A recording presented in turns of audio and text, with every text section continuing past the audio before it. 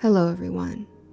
If you like what you hear in this video, and you'd like to support the author, please consider buying the book this adaptation is based off of by T.J. Lee. The Last Sin Eater will be available in April, and now you can pre-order it on Amazon. Link in the description and pinned comment.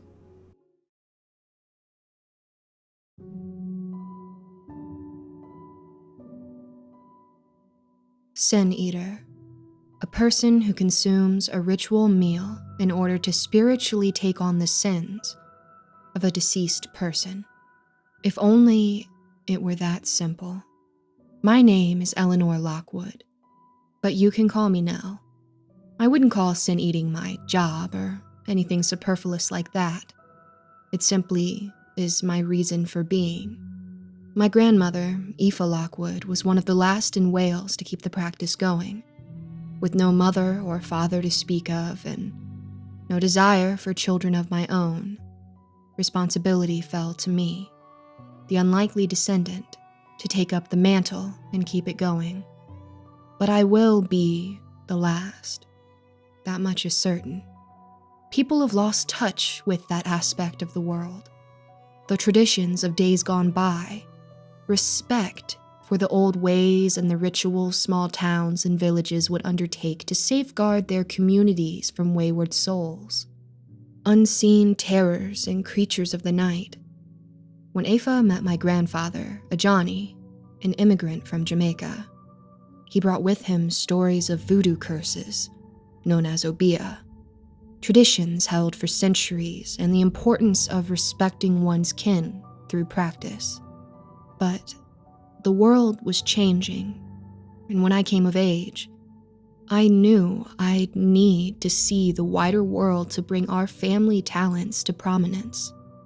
That's when I stumbled across Sturgeon, a town with a bar between places that caters to those in need, a town with a hotel sporting physical impossibilities on every floor, a town where the dead are ferried across on seaplanes, and where monsters meet martial artists in a tournament of nightmares. But what I have to tell you today goes far, far away from that, to the outer reaches of Sturgeon's eyes, and finds itself situated in a maximum security prison in the middle of the most dangerous location on Earth, the Bermuda Triangle. I am the last Sin Eater, and this is my story. Miss Lockwood, Mr. McGraw, your presence is urgently requested to deal with the final requests of our death row inmates.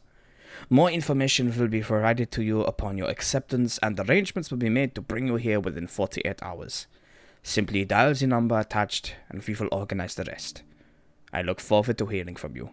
Yours faithfully, Vorden Leichenberg.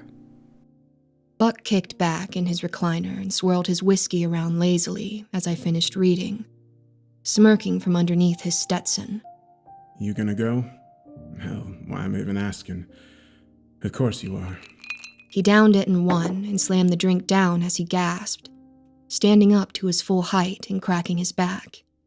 He was a burly man in his early 30s, ripped muscles and a thick black beard hiding his chiseled brown jaw and piercing green eyes. Buck was as tough as they came, but calmer and more patient than most men thrice his age. He never judged, never tried to speak for me or tell me what to do. He respected me as an equal, and I admired him all the more for it. Wonder what the hell kind of prison situates itself in the heart of a place like that? How do you even get in there without it being a crash and burn scenario? I pondered aloud, taking note of the number and walking over to the landline in our office. We'd been operating as business partners for a couple of years, taking on odd jobs involving unusual specimens and occurrences that nobody else wanted. Buck called us nightmare detectives. I called us scholars who got underpaid for our troubles. Makes sense to me, especially if the rumors of this place are true. Buck played with his beard and rifled through a book he'd picked from the large shelf on the back. Tempestra's penitentiary is spoken of only in passing by scholars as a place that the most problematic individuals in history's shadows would be housed. Not your serial killers or political murderers, but the monsters that history tries its best to scrub from the pages. If we go, it's gonna be a rough ride. He snaps the book shut and grinned at me, my heart skipping a beat. Sounds like a hell of a hunt. I'm in. One furtive phone call later, and we were packed with our instructions to meet the porter at the airport. Carcosa Airways. You're sure about that, right? Buck asked me, face buried in a notebook he'd been poring over in the weeks leading up to our letter from the warden. Said it was his greatest scholarly project, but never showed me a damn thing from it. Yep, they said a guy with a raven will greet us. Kinda hard to miss in Sturgeon, right? Even walking around with an Indiana Jones impersonator like you. I chuckled, punching him in the arm playfully, my other hand running through my playlist on my iPod. Could never relax on a trip without some good music. Speak for yourself. You dress and act like you're trying your damnedest to be the next Van Helsing, albeit Welsh and female. And better hair.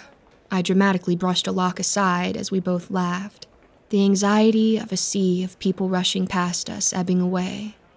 Out of the crowd came a tall man sporting an all-black attire and an overexcited raven on his shoulder, preening his hair and shouting, "Brain food," as he tried, and failed, to coax him. Damn it, Edgar, I told you to cool it. He hissed, offering up a finger for the corvid as a warning, instead making him tilt his head quizzically before nipping him and shrieking in delight.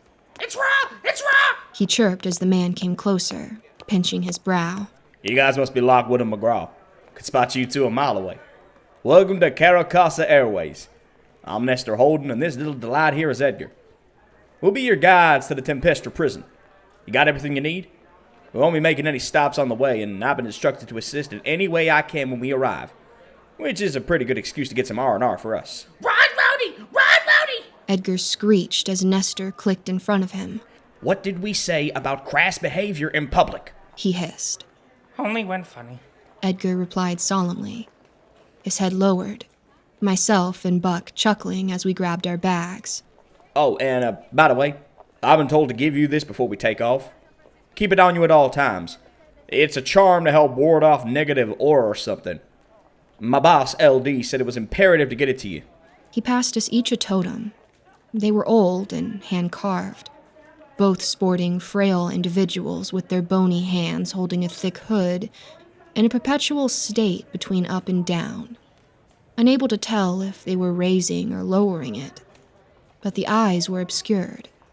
It unsettled me, but I kept it in my pocket, as did Buck when we departed. For a split second, as we passed through the terminal, I spotted something in my peripheral vision. A thin, gangly sort of creature peering from behind a thin concrete beam that jutted out of the floor. Bioluminescent, black little eyes fixated on me, and drool running down its elongated lips, curled into a smile as gnarled fingers awkwardly crunched until it was holding up a number in my direction. A number that would become synonymous with the rest of my life from that day forward. The number 8. The ride in was interesting, to say the least. Our pilot was in a perpetual state of drunkenness, spouting off Lord Alfred Tennyson as he took us through rocky shores and across foreboding blackened skies. I had my music on, and I'll be damned if it wasn't atmospheric when the opening riff kicked in. As I looked out of the window, Buck snoring something fierce next to me, my jaw fell slack at the sight that greeted me. Where the ocean had been calm, and the wind even more so for the duration of our journey, we were now greeted with a storm of tumultuous proportions. Sharp wind sliced at the window, whipping the ocean into a frenzy, and slamming swaths of frothy green liquid at the plane with malice, trying in vain to stop us from approaching.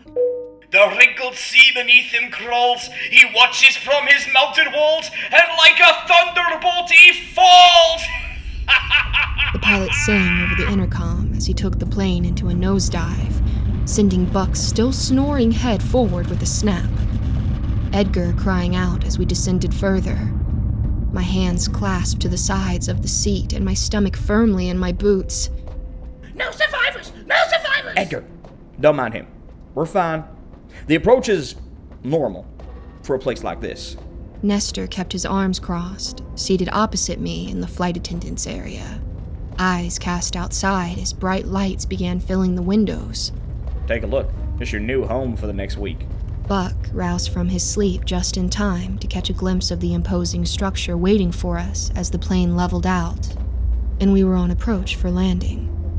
A circular structure, spanning several thousand feet, rising out of the sea with torrents of water spilling off the top of the oval base and back into the ocean. Several landing pads visible as lights guided us in. At the center of the structure was a thick steel tube that extended down into the depths. All around the prison were heavy winds, crashing waves, and darkness for miles on end. We were waved down by a sea of guards, and a tall, imposing man stood in the back. Black trench coat and a patterned umbrella sporting blue cherry blossoms. He waved dramatically as we stepped off the plane, and a leather-gloved hand clasped my own with extreme enthusiasm. Willkommen to mein own personal Tartarus. Do you like the location? He beams proudly at me, stretching his arms out and spinning around. All of this just to prevent the worst of the worst from getting out. Crushing their hopes and dreams under mein steel-toe-capped heel. He turns back to us, and Buck scoffs. Always the eccentric types in positions of power, huh? He murmurs, jabbing me playfully. Come on, indulge him. This is his kingdom, after all. With that, Buck strides forward, ignoring the rain and ocean froth drenching him in moments. He gives the warden a firm handshake before gesturing to me. Ah, you must be our revered Sinita. I've never seen what your people do up close and personal, but I will take great pride in seeing it enacted on our inmates, if it means they will suffer just a little bit more. My eyebrow raised involuntarily, the warden noticing and immediately holding his hands up defensively. Oh, no. Don't mistake me for a sadist. I just wish to ensure my job is done properly. These are bad creatures. I deign to even call them people for what they've done. Each one has committed a crime, sin, if you will, so egregious that God himself would sooner spit on his own son than allow a single one amongst them into the kingdom of Elysium. You a religious man, Mr. Leichenberg? I asked, Buck and I following him to the central tube that connected the entrance to the main prison. Nestor and Edgar bringing up the rear, as the pilot cackled and began taking off again. Are you not, Madam Lockwood?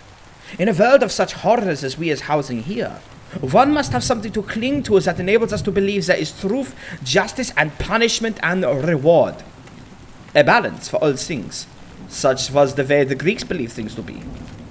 With your profession, I would have assumed you to be a woman of the cloth, no? I shook my head as we piled into the chamber, the doors closing on our last look of the outside world for a week.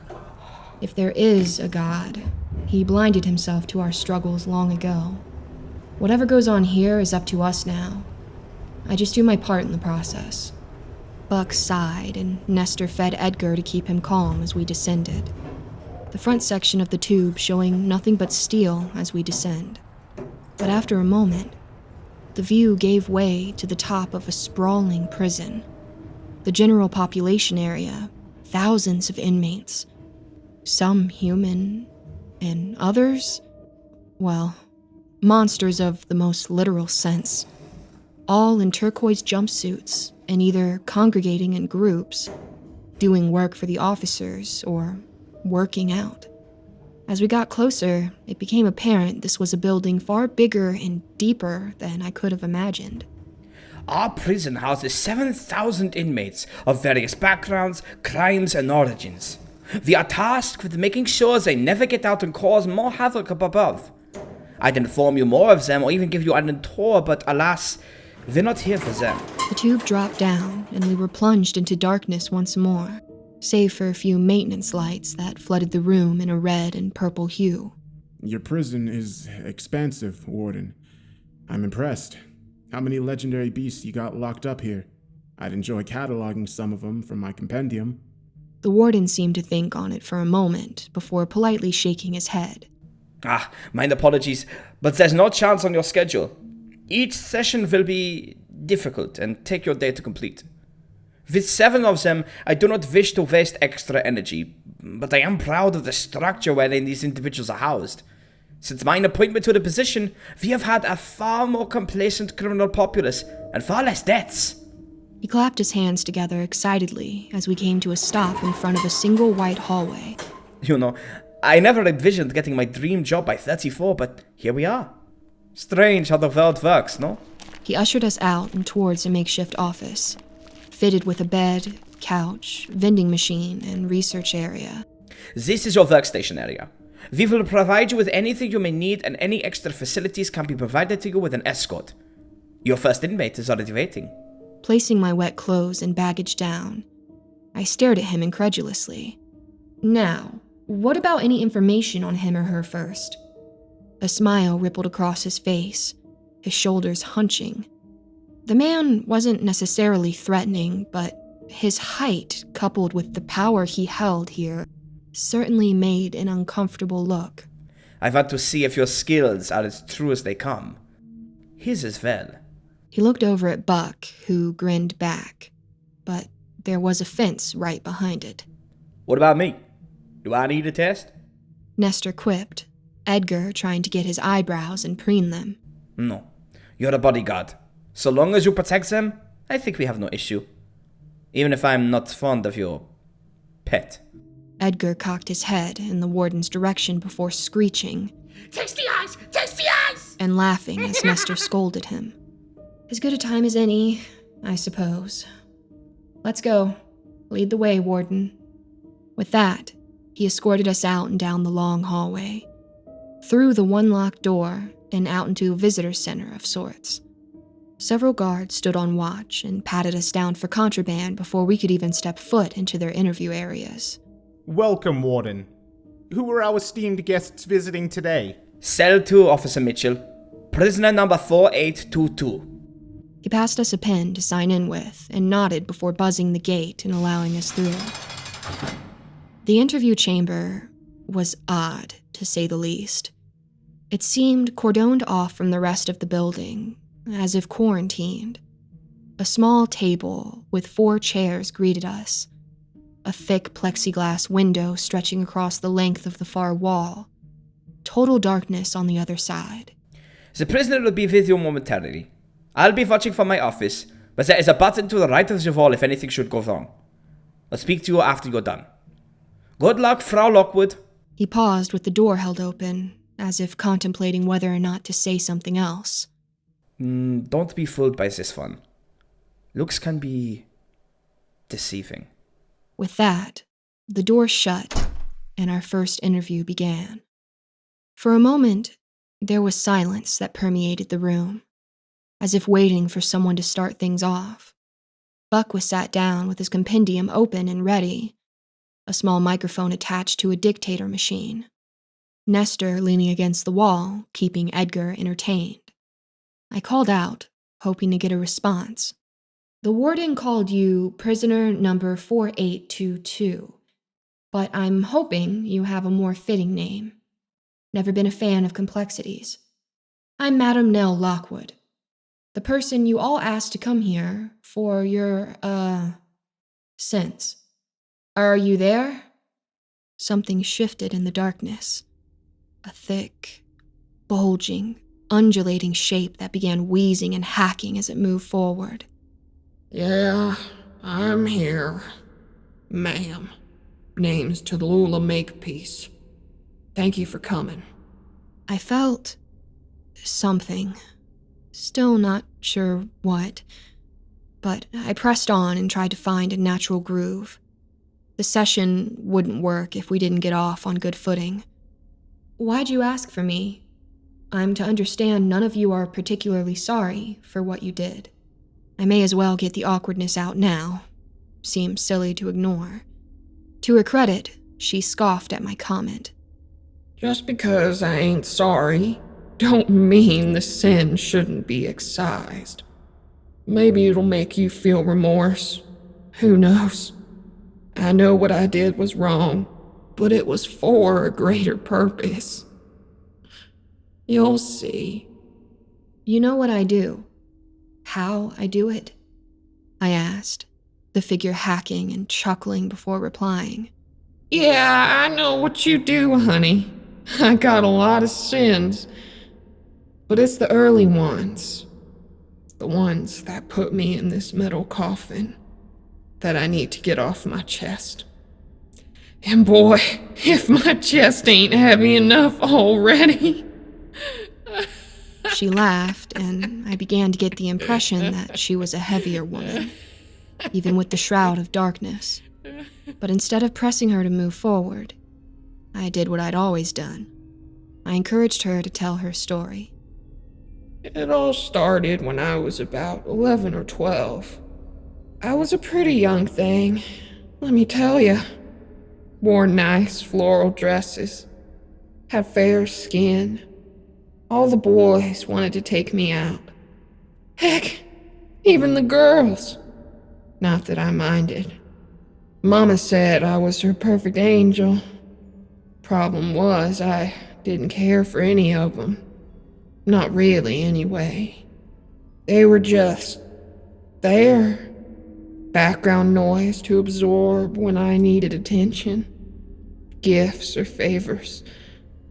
I tell you, if the world had dropped another atom bomb, and I was the only one left standing, I'm not sure I'd have been too concerned with the aftermath. She snorted and spat on the floor, clearing her throat before continuing. One night, right before Valentine's Day, something appeared at the end of my bed. He was tall and muscular, completely covered in red hair and washboard abs. I mean, my goodness. She let out a shudder, and I felt my skin crawl. He said his name was Azazel, and that he was an incubus. Someone sent here to pass on a message. I wasn't attaining my true form, but the form that others wanted me to partake. Until I became what he knew I could be, both inside and out. Well, I was destined to be alone and unloved. So what did you do next, Tulula? Were you inspired to change, or did you seek a doctor? I asked, hands tapping the table as I gained a better idea of the woman in front of me. A doctor? Bitch, you crazy? I got a vision from my ideal man, and he told me I had to change. You don't just ignore that. So, I did as I was told. Began eating more. Not worrying about my hygiene unless my parents forced me to. But they gave up eventually. Stopped studying. Dedicated myself wholeheartedly to the craft of perfection. Gained 150 pounds in just a few years. And my God, I was beautiful. I still am, of course. But when you see yourself for the first time, it's like peeling off your old skin and stepping out of a cocoon. She leaned back, and I heard the chair groan under the pressure. By now, a thick mist was forming around her, a byproduct of the session. But she wasn't to know just yet. Was it around this time you started luring young men and women into the woods, Tulula? Buck asked, his eyes dark and his grin replaced with a scowl. You must have been around 17 years old when you started, right? I know the name and what you did. Tulula shifted in her seat and made an approving noise, leaning in the darkness to see Buck better. My. As if it weren't enough to have one looker in here. I got two. Are y'all helping me with the sin to be eaten? Or are y'all the snacks? You look good enough to eat. She giggled and continued. When I completed the physical metamorphosis, Azazel came back to me. cooing in my ear that I have the perfect love. I had to be willing to give up everything and go further to take love from others. She scratched at her face, thick calluses resisting the nails, and I swear I heard a pimple pop. My stomach turning but ignoring the desire to lose composure. First, I told him there was an animal in need, or that I'd lost my baby brother in them woods. I guess the damsel in distress thing is still pretty popular. They'd always come in and help me and get caught. That's where the real process began. See, it weren't enough to just kill them. The point of true love was to carry them with you forever, to take their lives, take a piece of them, and ensure it was always a part of you. That was true power. She leaned forward, and it took every inch of my body not to recoil in horror. She was a gargantuan woman in her 30s, 600 pounds easily, undulating fat and heavy folds spilling out of her turquoise jumpsuit and spilling over the chair. Her black hair was matted to her head, and her facial features were so sunken in her elongated and fattened skull that I struggled to comprehend how she saw anything. But that mouth, my God, it was double the size of my own. The teeth were yellowed and the gums bright red. Random hairs and pimples littered her face like badges of honor.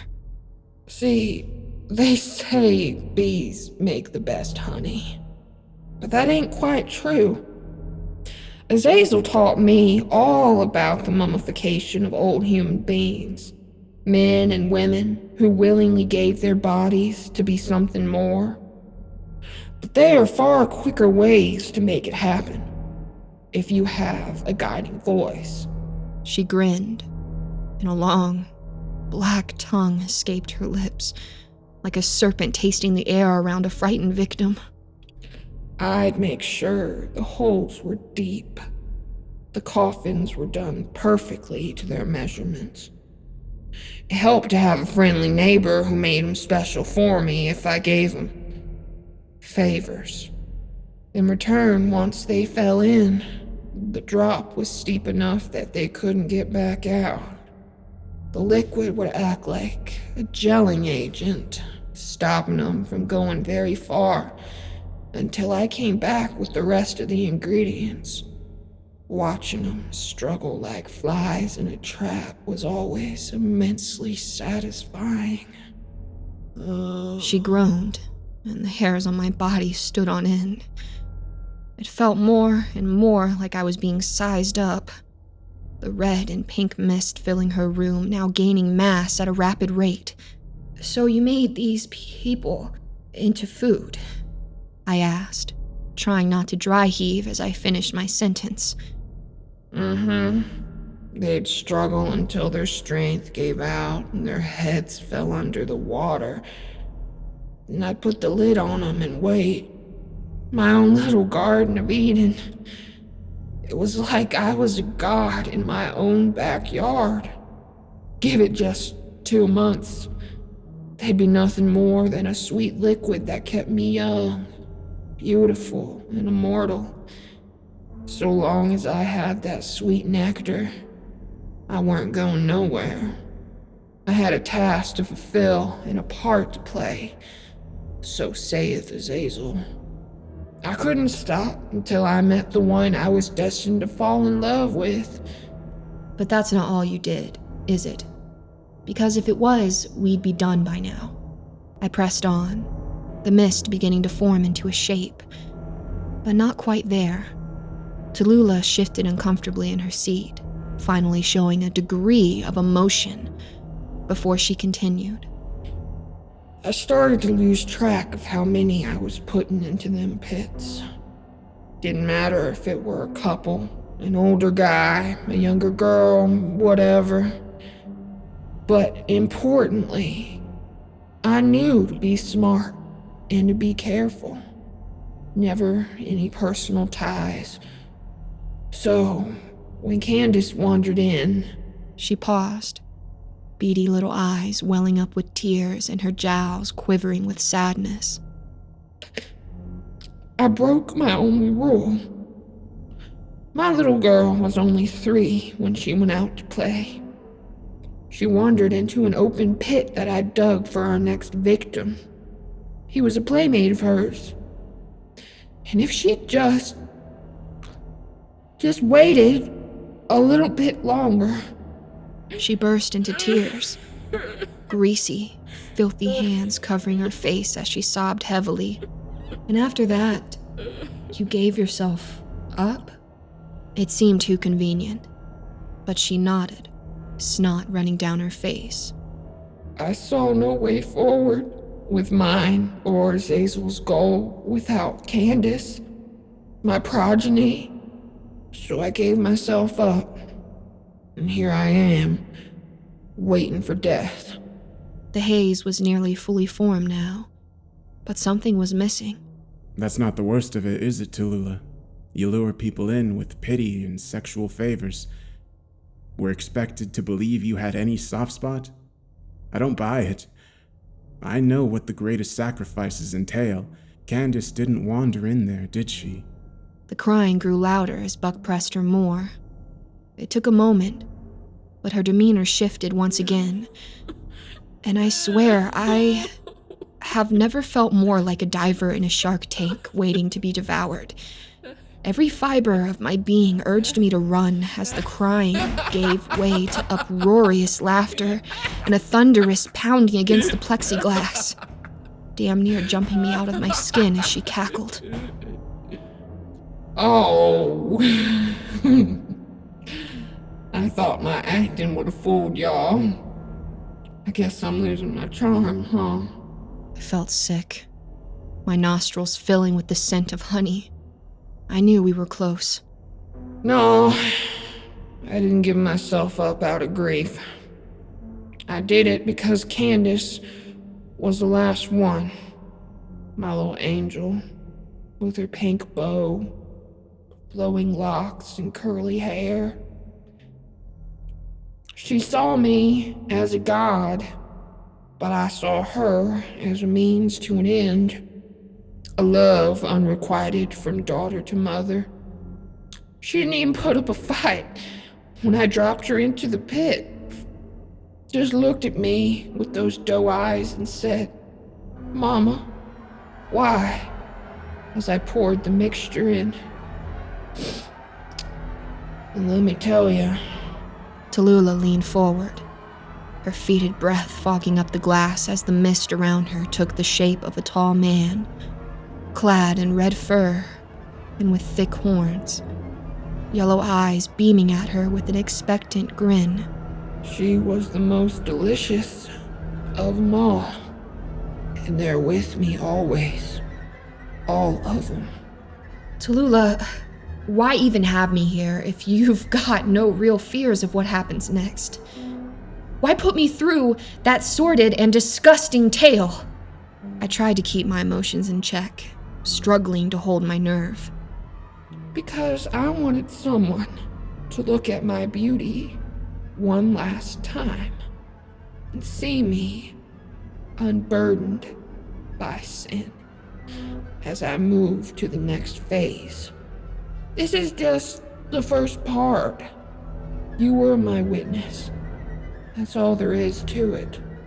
She got out of her seat as I held back my sheer disgust, knowing in a few moments I'd need to devour the sin. She cracked her large back and neck, smiling at us as if we were those same victims she'd lured into the woods, moments away from their death. Been nice meeting you. I'm glad you were there to hear my sin. But time's a-wasting. Azazel and I are off to greener pastures of godhood. But I'm sure we'll see each other again. Someday. With that, she walked over to the man, embracing him in a passionate kiss as he pinched her nose with one hand, gripping her throat with the other.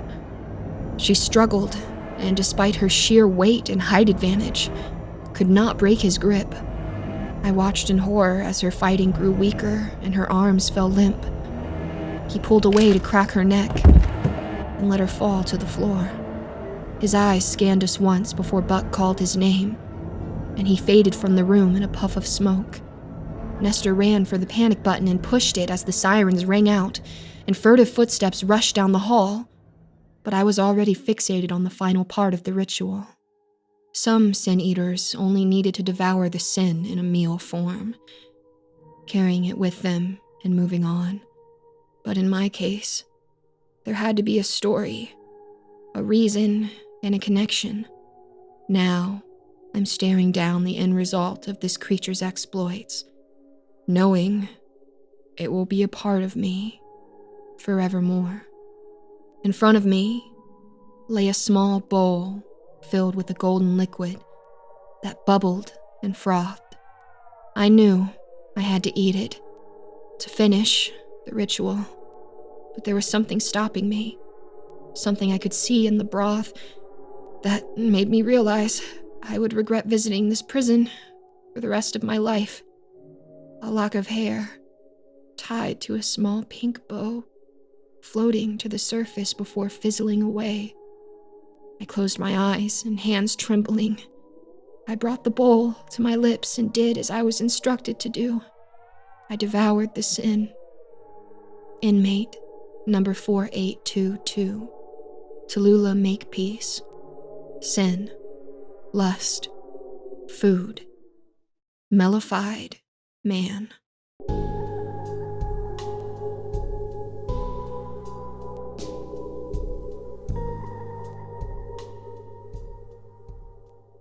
In the moments following our tumultuous affair with Tulula, the woman representing lust, I forced down the broth of mellified man and felt my entire body caked in that sickly sensation you get after downing cod liver oil.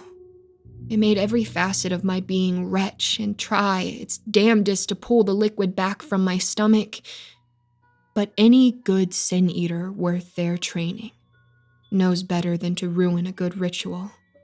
Buck saw me struggling and took my hand as the guards funneled in, rushing onto both sides of the plexiglass, one to check on us, and the other to hoist the gargantuan form of Tulula off the floor and onto a makeshift stretcher.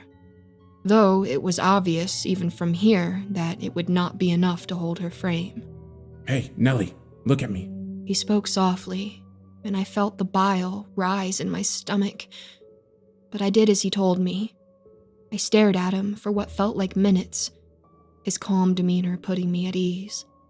The acid in my chest fighting to stay up but rapidly dissipating, as he put his hands on my shoulders and kissed my forehead. When he pulled away, his breath was hot, and he looked pained, but settled down quickly. Anytime you get like that, you just lean on me, okay? I'm your safeguard. That's what I'm here for. Well. He side-eyes the compendium on the desk. The page flipped open to a news report about the mellified woman of Utah, and turned back, a sly grin on his face that made me melt. That, and building on this old book. Mama McGraw won't be happy if I don't complete it soon. I got up and gazed over at the book. His mother was the matriarch of the McGraw clan, an old and powerful group of cryptozoologists who, for centuries, had safeguarded the shores of the UK from threats both outside and inside the nation. Creatures older than any structure and more powerful than any king and wiser than any elder. Buck's job was to ensure that more was cataloged and the pages filled before his ascension to the elder status. I wonder if he knew what that book would come to be, what it would represent. The guards escorted us out, and an expectant warden stood between us and the break room, his hands outstretched and his smile wide. Wunderbar! You did excellently, mein Devourer of Sins. I was most impressed, though a little surprised with the aftermath. Did you intend to have such an encounter? No, but I never know how these things will occur when I start. I simply let the conversation flow and, like a breeze in the sails, carry me to wherever it leads. But right now, I just want to sleep. I'd have appreciated knowing who she was before I went in there. What I'd need to consume. If the warden recognized my not-so-subtle plea to move, he ignored it with expertise. Now, you have some 12 hours until your next appointment with prisoner number 6572. But I must warn you, this one's tale is more unpleasant than the last. They're young, but do not mistake that youth for naivete. They make prisoner 4822 seem tame in comparison. Why do I feel like you're going to say that for every interview that we have? Nestor's eyes narrowed, and Edgar croaked away, flapping his wings as the warden paced near him. Corpse order! Corpse order! The warden looked closely at him, before smiling wide, the warmth returning to his jubilant face. Because I will. This is not an easy task, and I would be wasting a most valuable resource if I sent you to their wolves right off the bat. Instead, you are going to go with what I feel is the most appropriate difficulty curve. That just so happens to be 6572. I'll forward you some papers to take an eye over, but I would prefer if only you and the Birdman knew the information. The less the Senator knows, the better. Why? Think I can't handle it? You called me here, Warden Leichenberg. I spat. I was tired and now insulted. He shook his head and sighed. It is because you clearly empathize too much. A Senator carries the burdens of the sinner for all time. I wish to see you live through this, not be crushed by it. You are the last Senator. We must be mindful of that. Besides, what kind of warden would I be if I let the guest die in my prison? With that, he clicked his fingers, and the men followed at his heel, pushing the partially obscured body of Tulula along the hall and out of sight. We filed into the break room, and I collapsed in a heap onto the bed, exhaustion taking me over. Between the trip and the thoughts of what she had done, my entire body was racked with fatigue. I hadn't been this worn out since my first sin-eating session some 10 years prior. Drifting in and out of sleep, I heard the muffled voices of Buck, Nestor, and occasionally Edgar discussing the papers in front of them. Their voices were steeped in disgust, concern, and anxious strategies. I heard them pinning things to the board in keywords like stitched, malformed, and freak, but nothing more as deep sleep took me. It was there I had my recurring dream. The night I was taken from my home and put into the care of my grandparents. The night I realized I was a sin-eater. Mom had cooked a pot roast and was watching a nature program with David Attenborough. I loved his voice. I still do. His soothing cadences and love of nature resonated with a young me, who spent her time cataloging bugs in the back garden and dreaming of one day going on grand adventures to find untold secrets and creatures. I remember looking out on our driveway, towards the main road which bordered on the new forest. Mom was a forest ranger, and routinely had to go out for calls. Sometimes there would be an animal incident, where a deer ran into a car. Other times, there would be a small forest fire, or some dickhead teenager setting off fireworks. This time was different. Her voice was panicked, and she grabbed her keys, telling me to lock up and not touch the oven as she'd be back in 30 minutes. There's a gap after this. There always is. But I recall the purple glow from the clearing, the loud booming sound, and the searing hot pain filling my lungs. Then I would see a face leering over me, upside down and features contorted as it leaned closer, before waking up in a cold sweat. But this time, I saw something new. That creature from the airport. Features even more horrifying as they pressed up close to my own, the smell of its sin overbearing my nose and making my eyes water. The smell of a rotting corpse. It smiled and held out those gnarled fingers again, this time dropping one digit slowly into its grotesque fist. 7. Waking up, the lights were dimmed, and Buck was nowhere to be seen, nor was his book. Nestor sat in the seat facing opposite, keeping a watchful eye while cradling a sleeping Edgar. When he wasn't screeching out expletives or being a smartass, he was downright adorable. A small black furry baby at peace in his arms. You know I found him the day I lost everything? I stood amid the smolders of my home and found a small black egg that I assumed was seared from the flames. But no, it was just that. An obsidian egg untouched by the surrounding destruction. I felt a desire to protect him, especially considering I couldn't protect them. He bonded with me immediately and picked up words faster than any Corvid should. Hell, sometimes I think he was brought to me by Lady Death, but that'd be too convenient. He stroked Edgar's feathers softly as he made faint cooing sounds. I trust you know my sin, Nell? He said, breaking the silence and adding a weight to the room that I didn't realize was there. He was smiling, but the guilt hung over him like a deluge of emotional weight. Yeah, lesser wrath. You made a bad call, and it cost you everything. Your partner, your 2 boys, your livelihood. Lady Death made a deal, and here you are. Your sin is in several small parts that cling to you wherever you roam. They smell of sulfur and brimstone, but taste of apples and tears. I got up and walked to him, kneeling in front of his tired face, and took his hands in mine. You are not a bad person, Nestor. I don't sense it, and neither does Buck. You are a protector. If you've got my back, I've got yours. Edgar stirred in his arms and mumbled, Papa, safety. Papa, love. before ruffling his feathers. Nestor's eyes glazed over, and he sniffed, nodding with thanks as I stretched and made myself something to eat, desperate to get that taste of honey out of my mouth. Do you think the next sin will really be as bad as the warden claims? He asked, looking up at the clock. 3 hours to go until we were due to interview them. I think if the warden wanted to lie to us, he'd try something a bit more complex. So yeah, I'm not ruling anything out.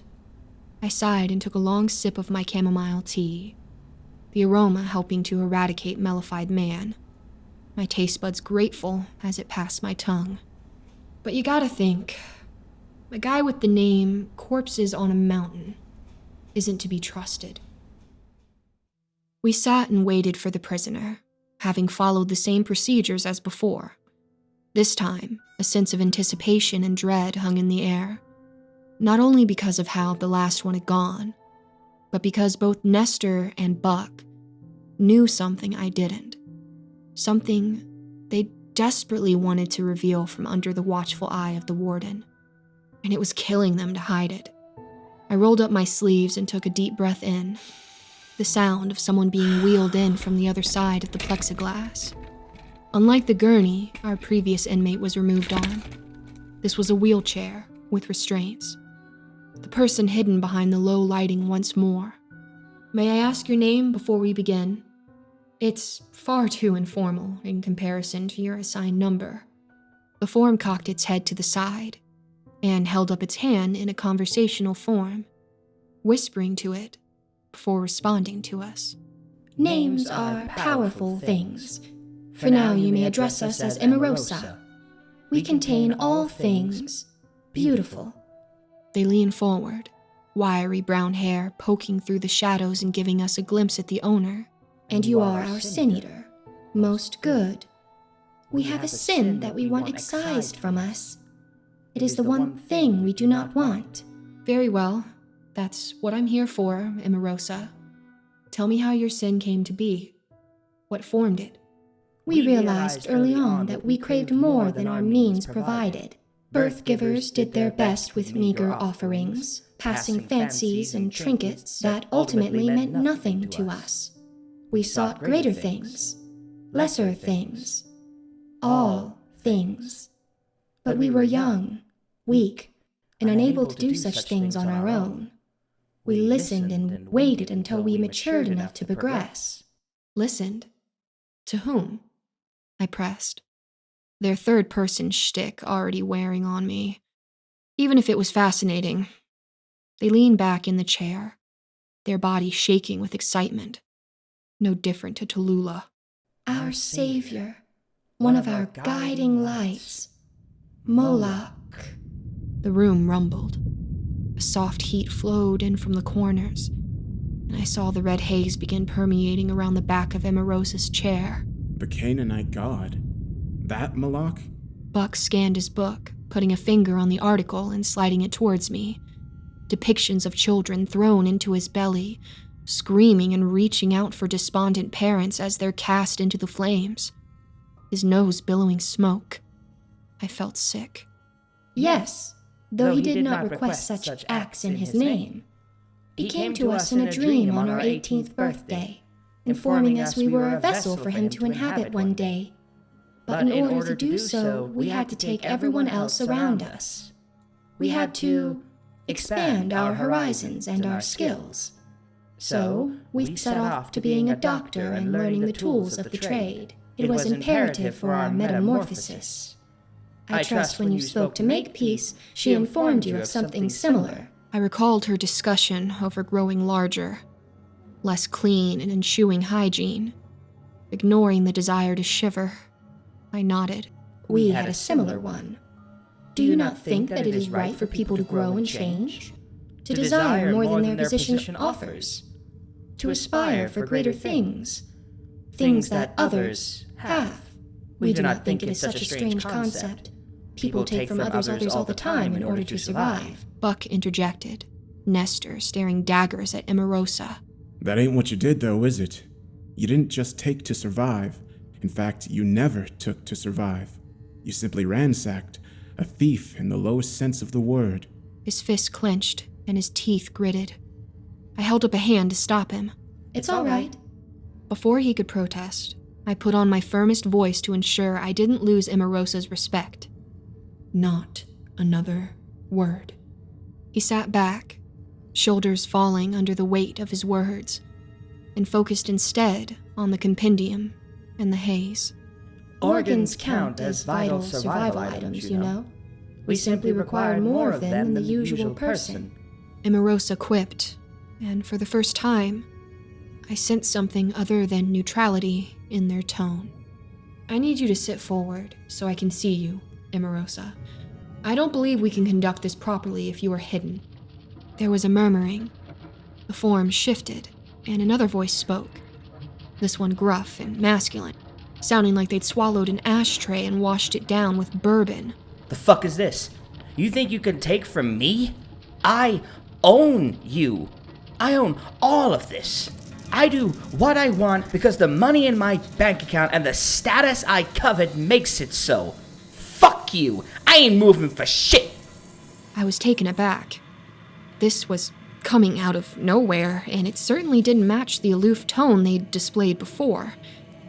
What was this? To whom am I speaking now? I asked, trying to get a handle on the situation. But the form shifted and became elegant, draping one leg over the other and hands folded on their knee. Oh, dear. You feel you have the status to address me.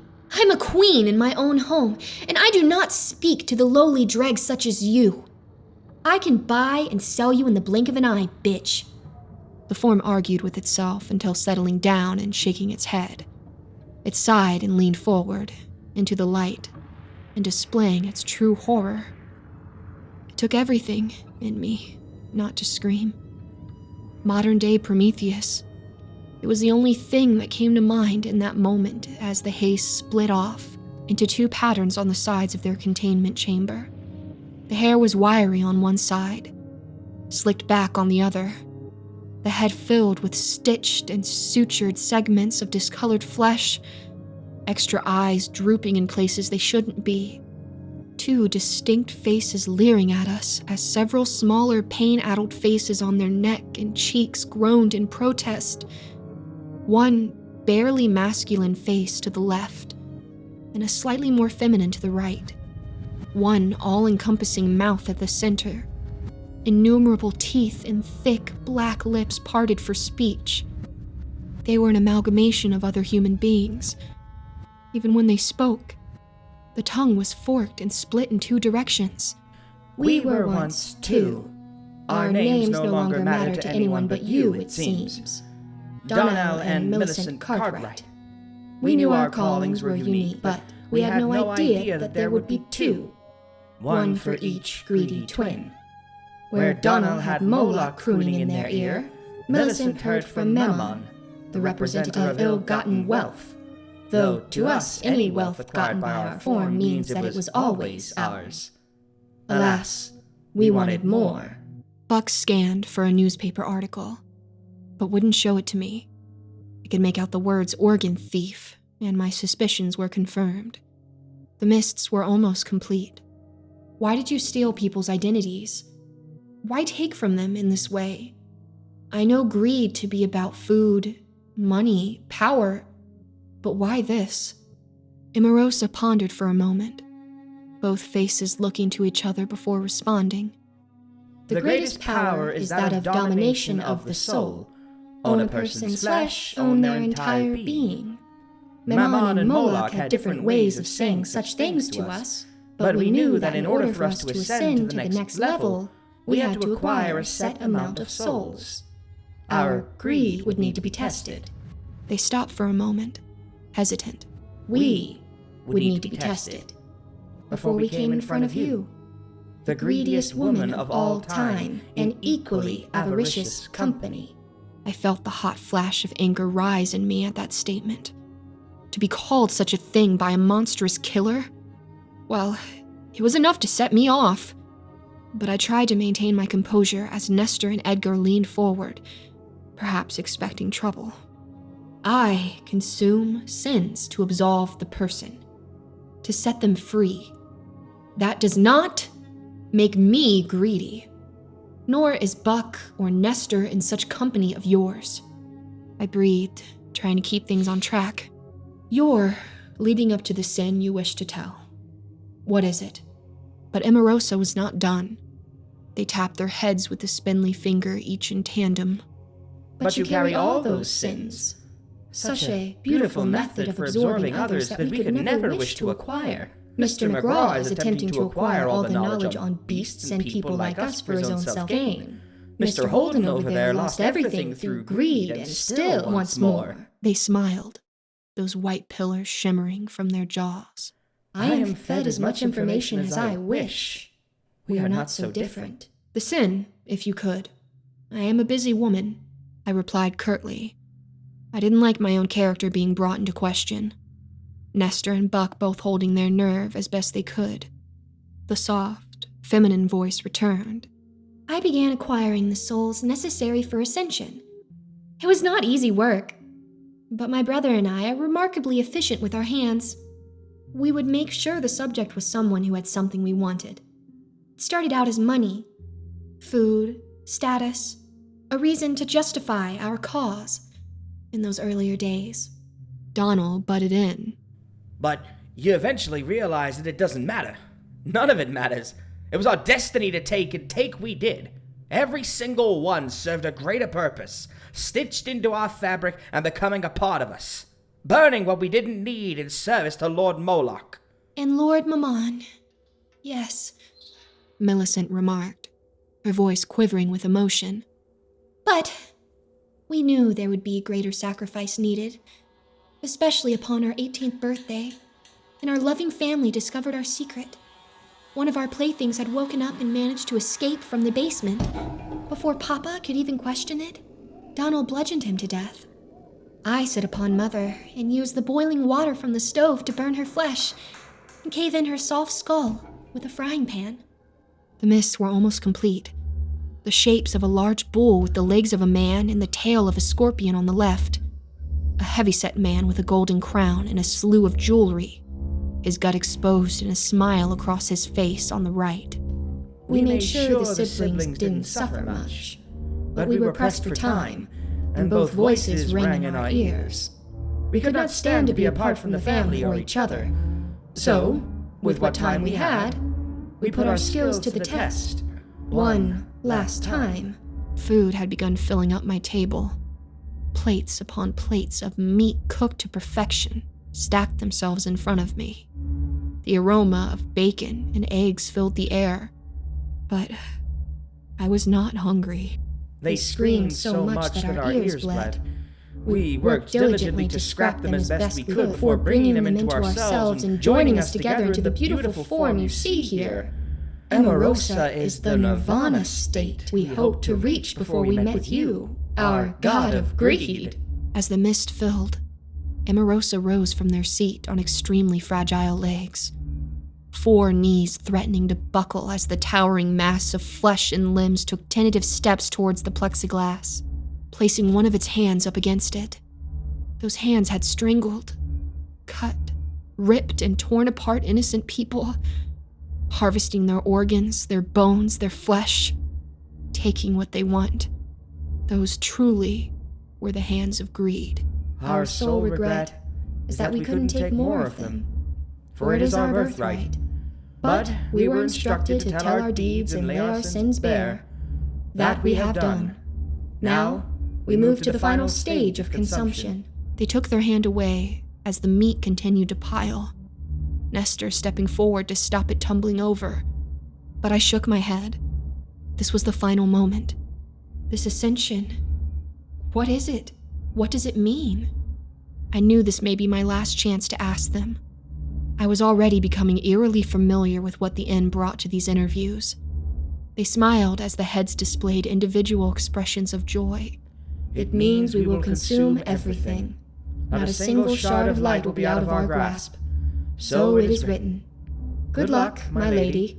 You will need it for the road ahead. I can't imagine how hard it will be for someone as greedy as you to sacrifice anything. But you will need to before this task is complete. As the mist had finished, both figures walked towards Emarosa, somehow towering over them. Moloch put a pair of huge, anvil-like fists on Donald's face, Mammon placing bright red and muscled hands on Millicent's. Then, without warning, they pulled. The screaming was unholy, each face and patchwork person shrieking at the top of their lungs, but neither one relented. Slowly, the skin separated from the body and partially intact people were pulled away into their corners, the remains of Emarosa simply falling to the floor in a flesh pile with a sickening wet squelch. Donna was pushed into the open, fiery belly of Moloch, the screams rippling through his face and nose as red eyes gleamed from him. Millicent was put on her knees in front of Mammon, who opened his monstrously large jaws, picking her up by her waist and biting down hard on the top half of her, a spurt of blood staining the plexiglass as he continued to devour the rest of her, kicking in protest, and perhaps even joy. Buck and Nestor sprung forward to stop me, but I knew I had to eat the food. The ritual was useless without it. I closed my eyes and simply taken a bite, the surrounding commotion largely blocked out. The first bite was soft. Some blood dribbled out and stained my chin. The meat was tender, and it melted in my mouth as it began to run down my throat. After mellified man, this was ambrosia. I began biting down harder, quicker and more voraciously, trying to clear my plate as quick as I could, my stomach expanding to accommodate the extra contents. Yet I never felt full or even remotely bloated, as if the food was simply evaporating when I swallowed.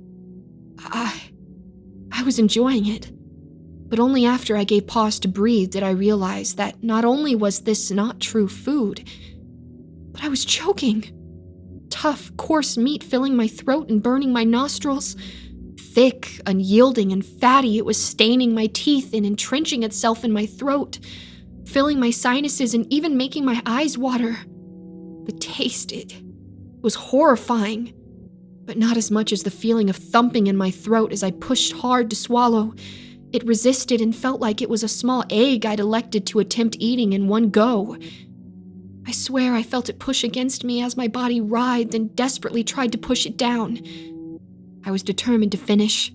I couldn't fail here. It was only when Buck pulled me away and Edgar swooped down to stare at me crowing that I realized what was going on. The plate of meat wasn't steaks.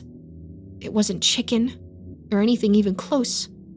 As Buck thumped my back in an effort to help me throw it up, I instead swallowed and felt something iron-tasting fall into my stomach. What lay left on the plate was a single human heart, still beating faintly, and a small congealed pool of blood around it. I'd just eaten what remained of the entire family. Inmate number 6527, Donald and Millicent Cartwright, known collectively as Imarosa. Sin, greed, food, steak, the Cartwright family.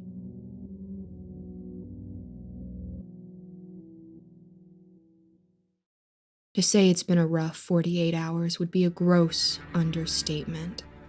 And I do mean gross. My body did not react to the food very well, and as I stared down at the now empty bowl, my world grew hazy and my body became limp as toxic shock overcame me. For a while, I simply floated in the Stygian void between worlds. I saw very little save for flashes of bioluminescent colors, beautiful patterns that raced past my eyes and bore into my skull, pushing the endorphins out of my aching limbs. I could hear voices off in the distance, but I was so high above it all that it mattered very little. As I concentrated, shapes would convalesce and form out of the dredges of darkness. Bountiful planets, beauteous stars, and stellar galaxies that appeared far closer than they actually were. Each individual strand of its great cosmic arms winking at me in Morse code. A greeting? No. A warning. SOS. Something else formed on the fringe of my peripheral vision. A vacuous black hole with an event horizon that spanned the stretch of my view. It was a bright orange hue with a thick, pungent red that pulsated as the hole grew larger, devouring anything that came near it with great expediency. Then, out of its murky depths, a long arm punctured the blackness, colossal and pulling itself free as a body began to emerge. The same specter that's plagued me since before I got onto the plane here. It unhinged its jaws and began biting down on a nearby planet, ripping it to pieces with razor teeth and staining its teeth as if the planet were a ripe fruit. Stretching out its gnarled fingers once more, it clenched a fist around the planet, holding up 5 fingers with the free hand, the other firmly shut on the crumbled planet, as it crackled in such a wicked way that it snapped me from my sleep. 5. The first thing I felt when I awoke was a pounding sensation in my head, mainly because as I snapped awake and stood up, my skull collided with the warden's in a sickening thud. Ah! My God, woman! I was just expecting you to ensure there was no lasting damage! He stumbled back, clutching his forehead as I did my own. Nestor rushed in and looked ready for a fight before seeing the state we were in. Nell, are you good? You've been out for a day and a half. We were getting worried. Warden here said he'd have to pull the plug if he didn't get up soon. The warden shifted uncomfortably before looking over at me, his lips curling into a half-smile as he shrugged playfully. What matters now, mein Fräulein, is that you're awake and ready for your next sin. Omarosa was a unique challenge, but one I was confident you could overcome. Even if the food was regrettable. Ugh. He shivered as our minds were cast back to the plate of meat. Cartwright family meat. Not your fault. Nobody knows what the food will be until it happens. But no more games from this point on, okay? I want to know what I'm dealing with when I walk in there, especially after this latest scare. I stood up and walked towards him, a finger outstretched in an accusatory manner, trying my best to be intimidating against a tall man whose name literally translated to Corpse Mountain. Am I clear? For a split second, I thought he would do something drastic. Maybe strike me where I stood or spit in my face. The expression on his face was nothing short of utter incredulity that someone spoke to him in this way. But in an instant, it snapped to the wild eccentricity he'd shown throughout, and he nodded exuberantly. Yeah. I think you proved you could handle it. Very well. Our next inmate is prisoner number 2122, Ethan Elliot Blatchnik III, a 22-year-old programmer who committed a series of kidnappings and torture killings on young men and women in the Washington area.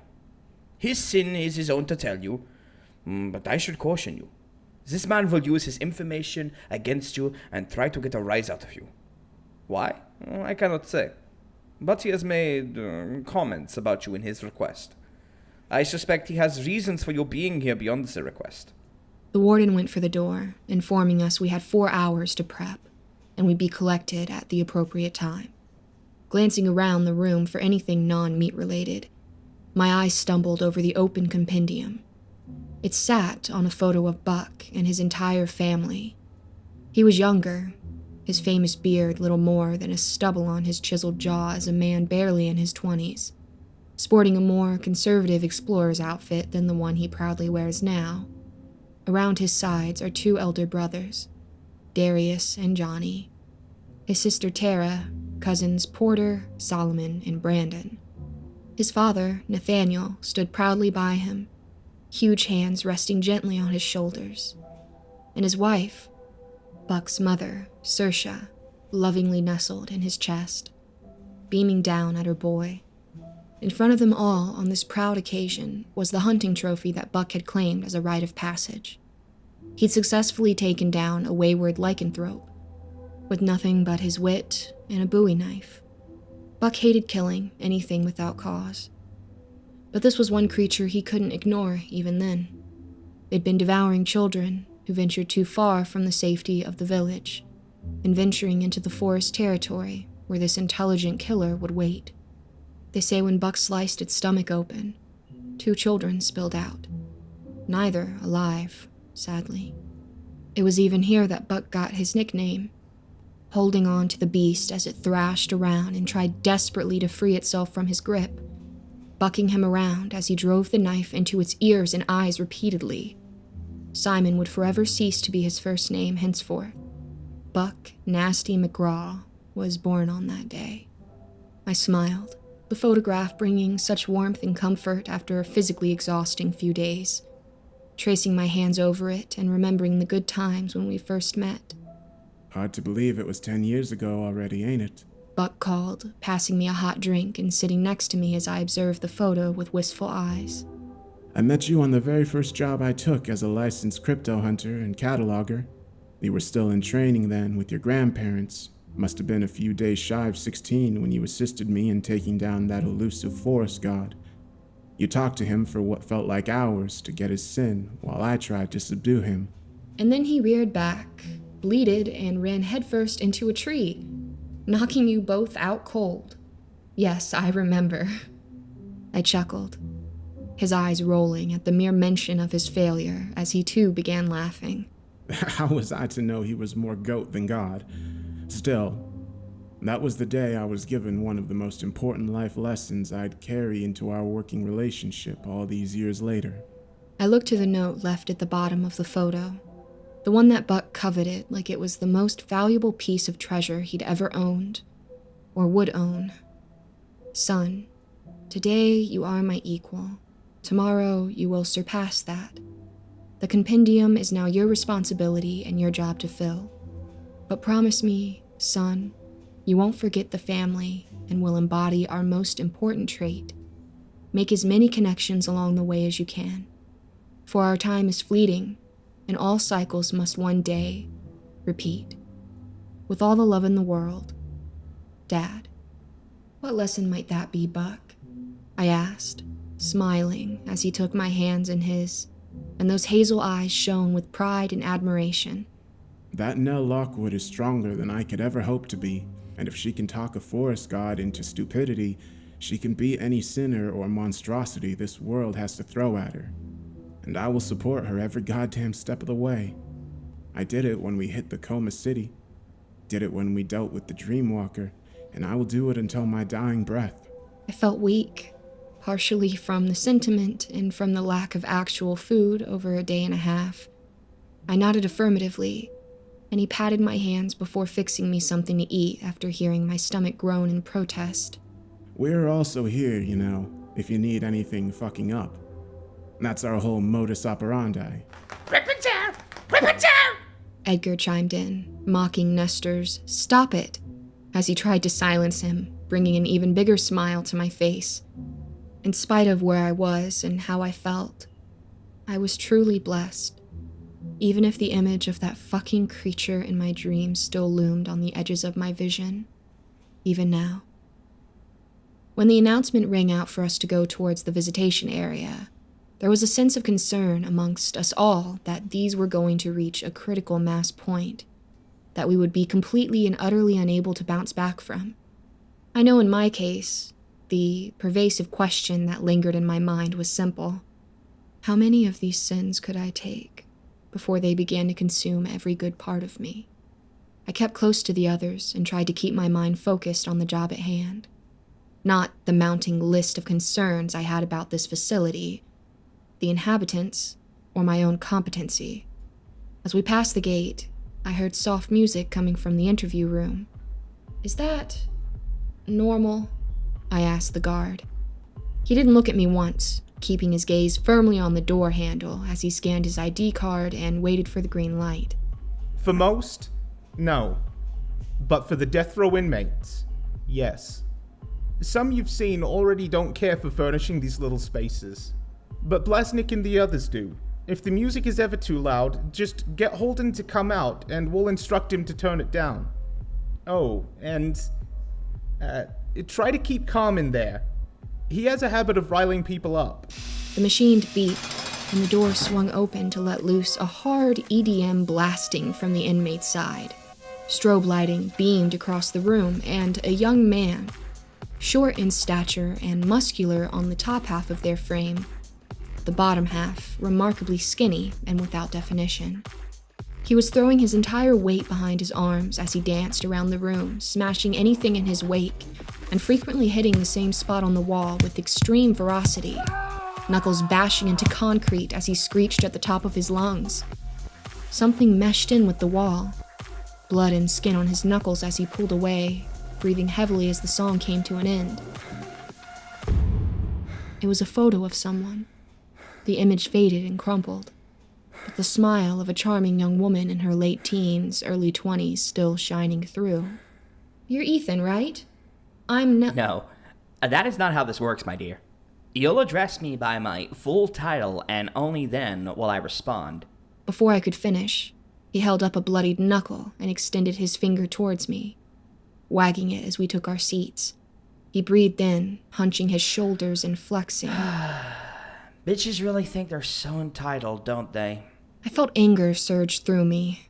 I didn't take to insults or a lack of respect at the best of times, but I knew better than to let advice given to me just moments ago fly out the window.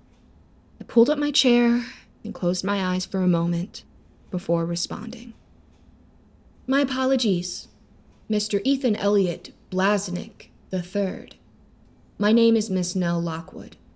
My associates are..." Don't care. They're just other dudes. I'm not interested. Again, he wagged his finger as he pulled a beanbag, undamaged from the tantrum moments ago, and sank into it. Legs spread out and attempting to keep his bulge within his sweatpants visible at all times. I pinched my nose. This was going to be a long session. "Mr. Blasnik, what was your intent with calling me here? I assume you have more to say than just hurling insults? I was made to understand you had a sin to confess." He shifted and scratched his crotch as he spat on the floor. Maybe I did, maybe I didn't. You know, you'd be a lot hotter if you just dropped the pretense that you're intelligent or in any way authoritative. Women are far more desirable when they're just silent and or agreeable. Instead of responding, I decided to simply write down some notes onto my ledger, making the occasional glance up before passing them over to Buck and Nestor to observe. Why are you ignoring me? He leaned forward and let his jaw go slack, hands hanging over his thighs. I continued to pass nonsensical notes with comments like, smile and chuckle while glancing up at him briefly. It only took him 3 minutes to fly into a rage. picking up a piece of furniture from his makeshift room and hurling it at the plexiglass with a thunderous boom. You think you're better than me, you fucking skank? Why? Because you're pretty? Because you're smart? Bitch, I have an IQ of 186. I lift weights for this sculpted body, and I can have anyone do anything. I don't need you. Get the fuck out of my sight now! He boomed, spit flying from his mouth as he finished. Face beetroot red and huffing in place. Sounds good. We can go out, live our lives, and do great things. Plus, it seems your sin isn't worth eating anyway. The inmates across the way have far more delectable sins. I walked to the door and held on the handle. It was easy to ascertain this poor boy's sin. His face may have been red from anger, but his sin was green with envy. And I intended to play him like a fiddle. Wait. My sin is worthy. Just listen and I'll tell you. I'm sorry, madam. I'm so sorry. He trembled, getting down to his knees and clasping his hands together as if he were a pitiful anime character. Please, forgive my transgressions. You're a queen. I should have controlled myself better. It was pathetic, but not entirely surprising for a manipulator. I took my hand off the door and sat back down. Edgar cawing as Holden apologized for waking him up just to move. Sad boy! Sad boy! He chirped, Holden throwing him a piece of meat to placate him. I saw Ethan's eyebrow twitch, but he didn't break his stance until I was fully seated. Your file says you're a remarkable programmer, a former member of the White Hats, efficient at taking down any rival who opposed you, and with a 4.0 GPA in school and a scholarship to whatever university you want. You came from privilege and were intent on pursuing a promising career. The hell happened to you? Buck let the paper fall flat in disbelief as he stroked his beard. Ethan looked him up and down and put his hand to his patchy bearded face, anger rushing over him until I interjected. Ethan, honey, keep your focus on me. Buck is my friend, and just like Nestor over there, he's here to help. Can you do that? I was never an expert at charming people, but I put on my sweetest tone and most sincere smile, which seemed to work. He relaxed and let out a side grin. Of course. Mr. Simon McGraw, the fabled McGraw clan of cryptozoologist, isn't the least bit threatening anyway. Even if his beard is better than mine. I'll get my own eventually. Bigger and better than yours. I bet I know way more about monsters than he does. Seen enough of them in my time. He grumbled, fumbling with his hands. So many fucking animals on the internet that make me look tame by proxy. What have you seen, Ethan? What turned you into the person you are today? I asked gently, a plate to hand and a mind open to adverse reactions. Alright, let's start with social media. It's toxic. It's a toxic, vacuous black hole from which nothing can escape. You see something, you take a photo and post it, showing it all off to your adoring fans. Shit that they can never even afford or hope to have for themselves. From money to women, and everything in between. It's posturing, and it's sick. He snorted and averted his eyes from mine. So many friends getting married, having kids, successful jobs. Shit I could never dream of. It wasn't fair. It isn't fair. But that's not the worst of it. Go on. We're listening. I tapped my fingers rhythmically on the table, hoping this wasn't going to turn my stomach. You see, you can get all sorts of shit on the dark web. Anything, really. I made some good friends there. Thought they were my brothers in arms. Thought they understood what I was going through. The group I was closest to is the Terrapin System, a group of like-minded young men dedicated to rooting out problematic individuals. Proud thought patrollers. We were so fucking good at what we did. Sorry, thought patrollers? Not sure I understand. I interjected, sure it was a derogatory slur of some kind. Alright, say you date a girl and she's had multiple partners, maybe a dozen or so. Think of it like a shoe, okay? Why would I, a clear alpha, want to buy a shoe that's been used and stretched as opposed to a fresh shoe that's never been worn before? That is what the whole thought patrol is all about. Finding these disgusting women and shaming them, okay? But we didn't stop there. We'd harass them, stalk them, ensure they never got to feel safe until they publicly apologized and renounced their evil ways. He stopped, and a wide grin ran across his face, eyes alight with passion. It was such a beautiful time. Until the incident. He got up and walked towards a whiteboard, obscured in the background, tracing his fingers across it before wheeling it over to us. It was full of photos, some appropriate model shots and others far less pleasant. Side glances of someone as they walked to their home, unassuming shots of someone sleeping, showering or eating. My skin crawled and my breath shortened. I knew this kind of horrific behavior all too well. This level of obsession that would send any sane woman running to a police station if she knew. Every photo. All of the same young woman. I met Siren Sarah 2213 on a stream one night while I was bored. She was different than the others. Her stream was barely populated. She was going on some tangent about female purity, being unfair to men and being nicer to everyone, but man, she looked sexy as hell in a cosplay outfit. I just felt this instant connection and reached out to her, donating to her stream so she'd notice me. Whenever she'd say my name and ask me something, I felt validated. He looked at us, his head tilted to the side with a vacant look in his eyes. Do you know what it's like for someone to look at you and see you, Miss Lockwood? I mean, said your mother, of course. I felt a sharp stabbing sensation rush through my stomach, but I didn't want to stop his flow, so I simply nodded and motioned for him to continue. I ended up spending nearly $3,000 on her. By the time my final donation went out, she was doing one-on-one streams with me and giving me life advice, saying that my methods with the terrapins weren't strong enough, that they weren't who they said they were. She pushed me to dig into them. When I finally did, she was right. Most of them had families, friends, partners, and even kids. They had fucking kids! How could they say they understood our methods if they were with loving fucking partners? He bellowed, tears in his eyes. I found their secret chat where they mocked me, called me a kissless virgin and the king of the incels. Hundreds of memes about me with my body photoshopped on unflattering edits, or Doge memes directly ripping into my personal views and experiences. It was damaging. When I told Siren about it, she soothed me to sleep and promised to show me how to get revenge. That I would be the purest knight this world had ever seen with her by my side. She even said that we could be together when my job was completed. Can you believe that? I was so lucky. But at the same time, I knew it was right.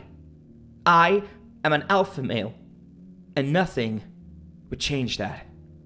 There was a pause as he looked closely over at Nestor, half cradling Edgar as he ate quietly and his body language still tensed up in case of a fight. Ethan's smile faded, and he walked over to the far side of the glass, sizing Nestor up. Hey, Holden, you Jewish? He asked, disgust in his voice. Holden's eyes flashed, but he kept his cool. What if I am? He asked, his hand still softly petting Edgar. Ethan shook his head. Pity. Waste a damn good muscle. He spat again and walked back over to me. It's all bullshit anyway, Mr. Blasnik. At least in my line of work, everyone ends up in the same place. No matter what god, goddess, or demon you pray to. It ain't worth shit when you're in front of Lady Death. Ethan exploded at this, the double standards beginning to shine through. My religion is pure. It's the truest path through God and Jesus. And I heard about your line of work. Total fucking fake news. You think I'd buy for a second you worked for Lady Death? Fuck off. If Death is a woman, she's the biggest thought going. Stupid cunt. He was beginning to fly into a rage again, and not wishing to breach both his racist views and the depths of their religious ideologies. I stepped in to keep him focused. Ethan, your sin. What did Siren tell you to do next? I was sensing a pattern in these encounters. Ethan took a breath and sank back into his beanbag. She began appearing in my dreams, which was weird, but she gave me remarkable instructions and tools to take them down one by one. Addresses for their homes, names of their loved ones, methods to enact my revenge. And it's at this point you began your crusade against injustice, correct? Buck asked. Ethan refused to look at him as he nodded in my direction. I began with a test run on the newest member. He was easy to locate since he never deviated from his pattern. He'd never seen me in person, so when I posed as a Mormon looking to give him some info on the Book of Joseph Smith, he never batted an eyelid with him being one himself. The guy who invited me into his home. Big mistake. The second his door locked, I smashed his brains in with a claw hammer. It was then that Siren spoke to me again. He looked wistfully up at the ceiling, pausing before continuing. Was he ashamed? Or was he reveling in that moment? She said, "They took everything from you. Now take something you wanted from them." So, I looked at this fallen piece of meat. Daryl, I think his name was. I looked at him and asked myself what I wanted most. Well, Daryl had a beautiful home despite his new status to the group. So I took that. Easy enough to move in and assume his bills. The guy was a shut-in and nobody questioned it when I took over. A thick, green mist was now covering the surrounding floor. It almost looked noxious, but Ethan paid it no mind. How did she talk to you? I asked, his attention lapsing and almost looking offended I'd stopped him mid-flow. What? Why does that matter? She was there when I needed her, as she always was. He retorted, bile in his words. It matters to me. I can't eat your sin if I don't know everything. You wouldn't want to lie to me, would you? I'm not as clever as I look. I felt disgust at my own deprecation. But this was part of the job, so I stuck with it. His expression softened, and he carried on. Fine. I can't excuse a lady being honest. Siren wasn't a normal girl. She was radiant, alluring, and always there when I needed her. I mean that literally. After I donated to her enough, the one-to-one sessions began, and she manifested in front of me.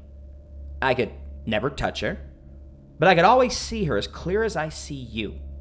She was instrumental in my growth, and as we proceeded, she only got clearer to me. After a couple more targets, I'd taken their car and bank accounts, but the last one was where things got complicated.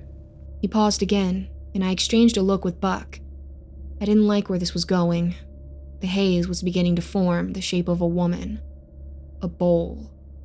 See, Siren told me not to listen to anything they said, to keep my mind focused on what they had that I didn't. That this would be one of the final steps to ascension. She gave me something to drink, and for a moment, our fingers brushed. I felt electricity run through us. So, I did as I was told, drank from the bowl, and ignored everything until I reached the master bedroom. I felt different. My vision was tunneled and a green haze fell over my eyes, and my fists acted on their own. My claw hammer was tossed aside as I strangled the person in front of me, seeing visions of the life they led that I was denied. The laughter of all my colleagues in the group, happy couples, and the entire fucking world at my expense. All of them just filling up my skull until it threatened to burst like the stupid cunts in front of me as my grip grew tighter and tighter until... He stopped, motioning the bursting of a balloon and contents spilling out. No more. I felt as if I'd constricted him into submission.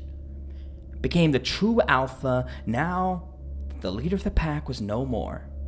But no. Instead, I was looking down at a total stranger. A woman, in fact. You were looking down at the woman you'd been thirsting for all this time, weren't you, Blaznik? Saoirse Macy Lovewood, 19-year-old streamer and model. You'd been paying to get her attention, and one night you flew into a rampage when she banned you from the server, got her info and that of her contemporaries when they tried to stop you. He held up a photo as the mist began forming, the two matching up perfectly. A beautiful woman with flowing red hair, the photo showing a cosplay of Poison Ivy from the Batman comics. The woman now formed in the room with him, clad in an emerald green dress that hung at the shoulder, clutching a large bowl with a bubbling liquid. No, that's not... I don't... Sersha Indiviosa, Buck said, getting up to slam the photo against the wall to make him look as her counterpart walked towards him. Sersha abounding in envy. You never had a siren calling to you, Blasnik. Never had a larger-than-life plan fit for an alpha mastermind. Your jealousy simply overwhelmed you, created a narrative where you were in control and had it all. Well, you're gonna live out your sin whether you want to or not. You will spend your final moments knowing you can never have what you want. I looked at my own plate and saw 2 dishes form. One was a side of Mexican bean rice with green peppers. The other was Glamorgan sausage and Yorkshire pudding, the way my mom made it, the exact way she made it, even smelling as such. I felt an overwhelming rush of emotions and nostalgic memories, desperately fighting to come to the surface with the first bite. But I couldn't reach for it, even if I wanted to. Eyes fixated on the unfolding carnage in front of me, my body acted on its own and began shoveling the rice into my mouth as the sausage and Yorkshire faded from view, lovingly being consumed by something unseen. I watched with anger and misery as the meal I wanted was once again fading from my grasp. After a few moments of staring, Ethan turned to see the visage of his siren in front of him, her expression that of pure satisfaction as she used her free hand to point down at the floor in a domineering fashion. He whimpered and obliged, head pressed against the ground as he shook. I only wanted what was mine. Isn't that fair? Isn't that a man's right to claim what is rightfully his? I don't understand. Is this ascension or punishment? I don't... He rose his head up to look at the visage of Circe as she tipped the contents of the bowl over him and into his mouth, partially widened in a scream that would never be uttered. The green liquid ate at his skin with remarkable speed, flesh bubbling and popping as it splattered across the plexiglass, his rapidly decaying torso shuddering and eyes melting into the sockets as he gurgled until slumping over. But I was less focused on his pain and more so on my own. This sin did not physically encumber me, make me sick or wear me out. No. Instead, it bore into my soul and found a small place to nest next to the memories of my mother that I kept with me every day. It managed to shake my professionalism and my confidence, something nobody had done before. With more of these fucking monsters to go, I was unsure if I was up to the task and began to doubt my abilities. As if on cue, the same spectral night terror that has plagued me since my arrival shone in the viscera of the plexiglass, standing right behind me with a malformed digit up to its cracked lips in a hush motion. In its other hand, it held the totem I'd been given by Nestor as a safekeeping method from God knows what. I watched as this thing crushed it to dust, holding up a number as a shockwave ran through my body, fear buckling my knees, and something in the prison stirred at my presence. Something I would come to fear more than any other creature in existence. 4. Inmate number 2122, Ethan Elliot Blasnik III. Sin, envy, food, Mexican bean rice, and the one dish I will always want, but will never have again.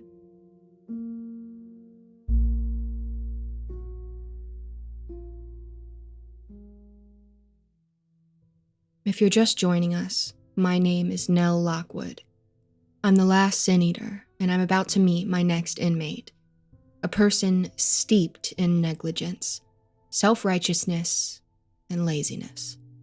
Before them was a lustrous woman who liquefied her victims into a cure-all tonic for love, including her daughter, a pair of twins so besotted by greed that they were willing to stitch their family together to get what they wanted, and a man filled with such envious rage that he brutally took the lives of people who had things he wished he did. Now, I am preparing to stare down a woman who is synonymous with the kind of negligence and abhorrence of kindness that make anyone's stomach turn. But before we get to that, we have to address the elephant in the room, the warden.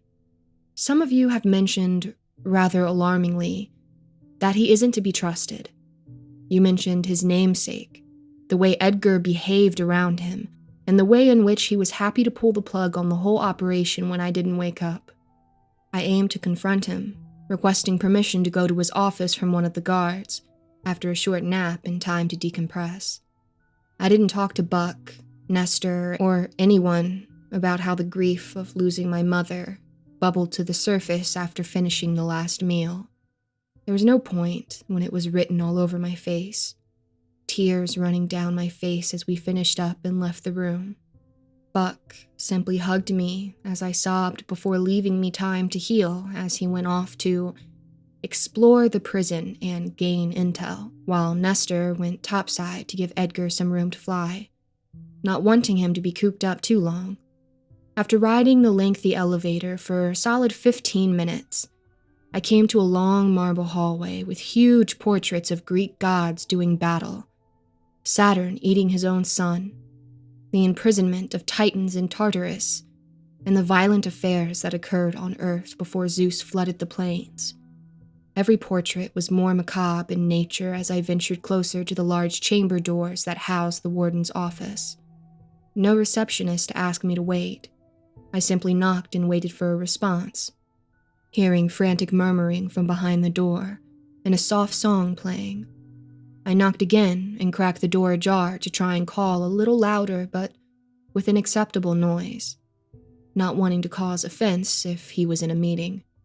And when I looked in, I could tell he was most certainly in a meeting, just not the kind I'd have expected. In the center of a grand room was a prisoner, chained inside a large barrel and submerged up to the waist in murky waters.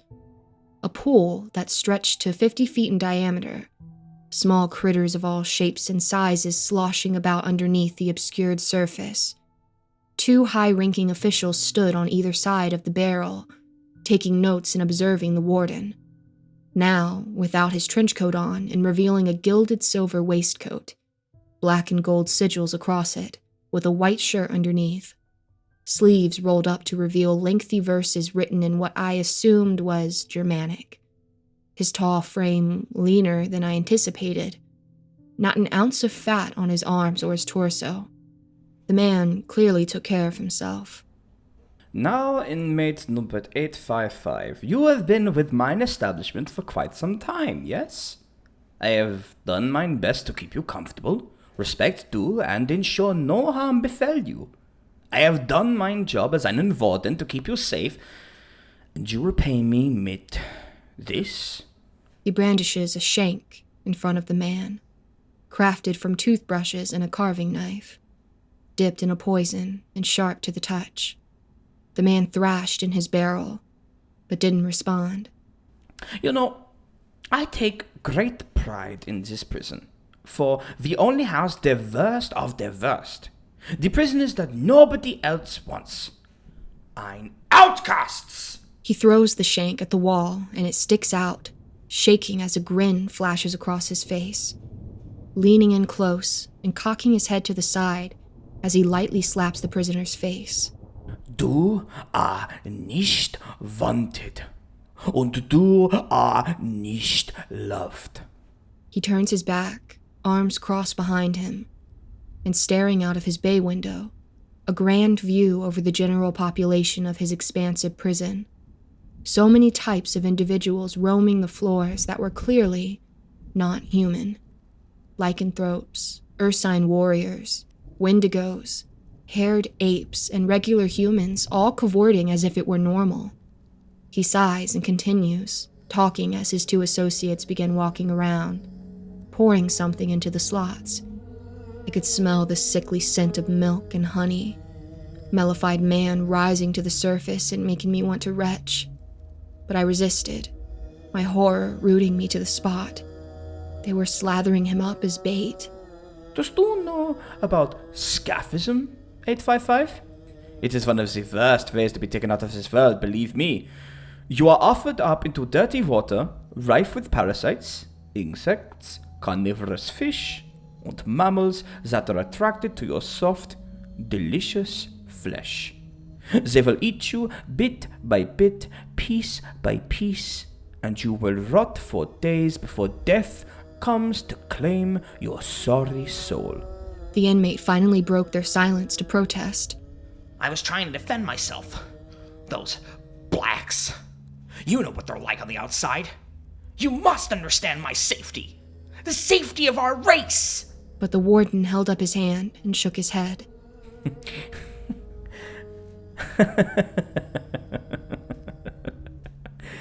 Let us get something correct, Herr Rufedge.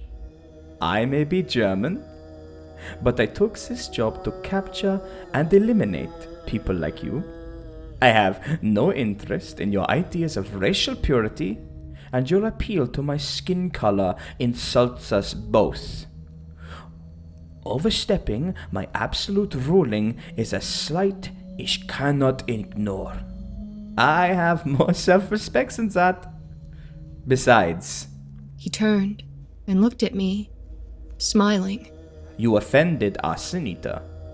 If you weren't a dead man before, well, you are now. He clicked his fingers, and the two assistants submerged the barrel in the water, leaving only the head exposed and covered by a bag to muffle the inmate's pleas for clemency.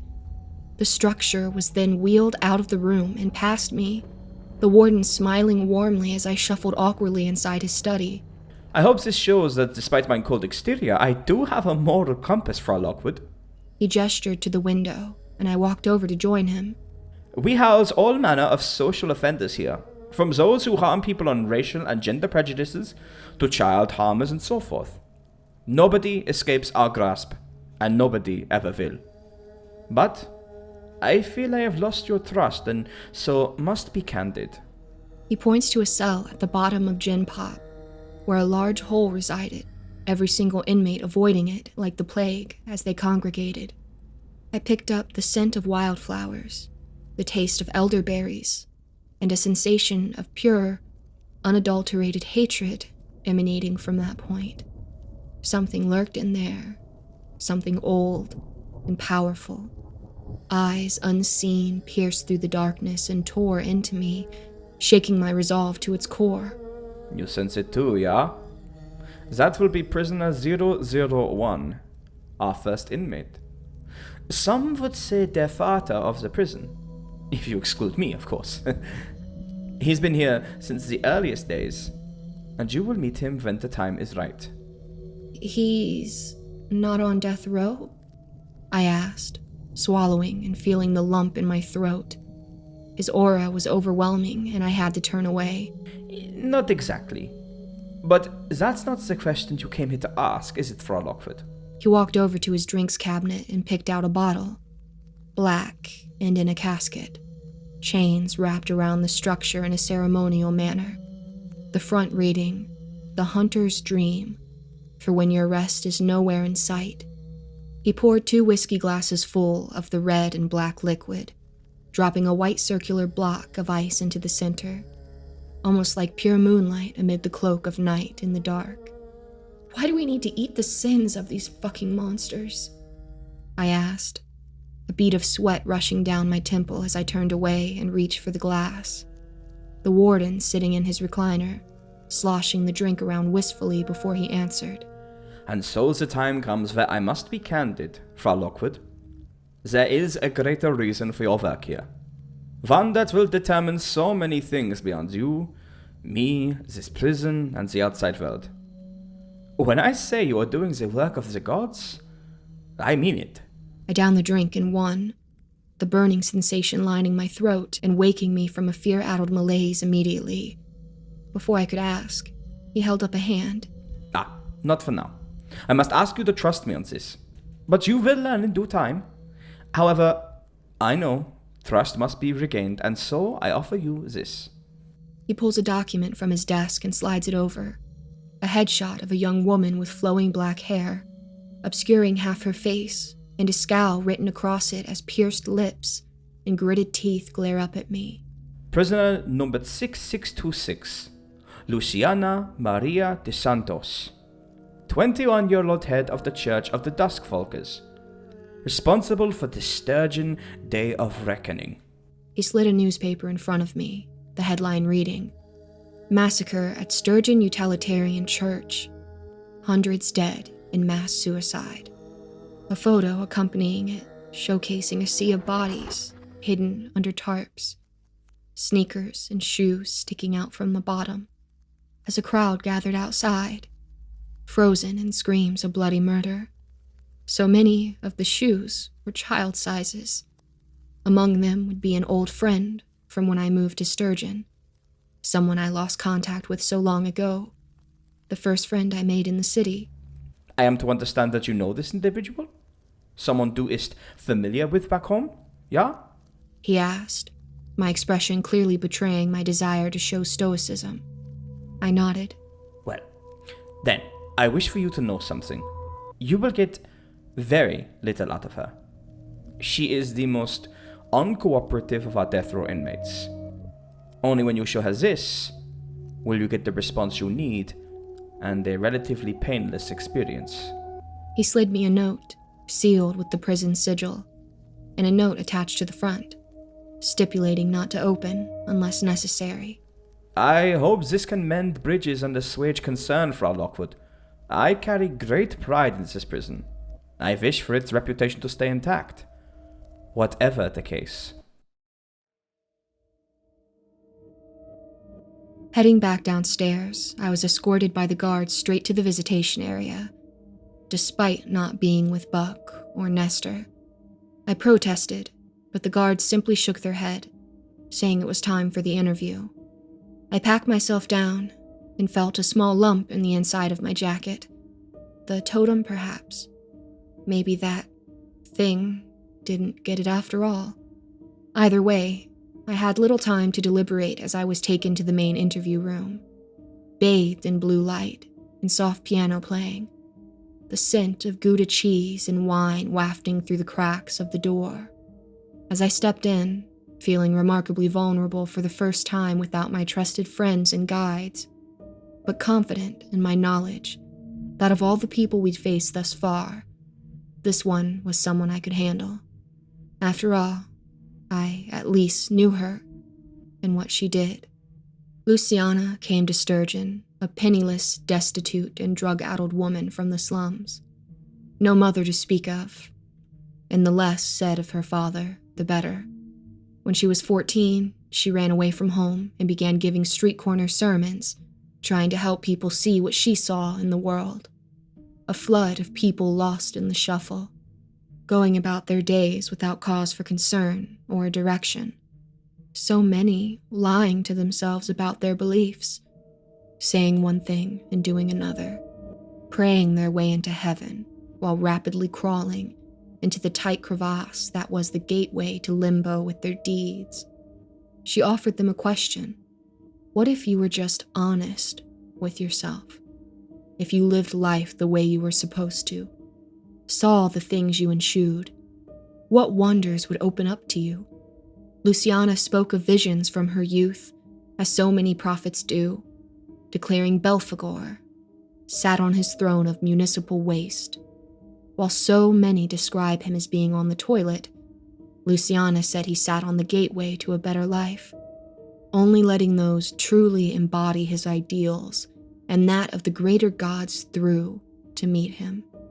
He was a gatekeeper. In her first town, she was cast out. Many saw her as blasphemous, heretical, and saw no place for a woman to speak her mind on religious ideals.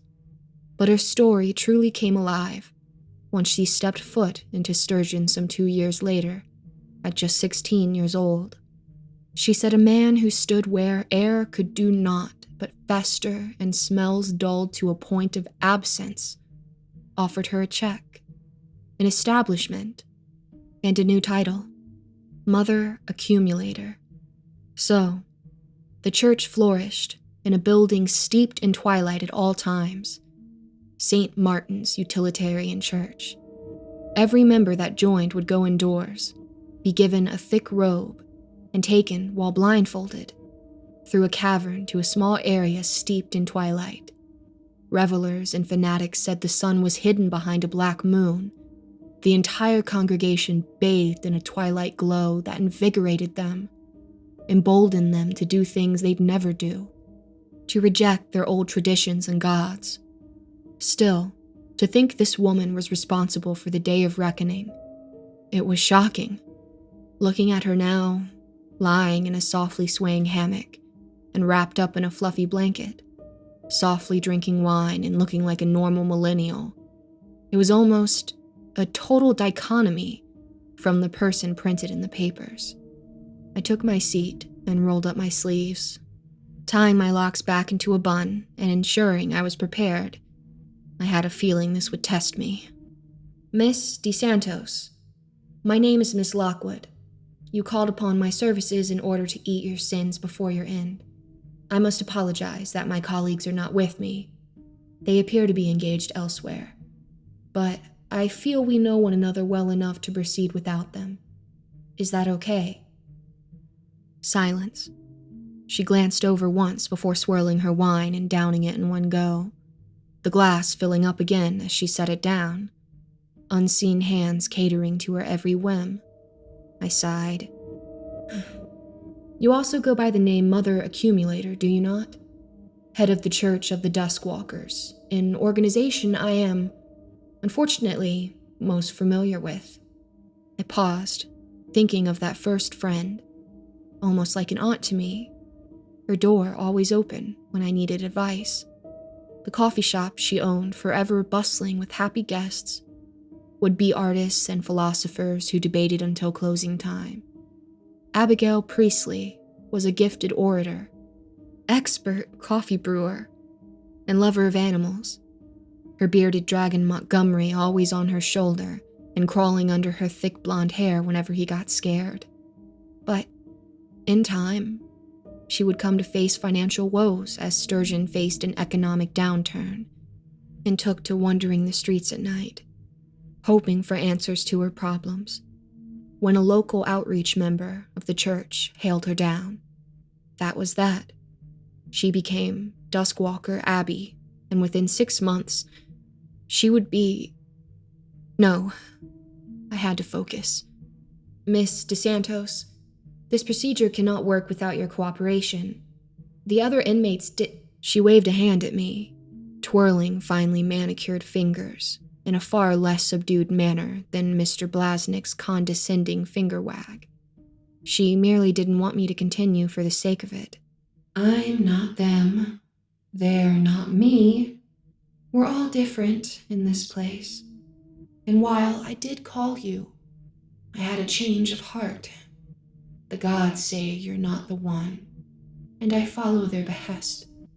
If you cannot prove your importance, then I'll simply have to fail at my task and die here, unfulfilled. My eyebrows raised at that. Failed at her task.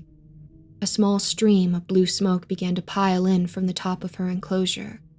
Certainly not enough to manifest anything, but it was a start. But your followers all died at your behest. Wasn't that your great task? Getting them all to ascension. She scoffed, taking a delicate bite of some tiramisu and wiping her lips with a napkin, breathing softly and letting her slender frame sink further into the hammock, not even bothering to lift her head to look up at me. That's what the media assumed. Maybe that's what some of the newbies assumed. Those just looking for a cause to die for. But no, every initiated follower knew exactly what they were doing. We were preparing me, preparing my body for the next stage. I simply had to lift a hand, and they did as I asked. The laziest mass murderer this world has ever seen. My numbers do not simply exist within the halls of St. Martin's. No, we have cells all over, and they will continue to wake up and do what is written until the number is sufficiently high enough. I have nothing to do now, but wait for the next step. Wait for my rightful throne in the stars. The mist began to pool around the back corner, forming a large seat, something shaking on top of it, and a small, spindly hand clasping at the bottom, as if trying to reach up to the seat. You say you're different to the others, but I sense similarities in you all, each of you having a guide, a purpose, a chance to ascend.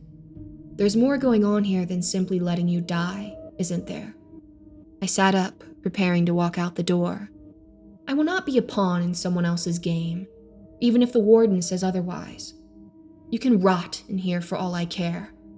As I took steps to the door, her lackadaisical voice cooed after me. Do you know where you go when you die? I do. I know where everyone goes. Something made my hand freeze on the door handle. Luminous eyes rushed into my mind as if something else was watching me. I felt compelled to turn around and continue, sitting back down with a sigh.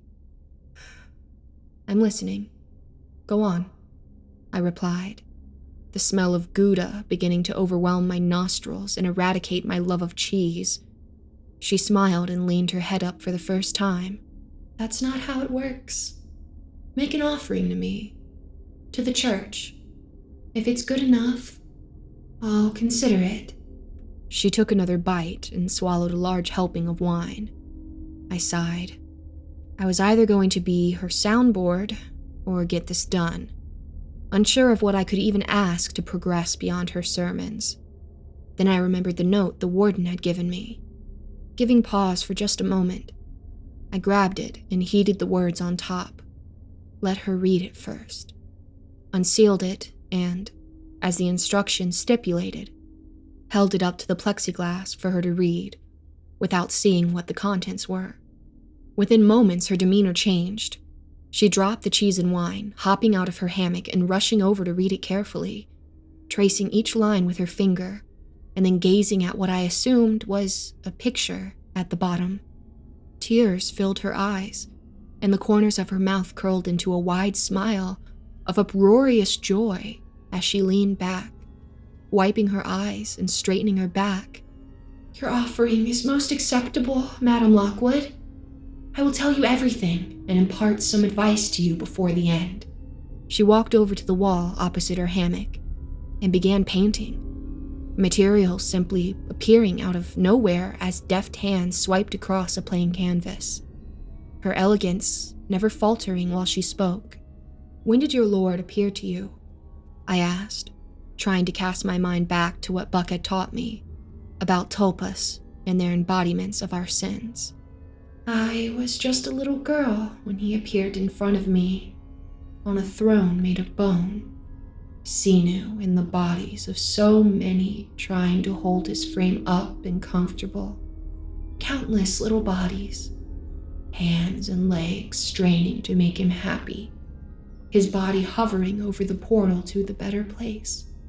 They wanted so badly to be let in, to gain favor, but he offered that only to me, said I carry greatness within me and must go out, follow his instructions and stay on the path. Being charismatic and beautiful certainly helped, as well as meeting one of my lords who offered sanctuary and financial security. Our following grew exponentially after that, especially when we could talk the talk and walk the walk. She paused, grabbing a deep shade of red and chuckling. When we first showed the new initiates the stars and what devoured them, their joy was rare and magnificent. It was an understanding of their placement in this world and the realization that all they had to do in order to see the next step was serve me. The blue mist had crawled up the entire back wall, huge and scaling to nearly the full 12 feet in height. More bodies piled at the base of this metallic seat, their faces permanently frozen in absolute agony under the crushing weight. So you put things in place for Sturgeon's Day of Reckoning. A cool summer day in August when the sun set and the moon had not yet risen. The city would wake up to the sight that would be felt across the world. We all know this, and I know this isn't your sin to confess. So let's get right to it. What is it they don't know? What happened to the congregation? To my friend Abby. I regretted saying it the moment her name left my lips, but I couldn't help myself. Luciana's face fell for a moment, and she picked up a yellow, bright and warm, like Abby's hair. Ah, Duskwalker Abby, one of your trusted priestesses. She was so dedicated to the group after her life took a turn. I'm sorry that she couldn't say goodbye before the end. But you were an outsider. You were not to know. If I have one regret, it's that I inadvertently slighted someone of your stature and lineage.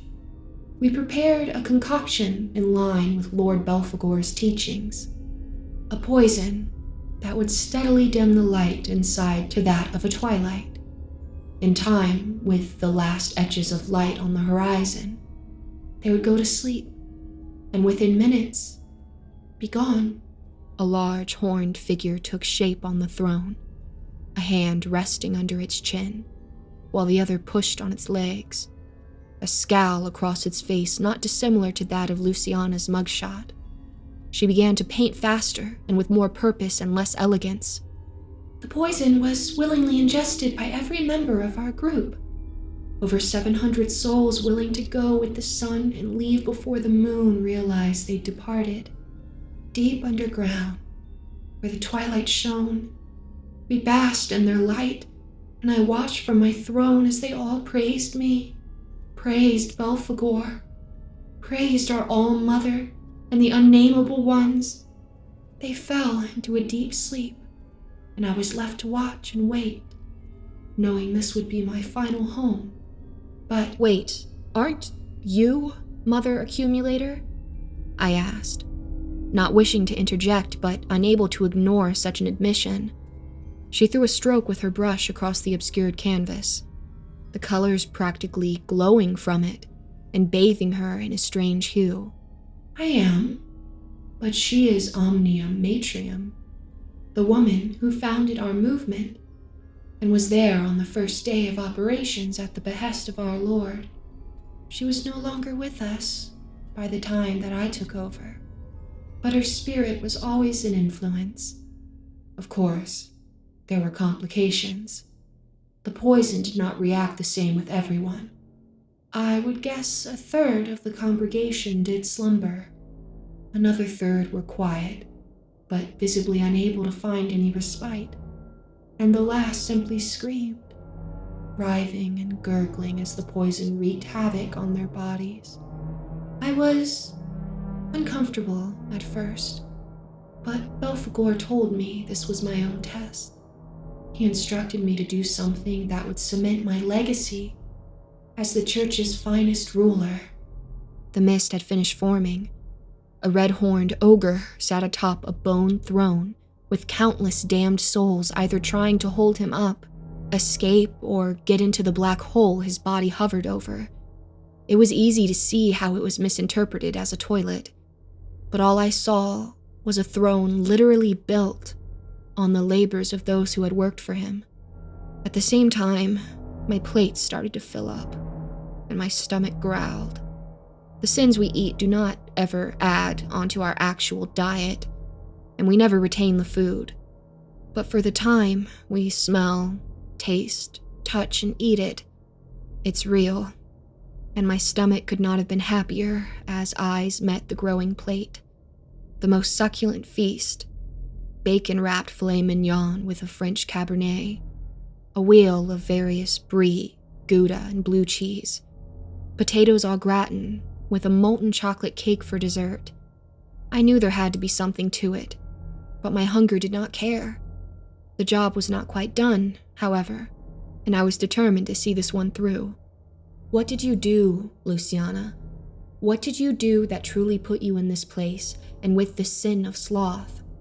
She finished her painting, tying her matted black hair back in a bun and placing her hands on her hips, turning it towards me and temporarily blinding me with its brilliance and the sheer light from the bioluminescent paint.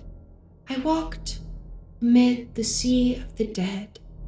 I saw so many at peace, but so many more still struggling to reach that goal. Children and babies were screaming out for their mothers, for me, but I simply looked down at them with pity and did nothing but observe as they struggled. All children of the dusk must walk that path on their own. I watched so many pass over that threshold and did not leave until I knew each member of my flock had transcended. That is true godlyhood.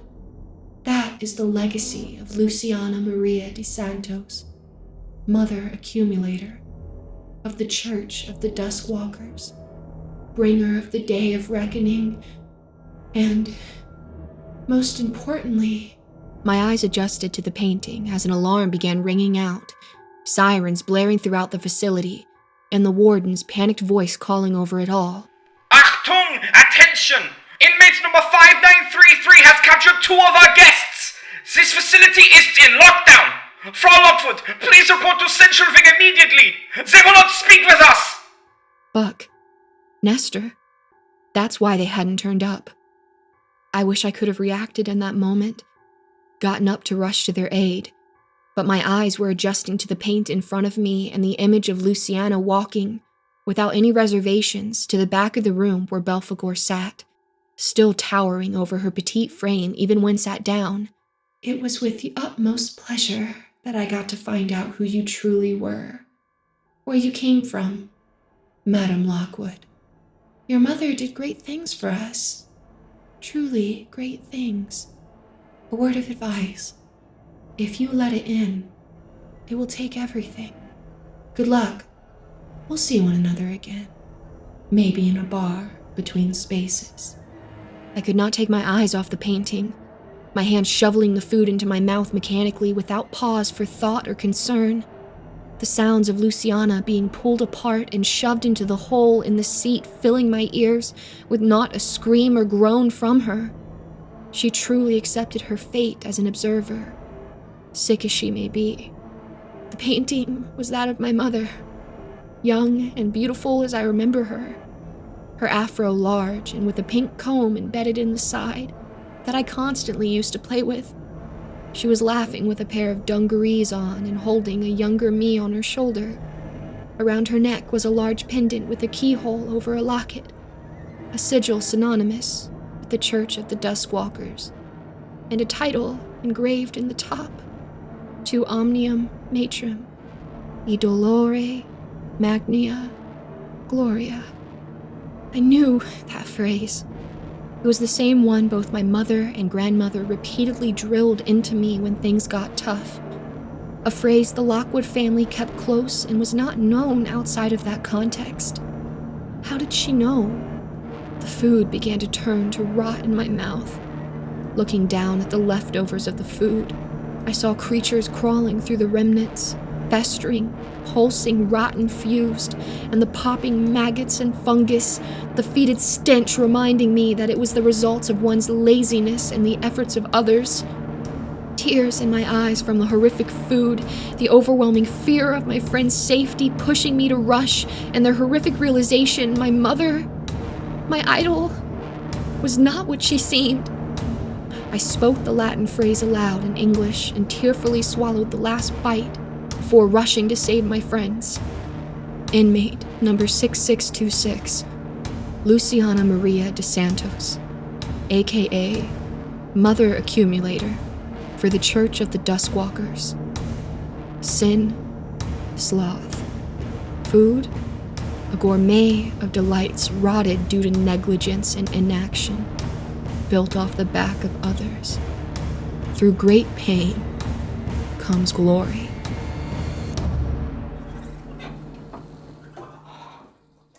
The wait in the elevator was excruciating.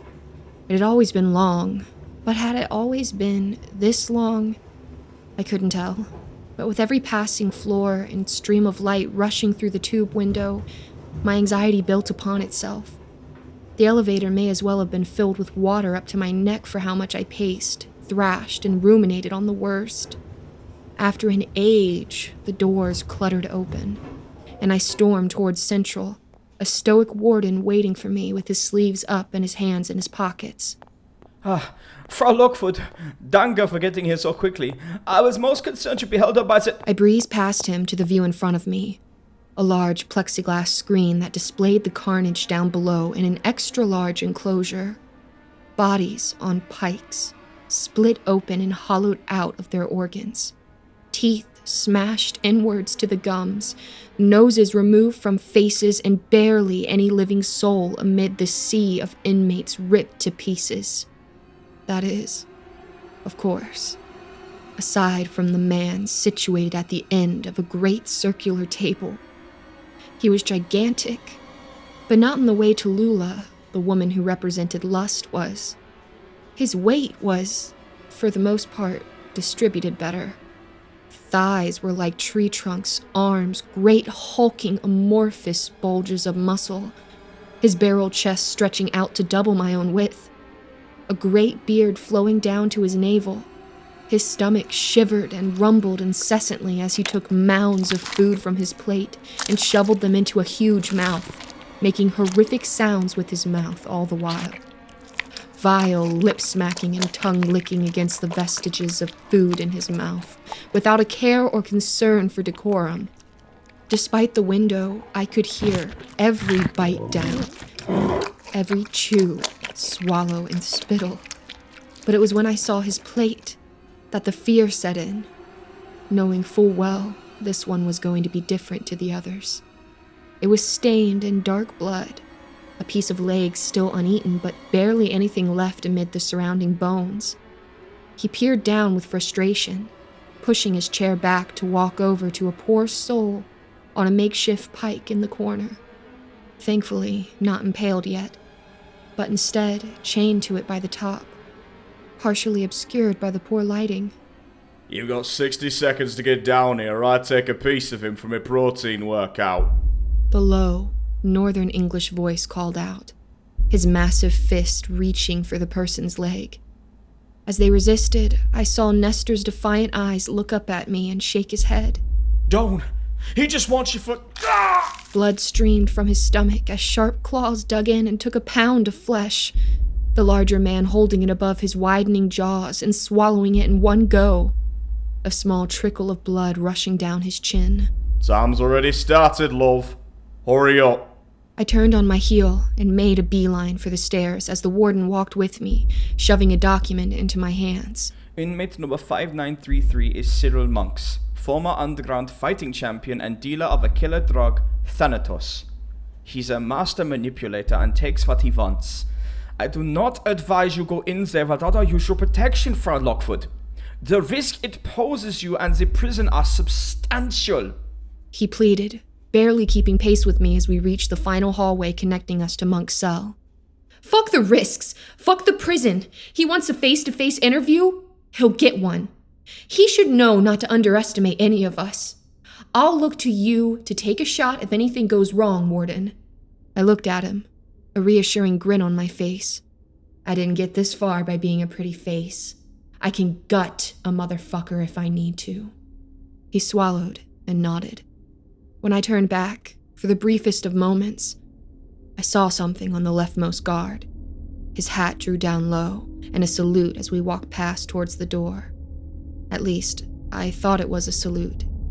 His fingers were drawn at the brim of his hat, but something was off. There weren't the usual 4 with the thumb tucked in.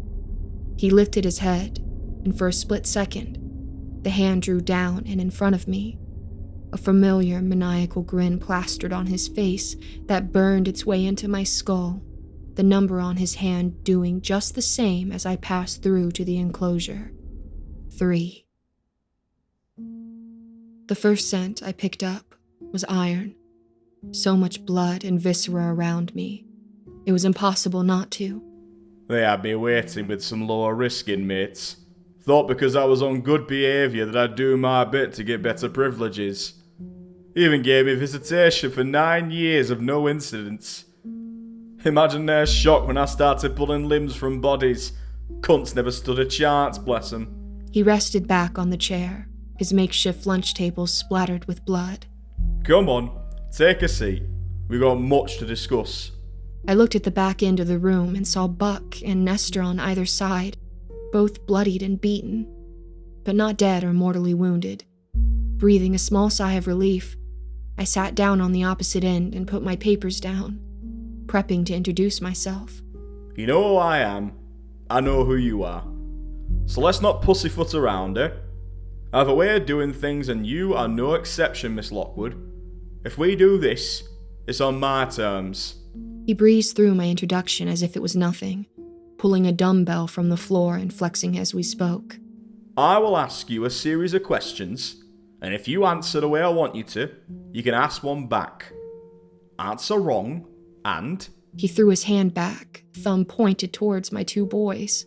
I'll take a piece of them. Literally. My hand shook, and I felt a lump in my throat. He wasn't joking. Reluctantly, I smiled and nodded, not enjoying the lack of control I had over the situation. Good. So, what can you tell me about your upbringing, Nellie? He leaned back in his chair, imposing frame bearing down on the rickety joints and hands folded over his stomach. First 11 years of my life were good. Things were simple at home but pleasant. Mom worked hard and was always busy, but never stopped making time for me no matter what it was. Bakery, nature walks, finding and identifying the animals in the woods nearby or whatever else. Mom never stopped trying.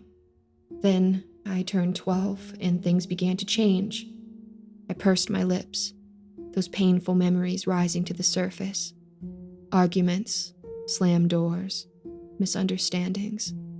Typical teenage things that are supposed to be fractals in your life and not the final definitive moments of your last days with your mother. Well, things were never the same after that. Then, one day, she told me to stay at home while she took a work call. Never came back, and I was looked after by my grandparents. Here we are. I shrugged and shook my head, hating that I was telling all of this to an animal in this prison. Good. You seem to get it. Ask away. He chuckled, finishing his rep and going on to the other arm. What drove you to being this way? How does a legitimate bodybuilder and family man, according to your file, begin distributing a powerful new drug and tearing people limb from limb? I scanned over the notes, determined not to take my eye off him for too long. He smiled, bright white teeth stained with red. Adiphagia, or Addy if you know her. I tore me ACL and MCL. Docs said it'd take 18 months to get back to any kind of work. That meant watching my colleagues progress beyond me, get bigger and stronger, achieve all the shit that was mine to achieve in the first place. Less money, less power, less interest. He shook his head, getting up and grabbing a pair of human spines on the floor, with some rope attached, using it as a macabre skipping rope as he carried on talking. I got sick of it. Me anger and desire grew into something more, and I overheard some boys talking about this new kind of steroid, Thanatos. Fuckers said it was like a reawakening in the system, but you had to know the right people to get to it. I may have been on crutches, but I still beat the silly cunts until they gave up the info. Met the guy in a supermarket car park at 4 a.m. Paid him what I had left of my savings, and he dashed off, barely seeing his face in all the excitement. That's where things changed. He finished skipping, the scraping of the vertebrae on the floor making me nauseous. A thick, pungent gold mist began forming around his body, but he paid it no mind if he knew it was there. Your turn. Can you smell and taste your own sins? Do you know what lurks deep within your soul? He chuckled, grabbing a handful of meat from under the table, opening his mouth before closing it and looking at me quizzically. Oh, you don't mind if I dine while we wine? Shoving it in his mouth with those abhorrent mukbang sounds even louder as I spoke. A lot of people have asked that, but the truth is, I sense nothing. Whenever I go into meditation and focus on myself, I can smell, taste, feel nothing of my own sins, though I know they're there. He shoved his chair firmly away from the table, scowling as he walked over to Buck, holding out his hand at the wrist. Buck was barely conscious, as his head rocked around from the jerking motion. I warned you about lying, Nelly. He hissed, roaring as he bit down hard on Buck's entire hand, severing it at the bone as the blood-curdling scream rang out. Serol doing nothing but savoring the bites and singing the same pitch as Buck's pain-addled yells. I drew my knife, hot blood running through my veins. I will fucking end you right here and now! But he sat down, acting as if all he'd done was kick over a chair, shaking his head and savoring the last bites of Buck's hand and fingers crushed between diamond-strength molars. Nope. You won't. I'm not interested in anything that isn't my own, but I value my life above any of your sad little existences. You so much as get within 5 feet, and I will bite more desirable parts of Buck off. Then I'll start at Nesta's legs. Not only are you going to tell the truth in your last statement, but you're going to answer another question as penance. So, try again. I slammed the table, yelling and trying to catch my breath, failing in the process. Fuck you! Fuck you!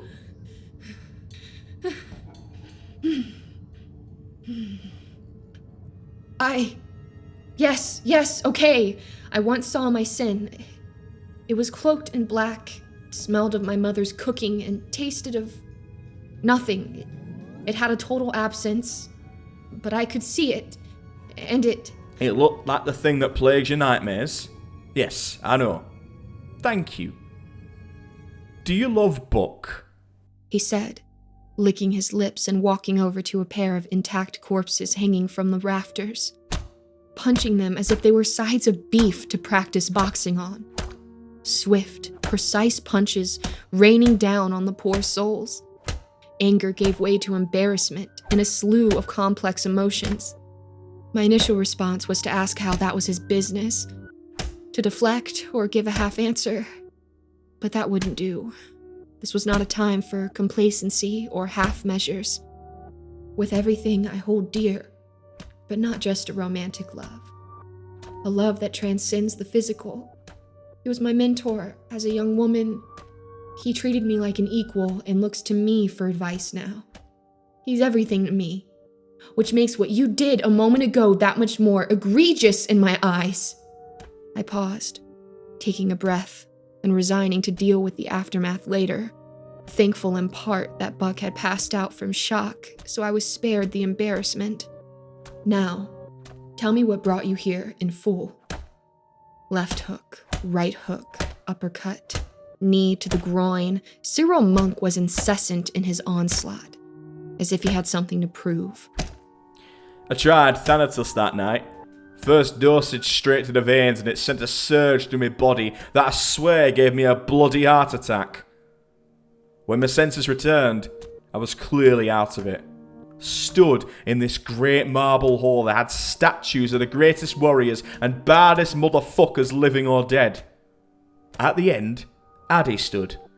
Huge woman, muscled and big in all the right places, stronger than I could ever hope to be. Big jaws in her stomach and a tail the size of my entire body with a hungry mouth at the end. She told me if I could defeat 7 other men, take something from them and defeat her in the process, she'd help me ascend to that true state of power, of dominance. Not a single thing out of me grasp. He volleyed off one last right hook, the ribs of the body caving in and blood spraying over its face. He lapped it up with zest. Was easy enough to beat them when I had motivation, and a controlled dosage of Thanatos. Even got to such good terms with the guy who sold it to me, I began distributing for him as his muscle. Few fights later, we had desperate dope fiends with a lot of strength and no money. So the fight game was born. Another way to take and grow. He walked over to the table, his stomach growling as he clutched it, the thick yellow aura growing on his body. But I began to crave food. Started out simple enough. Get a takeaway or an extra meal prep. But then my stomach started rejecting it, refusing all but one thing that rested at my feet with every fight. Flesh. His eyes grew wide and manic, pupils enlarging before he coughed and reached under the table for another helping of some poor person's still warm corpse. I made him sign a contract with me before fighting that not only was it to the death, but I could take whatever I wanted if I won. Desperate little cunts were all too eager to sign themselves away. Few choice shots to vital organs, they go down and be in that beautiful state between this world and the next. Unable to fight back, but heart still pumping hot blood out. Oh, delicious. And one of those bodies became your undoing, I assume. I pressed, but he held a hand up. Not your turn. Tell me what was on that paper. He said it so matter-of-factly that the obvious nearly passed me by. But that was... How did you... He seemed willing to permit this surprise as he leaned forward and pulled something from his plate, holding it up to my face. A black feather. A little birdie told me. Seems he was watching you from afar to protect you. When he heard his papa was here, he went on ahead to protect him and got caught. I tell you, not a big fan of chicken, but I'll go off menu once in a while. He bellowed with laughter as tears filled my eyes. I asked you a question, Nellie. I won't let you avoid it again. All I could see was Edgar. His laughing, constant interruptions, rude quips, and the lasting image of him curled up in Nestor's arms, slowly calling and saying, "Papa," over and over. No. I had to press it down and push on. I had to, for him. The daughter of the high priestess brings the dawn with her. In the dusk, in her absence, the cycle will ring anew at her hands. Her offering is that of her eternal servitude to guide others. E dolore magna gloria. A thick aura began slithering its way down Serol's body, enrapturing his muscles and his barrel chest. The smell of sulfur and burnt lard began making my eyes water, but I moved past it, pausing to catch my breath and asking a question burning in the back of my skull. Why did you want this to be face to face, Serol? He rose up out of his seat, and instead of maneuvering to another body or exercise machine, he took strides towards me and reached out an arm, a hand as big as my face coming ever closer. For a moment, I thought he was going to smash me into a wall, pick me up and devour me, or worse. But instead, his large digits brushed the side of my face, and his deadened eyes glazed over, a soft smile covering his face. Because I wanted to prove to you that I can always get what I want, one way or another. His fingers found their way to my throat and tightened around it with ease, veins pumping on his wrist as he lifted me off the ground with barely any effort. I was seeing spots within seconds, his blurry expression changing back to that of pure malice and hunger. Do you fear me, Nellie? His voice cooed. This close I could see the aura undulating around him, shaking to the very touch. I blinked twice and tried to nod, barely able to make any proper movement save for the errant kicking of my legs, desperate to find footing. He smiled and dropped me in a heap. I gasped for air and felt my windpipe against the wall of my throat. He definitely considered just killing me there and then. He took a seat and looked at something behind me. Looks like it's almost time. Last question, Nellie. Make it a good one. I thought on what he'd just told me. How he'd gotten injured. the drug abuse and eventual supply, fighting and devouring pieces of his opponents. Then I remembered something on the paper the warden gave me. Something that turned my stomach. What happened the night you were captured, Serol? They say you were naught but skin and bones, shaking and convulsing from the drug. You must have gotten to this size in here, no? Tell me how you came to be one of the most feared men in this prison. I was shaking, adrenaline pumping through me, terrified out of my mind as neurons fired to think of other ways to stall or escape. But this was it. I had to stick to it. Monk seemed to consider my question, looking down at his hands and frowning before getting up and pacing to the far corner. I'd grown accustomed to taking pieces of my trophies home. What wasn't offered to Adaptation in that drug-fueled realm was kept for my own enjoyment. But I needed to find a more efficient way of eating at home. My wife was becoming suspicious of my constant eating out, and I hoped by bringing them into that world, they'd accept it and see the good it did me.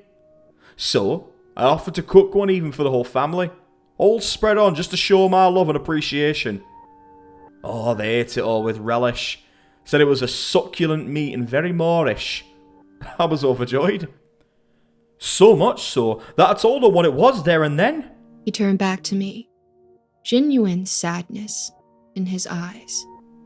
Things didn't go as planned. My wife almost lost her senses, began screaming about how I wasn't the kind, considerate and driven man I was before the accident. Couldn't recognise me anymore and that she was leaving. My wife was different to other people. I could never lay a finger on her. So when she said she needed some space with the kids, I gave it to her. Went upstairs to think. Knew she couldn't very well tell the police anything that'd implicate her and risk her losing the kids. He stopped pacing, shoulders heaving under the weight of his words. I must have been on a come down from Thanatos, because I passed out and saw Adaphagia again, laughing at me. Each of the mouths on her stomach and tail laughing in kind, mocking me and biting at my torn muscles. When I woke up, I saw smoke in the house. Following it to the garage. My wife and children were in the car. Eyes open and staring into the ether. Dead. She left 4 words on a furiously scribbled note in the kitchen. Never forgive. Never forget. He sighed and shook his head, pinching his nose. I tried to OD on Thanatos that night. Stood before Adaphagia with no tributes left and no ways to climb those hallowed steps. No more left. She looked on me with pity and said, when I awoke, I'd have a new purpose. Capture and kill the greatest warrior I'd ever face, Nell fucking Lockwood. So here we are, at the end of it all. No more sins for you to speak to. I'm your last stop. He walked towards me. The surrounding aura was nearly fully over his body, and I was out of time. That's when a thought hit me. You ate Edgar, didn't you, Mr. Monks? Swallowed him whole with no further thought. I couldn't help but feel a smile ripple across my face. He stopped, dumbfounded. I told you that already, Nellie.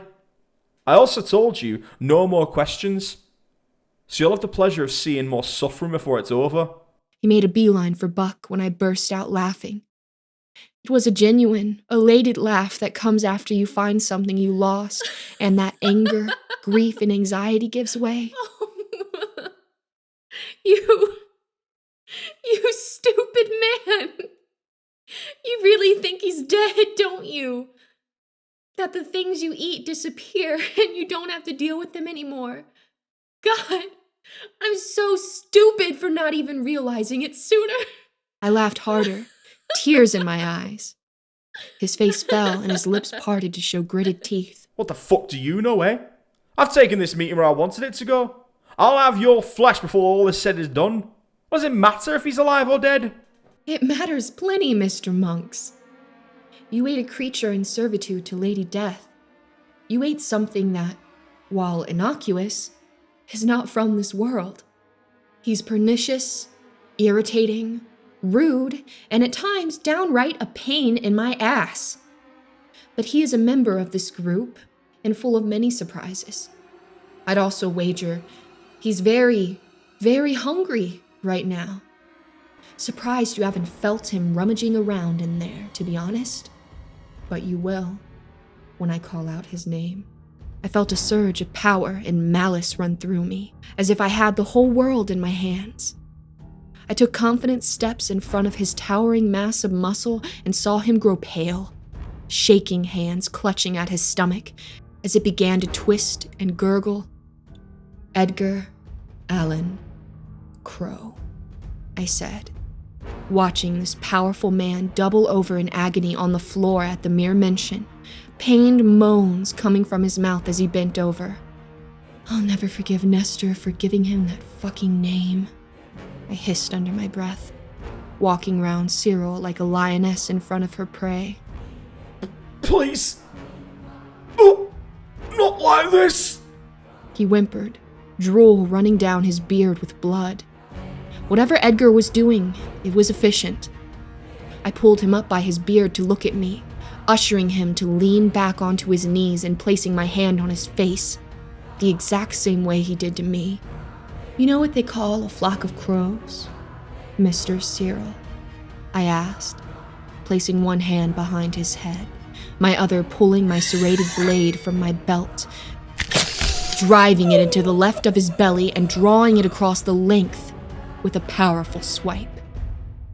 They call it a murder, I replied, the stench of his stomach horrifying as Edgar flew out, covered in all manner of giblets and blood, cawing as he soared around the building. Murder! Murder, fat man! Papa's boy lives! He screeched, laughing as he flew to Nestor's side, cawing softly at his unconscious body. The aura covering Serol glowed brighter and sank into his flesh, the body shrinking and losing muscle mass before my eyes.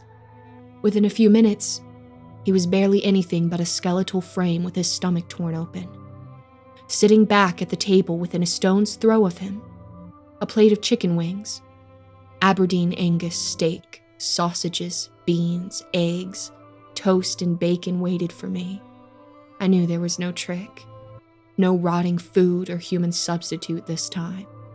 Just pure, delicious, carnivorous food.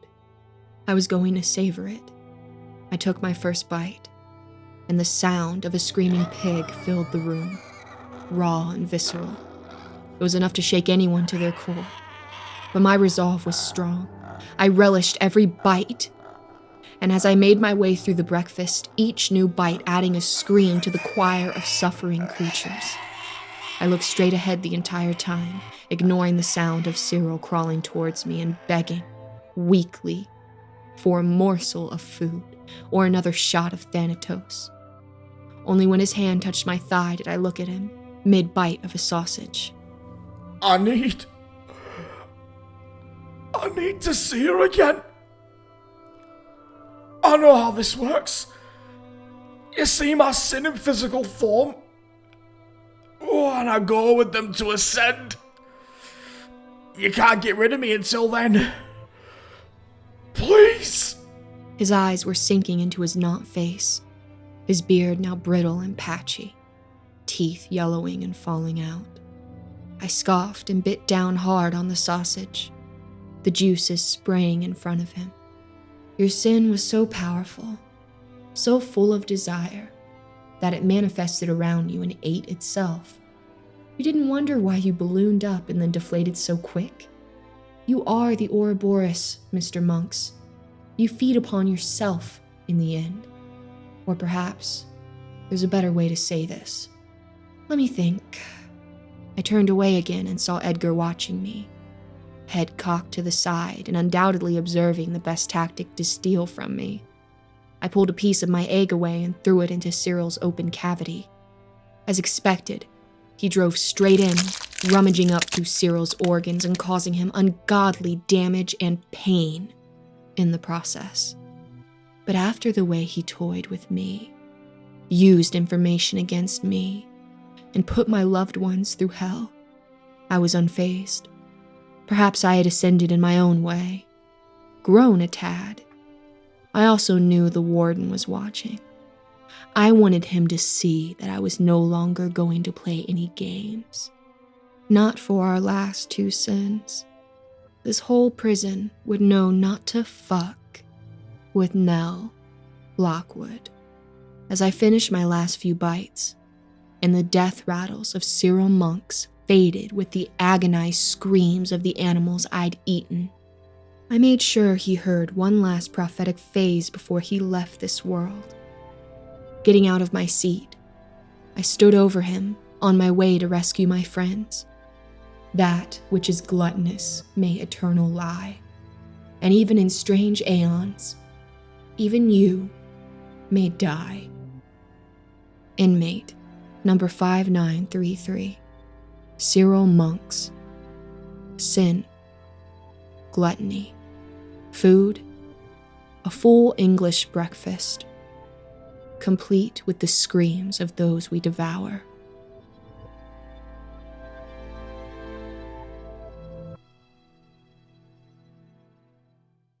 Just 2 sins stood between us and the end of our time in this dismal prison.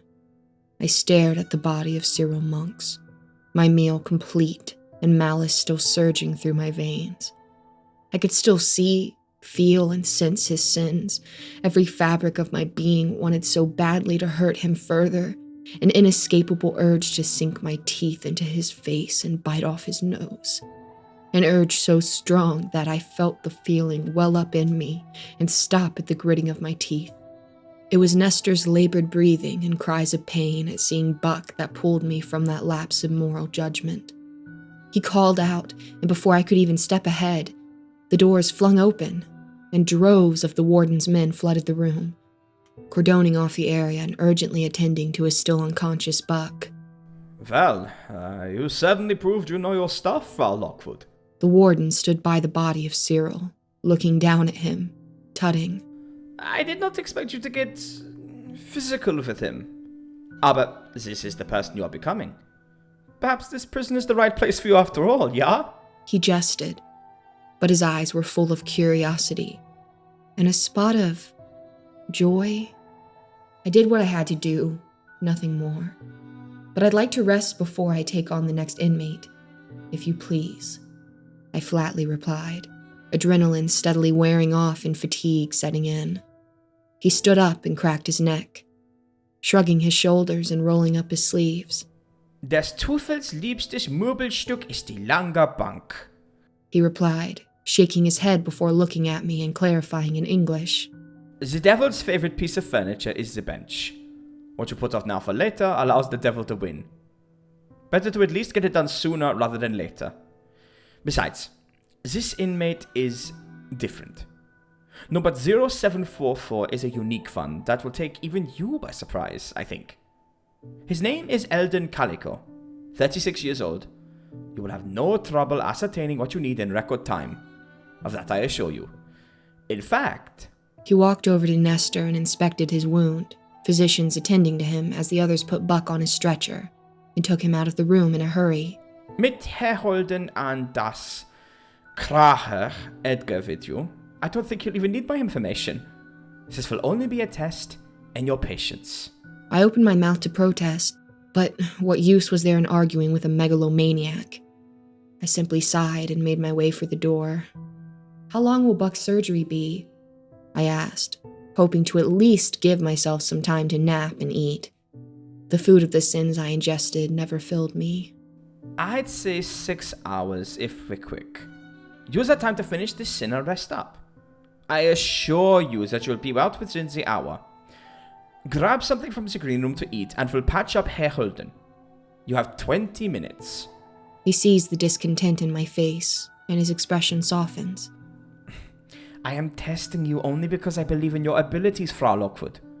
You are the bright star in this prison and I am so proud of you. With nothing else to say, I turned on my heel and took the long journey to the green room.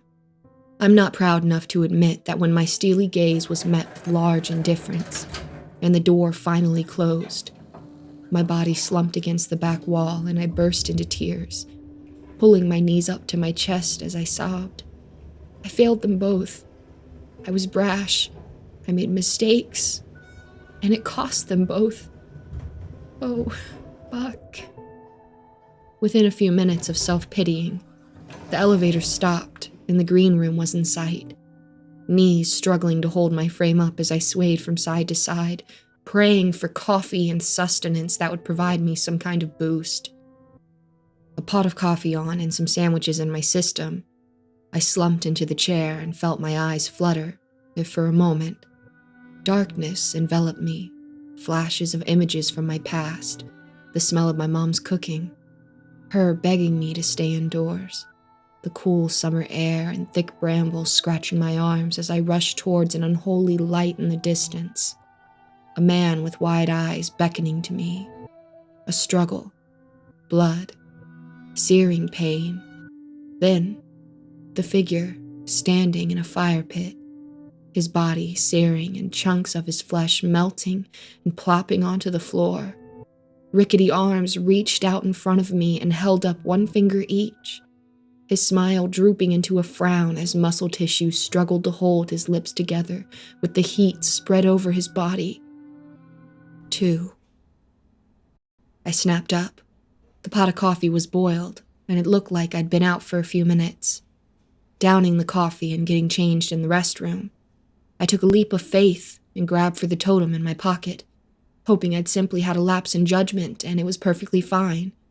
Instead, it was segmented into 3 distinct pieces, my eyes burning at the mere sight of it in that state. If it weren't for Nestor shouting at Edgar in the hallway, I'm sure my anxiety would have overtaken me. Damn it, Edgar, stop preening over my wound. It's fine. Nestor bellowed between intermittent ows as Edgar flew around and cawed softly. Help, Papa. Eat that flesh. Helps Edgar. He cackled, flying towards me and nuzzling against my neck as he landed on my shoulder, clearly trying to curry favor with me. I had to admit, it was working. It's not dead flesh. Nestor protested, rubbing the sore wound and grabbing himself a drink. Miss Lockwood, Nell, we'll head up in a minute.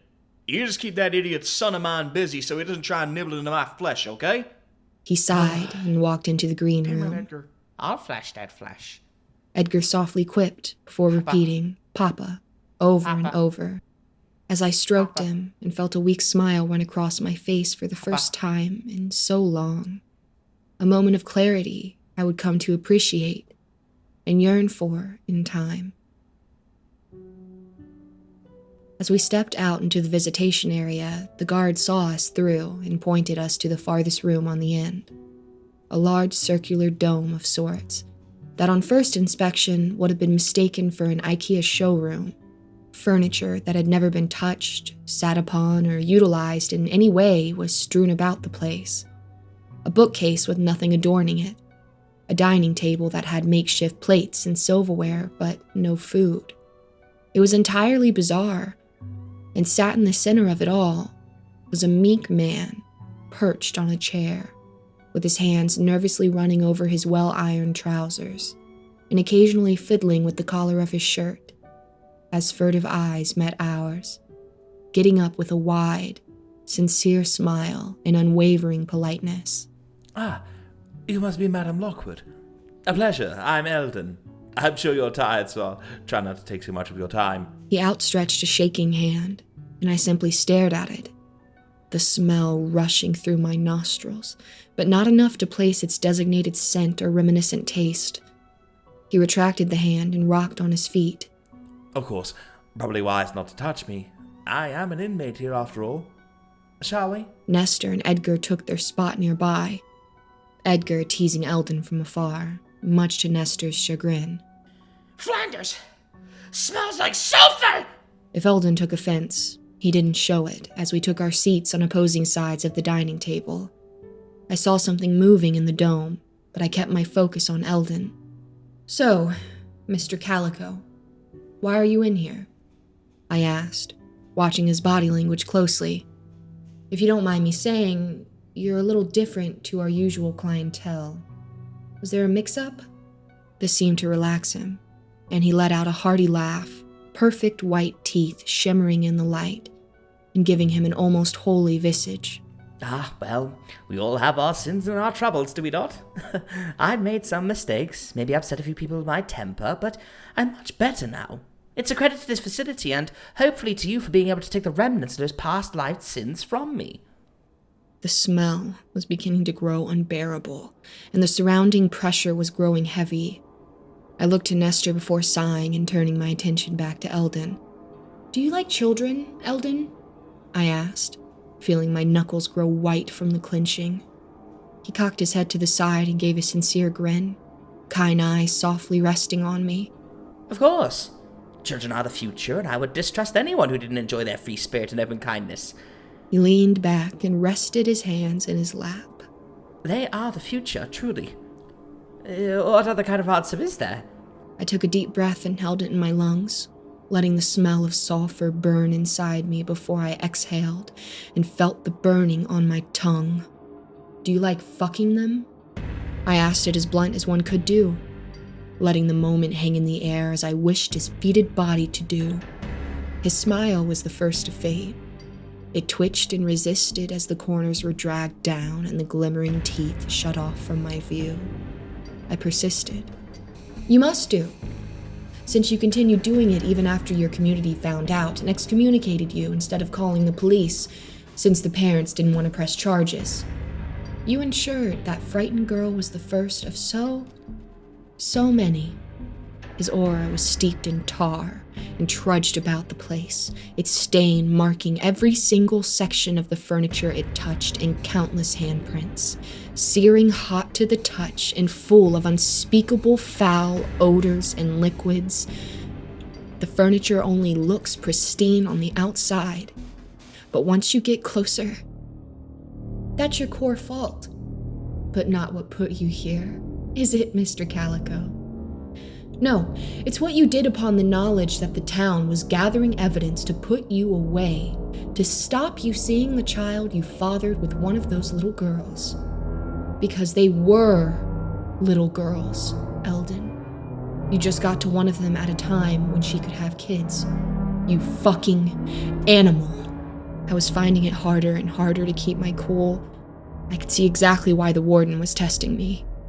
He knew I'd sensed the man out before I even spoke to him.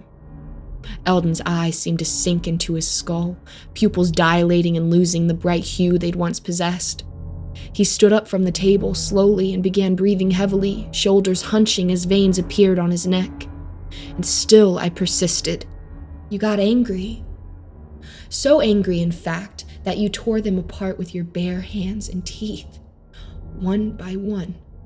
20 villagers all massacred by your hand, including that of your own child.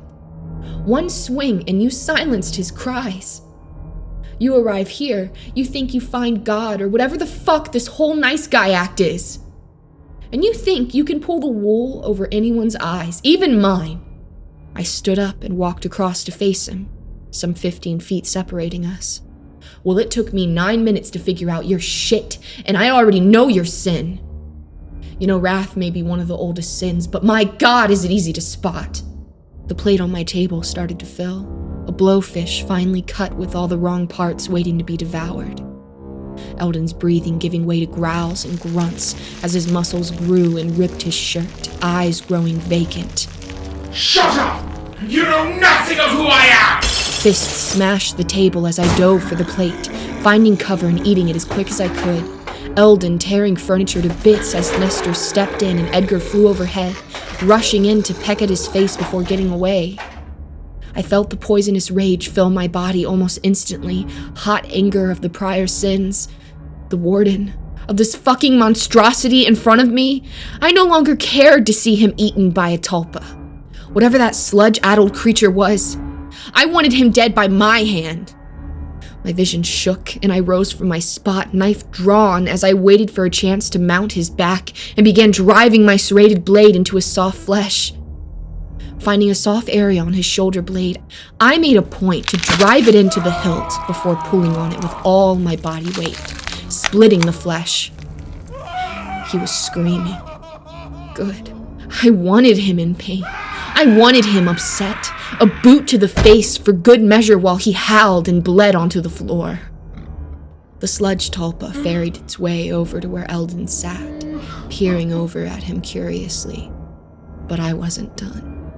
Another boot to the face knocked him onto his back, and standing over him, my heart beating fast and wrath running through my body, I drove the knife straight into his groin with a screech I did not think I'd ever produce. Nestor simply stared in horror, and Edgar cried out, "Nope."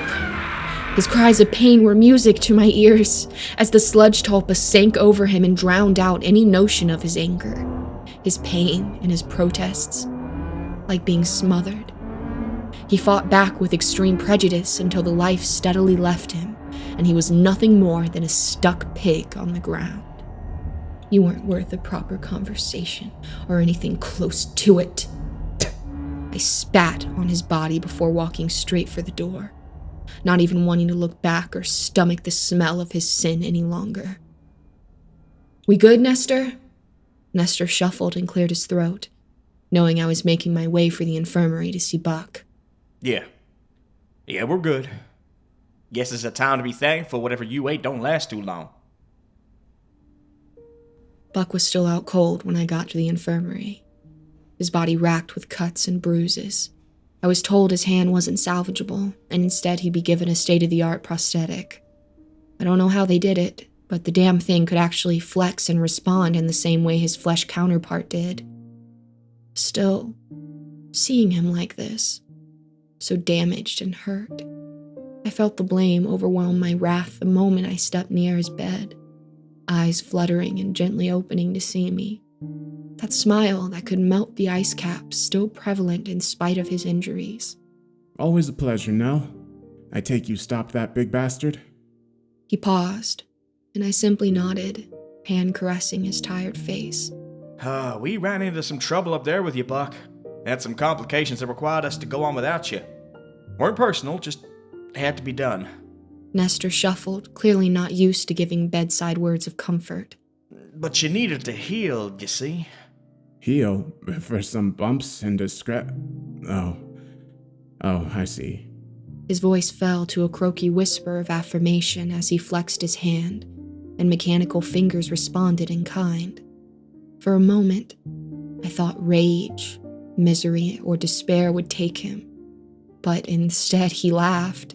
Well, I knew I'd lose something vital in this job sooner or later. I'm lucky I got as far as I did, to be honest. And hey, I got a badass fist to punch with and not worry about medical bills after. He laughed, and I felt my heart swell to bursting. I did this. I put him here. We've got one inmate left to go. A whole day to rest up, and then we'll be heading on over to it. Think you're up to the task? Nestor leaned in, and Edgar hopped off his shoulder and onto Buck's bed, looking up at him and cocking his head. Robocop! Metal Man!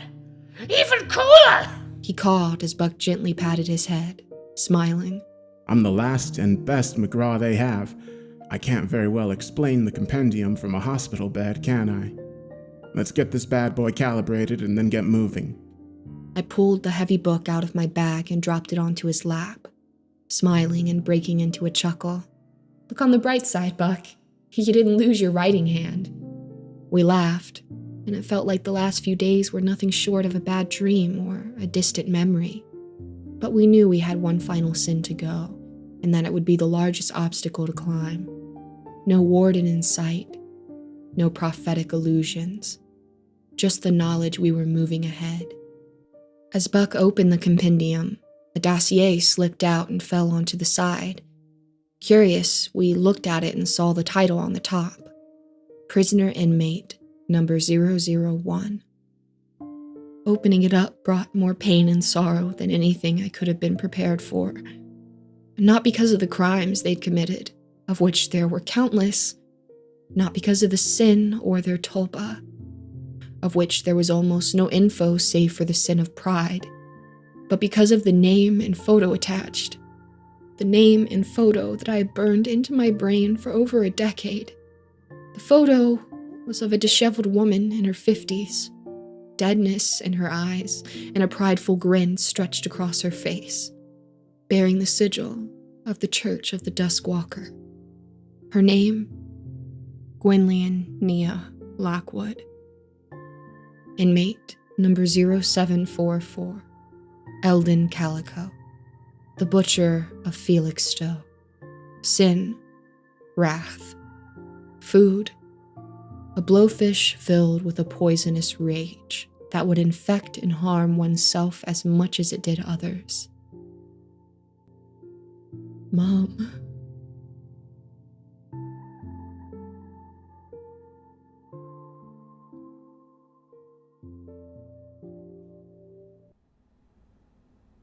I've just eviscerated the most vile man who represented wrath.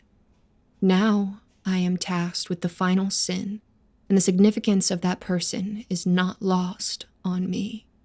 It's my own mother. How is this? I couldn't find the words as my mind struggled to comprehend what I was seeing. The sounds of Buck and Nestor calling after me faded to nothing as I fainted, exhaustion and anxiety crippling my ability to function. This time, when the dreams took hold, I saw a series of rooms, some of them small and familiar, others big, foreboding and alien to me. But I occupied them all, sometimes on my own, and other times with friends, lovers, family.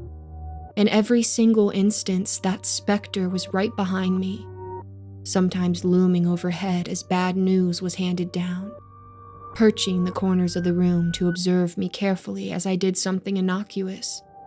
No matter where I went in these various rooms of my life, it was always close by, as if attached to me. Even as the scene shifted to this prison, it occupied the same space as we did, standing in the corner during lust's interrogation, off to the side for greed, directly overhead for envy, under the table for sloth, holding on to me for gluttony, and inexplicably cowering behind a table for wrath. As my mind directed to the green room where my body now lay, in an almost lucid dreaming type of moment, I watched as this abomination crawled over my sleeping frame and held a single digit up to my face, before cracking its head up at me and rushing towards me, the smile ever present on its decaying face. 1. I didn't snap awake as before. I'd come to expect the terrors my sleeping world brought. Instead, I breathed deep and looked around.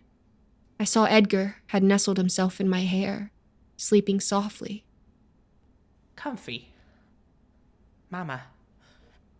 Safe. Huh? He softly chirped, flattering me as I smiled and looked over at Nestor, reading a book and rolling his eyes. Don't be expecting marriage now, Miss Lockwood. Nell, you're already spoken for. Wouldn't be appropriate. He shot a sly grin my way and noted the clock. You've been out for a while. Buck's just getting changed, and we'll head on up as soon as you're ready. Have you heard from Warden Leichenberg? He's usually around when I wake up. I'd like to have a word with him about these tests. I tried not to grit my teeth as I reciprocated his smile. Do these words involve fists and/or feet hurtling towards his body? Nestor asked, feigning concern as he shut his book and went over to the fridge to fetch me some food. I gently got up and scooped Edgar into my hands. Perhaps, but a lady doesn't kick and tell, I slyly replied, breaking into a laugh and trying to force the job to the back of my mind. Well, no. He was dealing with the fallout of Serol Monks' breakout and some other issues. Since it's prisoner 001, there's a lot of other logistical things he says he's got to do. But he did tell me that he'd meet us there at their cell.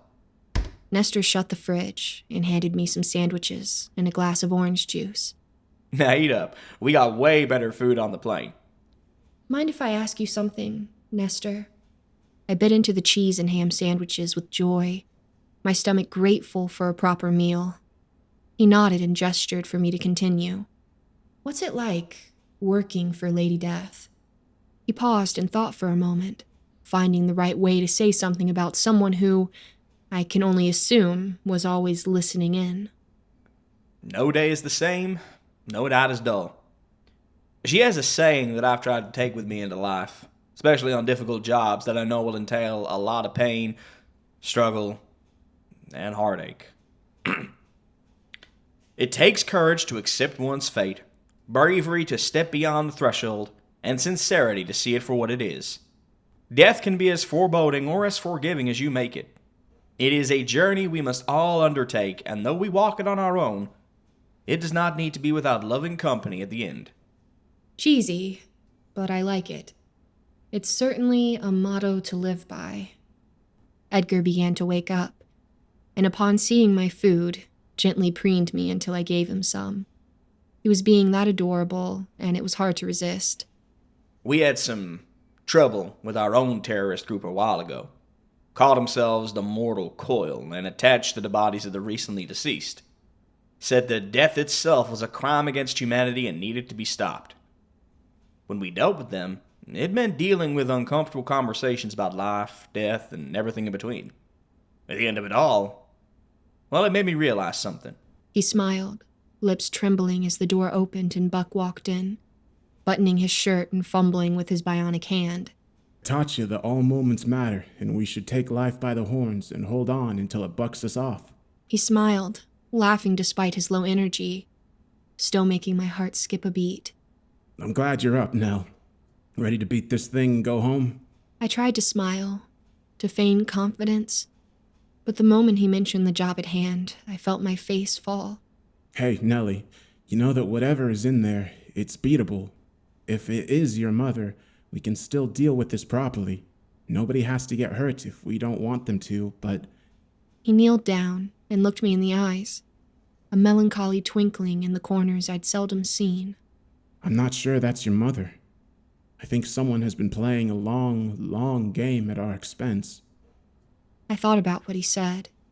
The tests, the visions, the information the inmates had. It started to fit together like a jigsaw puzzle that filled me with a disgust and anger not dissimilar to that for envy, gluttony, or wrath. Why? Why would they do this? More importantly, who? As I asked, Buck stood up and stared straight at the camera, anger strewn across his face as brows furrowed. Oh, I'd imagine the same person who put that dossier in my book. But it's just a hunch, a test, if you will. But we're losing time, and our last inmate awaits. I'm sure we'll know who this is when the job is done. I reckon you're right. May as well finish the job together. Not much else to do until then. But I'm sure we'll still have an ass to kick when it's all said and done. Right, Edgar? Beating time! Beating time! He flapped his wings and circled around the room before hopping over to Nestor's shoulder. We made for the elevator, and the attending guard took us down to the Gen Pop area. They've put all the inmates into their cells, giving you the space with inmate 1. The warden says that you may need the extra room, and the inmates would be a distraction. The guard pointed out the window as we carried on descending, the huge hole in the back wall sending out foreboding sensations, even from this distance. Fine, makes the job easier. We'll be sure to thank him, I quipped, checking over my equipment as the elevator came to a stop and we made our way across the expansive threshold to the wall.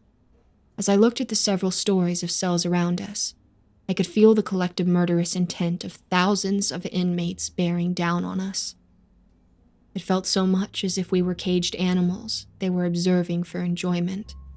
The closer we got, the more the smell hit my nostrils, and the more my emotions bubbled to the surface.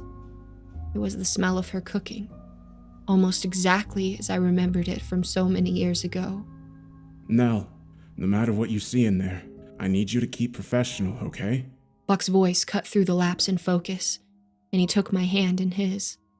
I know what you're going through in there, what you might see, but at all times, keep your wits about you.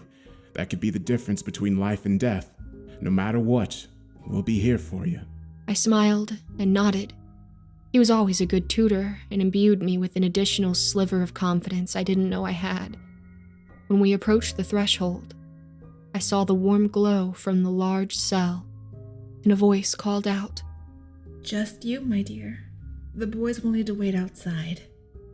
Mom, is that really you? I asked, the pit in my stomach widening. spend enough time in here, I suppose you go native. I promise I'm not a monster in disguise. Why is your voice not British? I asked, confusion racking my mind as those unmistakable tones still ring true of my mother. Yet, somehow not. Isn't it? Darn. Oh, I know. Our family phrase. E dolore magna gloria. Sit down, honey. I'll be with you in a minute. I'm sure you have lots of questions. Food will be in a little while, so... I felt the twang in my chest and my heart start to shatter. This was her. Even if it wasn't her old voice. Even if it was just for a moment before something else leapt out to attack me. This was Mom. I looked to Buck, Nestor, and Edgar, all of which looked a mixture of confused and concerned as they shrugged and nodded to the opening. Taking a deep breath, I stepped over the threshold and into her home. Once inside, the cell was a total remake of our old home. Small handmade decorations line the walls. Photos of my family and I adorn the main shelves, and over a makeshift kitchen stood my mother. Nothing like her mugshot. She'd not aged a day since I last saw her. Literally, she was tall, voluptuous, and beautiful, her large afro now tucked into a braided beehive, still sporting blue overalls and a cheesy apron as she hummed softly while cooking. It was almost too much to bear. Sit down, honey. I'll be with you in a minute. I'm sure you have lots of questions. Her calming voice soothed me in such a way that I did as she instructed without question, planting myself on a comfortable leather sofa, awkwardly ensuring my weapons weren't hidden or obstructed. I watched as the woman I'd not seen in over a decade turned, and that warm, beautiful smile met my own, setting down some tea in front of us. Food will be in a little while, so I thought tea would be sufficient. Oh my. She looked over at me and truly saw me, eyes filling with tears as she reached for a handkerchief. Eleanor, my Nell, all grown up. You're so beautiful. I smiled and tried my best to hide the tears, albeit in vain as they fell down my face. Mom, I've missed you so much, but I have to know. I felt my stomach tie into knots as I started, but her warm smile and nodding helped center me. I know you do, honey. You need to know how I got here, how this is going to go, and what will happen next. I suppose we should start with the first question, yeah? I nodded and took a sip of the tea, Earl Grey with a hint of honey, her own little blend that took me right back to home. I tried for so many years to replicate it. Totally unsuccessful. That night, I got radio that there was someone in the middle of the New Forest. They'd been seen starting a fire, and obviously it was my job to investigate. Initially, I thought it was just a usual disturbance. You know, kids being kids and all that. But I saw the color from the tree line, and I knew it was something else. Someone was calling me to them. I thought back to what DeSantos had mentioned. That Mom was Mother Accumulator, head priestess of the Church of the Duskwalkers. Mom, I was told you were involved in a church. One I wasn't aware of. Is this true? Again, the anxiety mounted. I didn't want to know these things of my own mother were true, but the necessity of asking is why I'm here. Her face fell. She looked ashamed. When I joined them, it wasn't what it grew to be. The Allfather who ran it was an astoundingly brilliant man, rife with ideas of how the world could be. He wanted to bring about great change and saw opportunities in his beliefs. When I helped him, I was merely a sort of spiritual advisor. As we Lockwoods can see things others can't, That was my main point for being there, but it grew into something worse. When I tried to leave, he told me he'd take you. The pride of his convent. That's who was waiting for me in the forest clearing that night. The smell of her cooking grew stronger, mixing with other scents I didn't immediately recognize. There were some discussions outside, but I wasn't focused on them. What happened in the forest? I remember seeing something in my dreams, but I know when I woke up, it was in the cabin. I struggled to find the words, as if it was confusing me to put the events together. She shook her head. No. After I got to the clearing and saw the Allfather there, standing in the middle of a fire pit, a strange black void to his left, I knew something was wrong. He told me that it was time to introduce you to the church properly. I told him you weren't ready, that I wanted to give you the option of choice, but, well, sweetheart, when you tell a man as proud as that he cannot have something, it doesn't end well. You must have seen the lights or heard the commotion, because right as he began walking for the house and I struggled with him, out you came looking confused and terrified. Mom looked forlorn and genuinely afraid as she spoke. Now, looking upon the Allfather without prior preparation is often too much for anyone, let alone an adolescent. You screamed and he made a grab for you, trying to extract what he wanted. I guess my motherly instincts kicked in and I snatched you away, holding you as your consciousness flittered, but that's where my pride comes in, and he... Her eyes filled with tears, and she covered her shame with her hands as she sobbed. It was a bizarre moment, seeing your still young mother sobbing in front of you. It's not something you're often used to dealing with. Mom, I'm sure you did everything you could to protect me. No matter what you did, I'll still love you. I soothed her, not having the confidence to reach out, but still wanting to assure her. But that's just it now. I made a grave mistake. I let him take you. She looked up at me, eyes red and full of pain. He spoke in my ear of things to come if you were brought into the church, to his influence, and I let him infect you with his pride, as he had done to me. You writhed, screamed, and after some time, fell silent. When you woke up, I was trying to tend to you, and I saw the rage in your eyes. The betrayal. You pushed me back, and I fell through. There was a silence that hung heavy in the air. It felt like my mind was splitting under the weight of what I was being told. Hot flashes of that night rushing through my mind. No man, save for a pair of malicious eyes and a wide grin bearing down on me. Not dissimilar to the one from my nightmares. I fell into the void and felt every atom of myself disintegrate now. I died over and over in that black Stygian void. Then, I awoke and was brought here by the warden. He made me comfortable and told me I was sentenced to death by my own daughter, the last Sin Eater. She finished and smiled weakly at me, grief and acceptance bearing down on me. I am at peace with what comes next, which leads me on to your next question. Stygian void. How did you... I began, but she shook her head and drank more of her tea.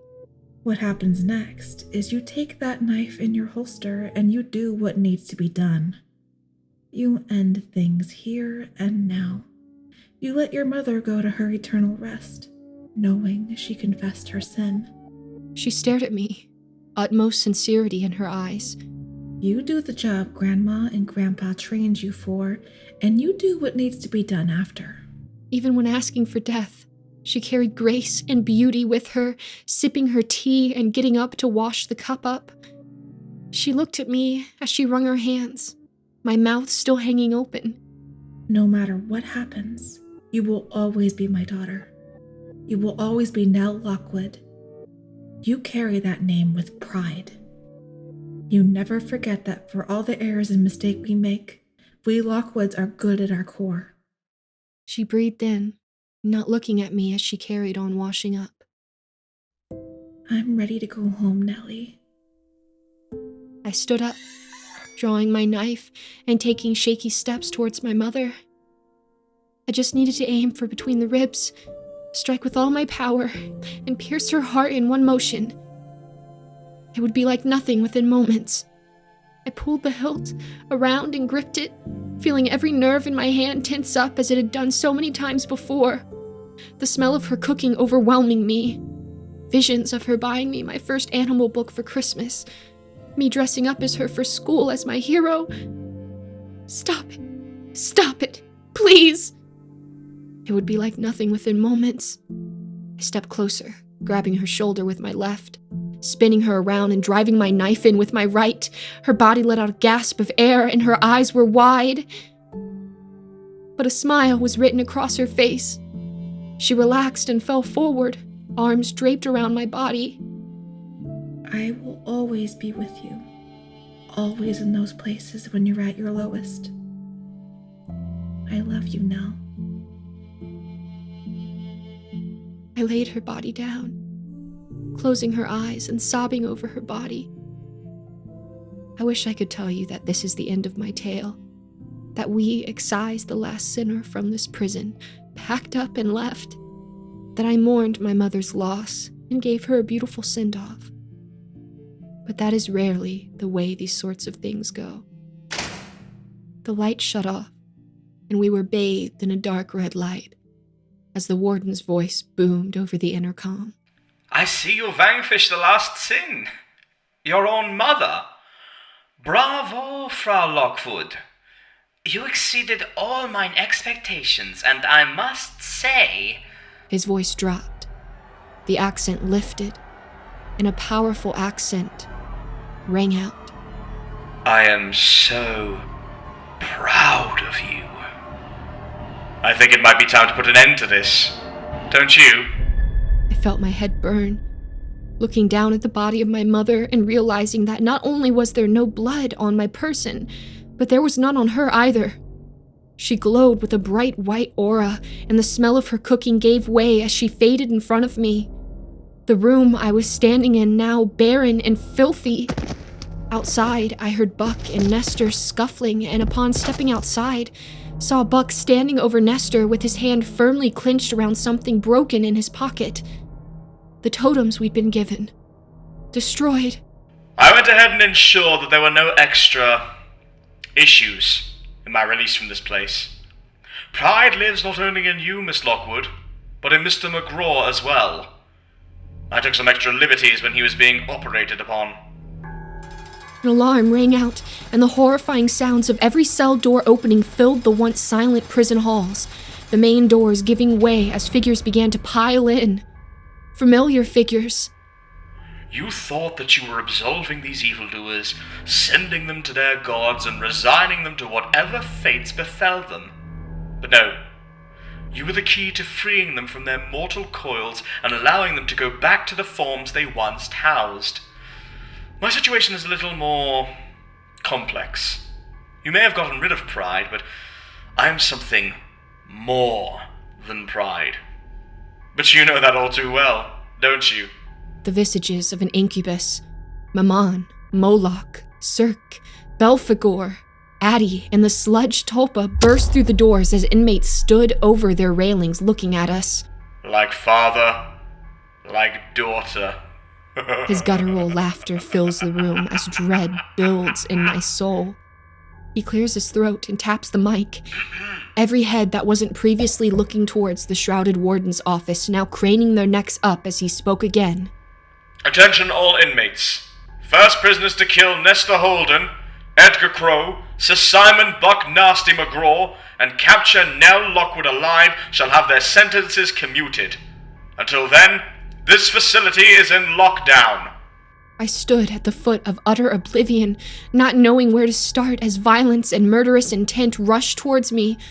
Buck still in a trance-like state and Nestor on the ground. This truly felt like the end. The mocking intonations of the All-Father raining down on me as he signed off. Piercing eyes and that all-too-familiar grin from my nightmares bore into my skull. Good luck, Nell. I'm already proud of you.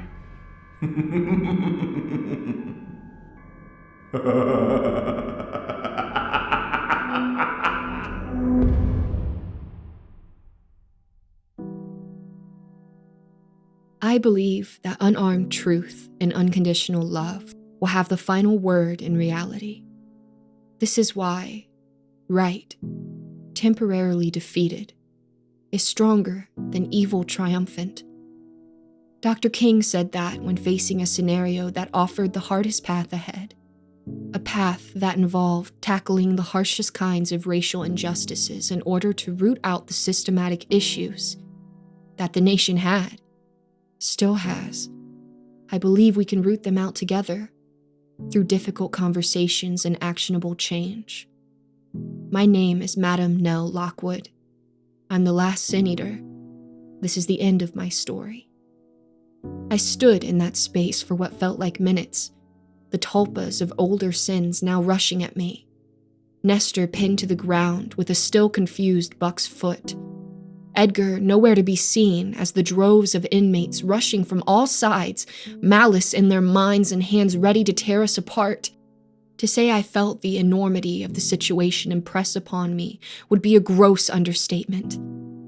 I pulled my knife out, my mind still swelling with questions on how my mother was here, only to fade, on the relation I had with the warden, aka the Allfather.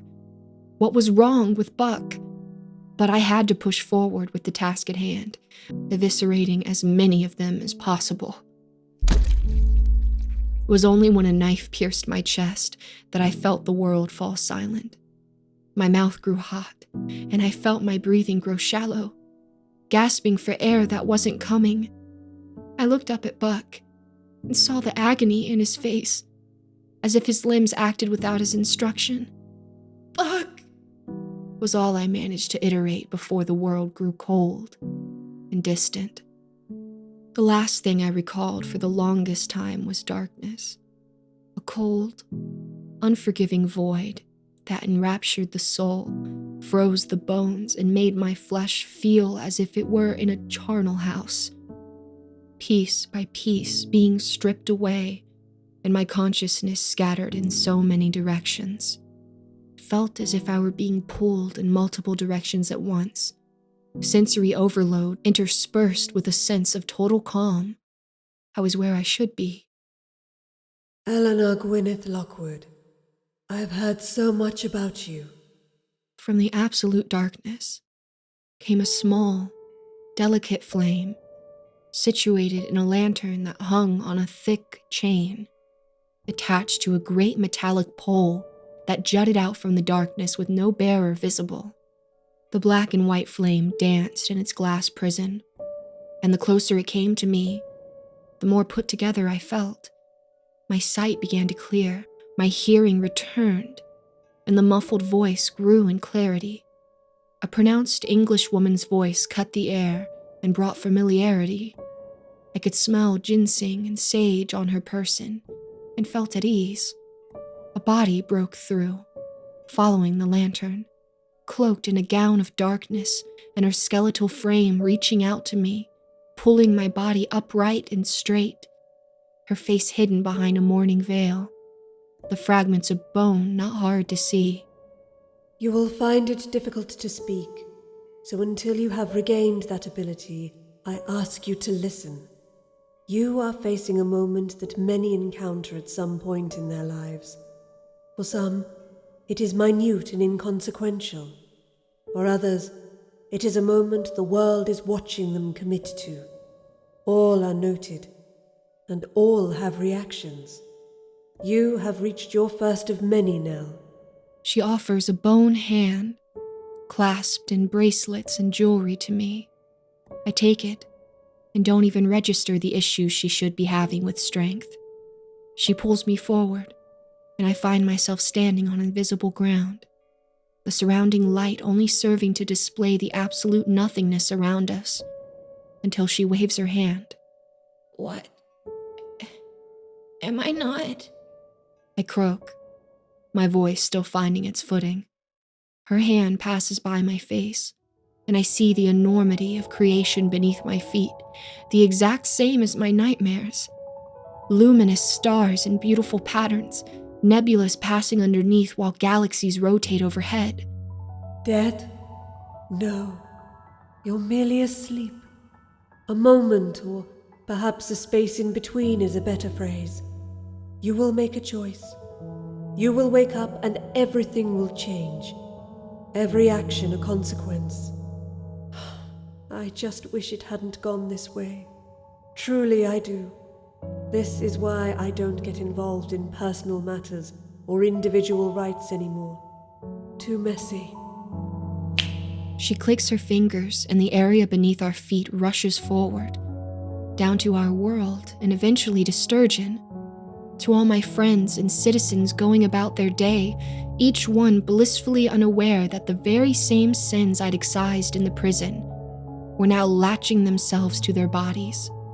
The sun steadily growing darker as the great calamity wraps around it, bathing the city in twilight. Should you falter here now, this is what will befall Sturgeon. What will befall every soul in due time with enough malice, rhetoric, and patience. The Allfather, Amos, he will not stop. None of them will. The unbounded shall take every soul they can until there is no more to take. Then she cast her head up to the visages of the 7 monstrosities obscured in the depths of the skies, eyes and mouths awash with glee as ascended humans willingly threw themselves into their gaping jaws, growing their strength. Eventually, they would form together and send a single arc of black light down to Sturgeon, obliterating it in seconds. My horror at the scene was only beaten by the grief I felt at so many lives snuffed out in an instant, a responsibility on my shoulders that I did not understand. Nothing. They will move on to their next destination and start all over again, as they have done for countless eons. This is what awaits them all if you are not able to make a choice. The right choice. The only choice. What is the offer? I asked, after a long pause. She kept her stare on the destruction below as she looked at her hands, the light of the lantern glowing brilliantly. A life for a life. A sacrifice to put the path in the direction it needs to go in. The scene shifted to the prison, to the carnage approaching us in slow motion, to Buck, standing over a confused Nestor with his eyes glazed. He was infected with a pride trigger. It shifts the perspective and pushes any good soul to terrible deeds. Yours seems to be in control, but Buck is too weak after his surgery. He will kill Nestor if I do not intervene. If you do not intervene. She turned to me, a weariness to her voice, her black cloak shimmering with the souls of so many countless individuals waiting to be ferried to the next life. Before I could reply, she clicks her fingers again, and a series of flashing images flitters in front of me. People I'd never met but had an inexplicable and deep bond with, flashed up, all of them dead, some with smiles on their faces, others gone in a flash, some talking of reuniting with the family they lost, some missing those they left behind, all of them giving their lives in pursuit of a better future. A future without Amos, without the unbounded. Why am I crying? I don't know these people. I don't understand. I felt the pain rush through my body, the first true pain I'd felt since I woke here. A pain insurmountably stronger than that of the physical, as if I were redoing the loss of my mother on repeat ad infinitum. Lady Death took my hand in hers, never taking her eyes off the slew of bodies laying and waiting for her and her emissaries to collect them. You will eventually now. she said softly, her dulcet tones ringing in my ears and pulling at my heartstrings, as if she shared every ounce of my grief. You will, and you'll be so thankful for it, so much better for it. These people will one day shape you, but it all starts here. As the image snaps back to Buck, I feel myself fall into that age-old adage of bargaining, knowing full well the futility in such an act. Send me back with your blessing, an imbued weapon, anything to take them down, and I swear I can protect him. I can get to the All-Father, and maybe if I do, the pride infection in Buck will go. A solemn acceptance is the hardest thing. I understand. If you feel you can, I will give you the chance. But my offer doesn't change. A life for a life. Be that the All-Father Amos or Buck's. It is not for me to decide, or to interfere. She hands me a cloth-wrapped weapon and places her hands over mine, the glow of her bracelets nearly blinding me. This is just a dream, but you will recall everything when you awaken. This will be with you as my guide. Look after him, will you? He's one of my favorites. Her bony smile, though hidden, is still visible. I don't know how a skull can mold its features, but I feel an overwhelming sense of ease as I wipe the tears away and smile. Everything grows blurry, and my body begins to ache once more, my chest throbbing and burning as the scene clears and fades from view. Thank you, my lady.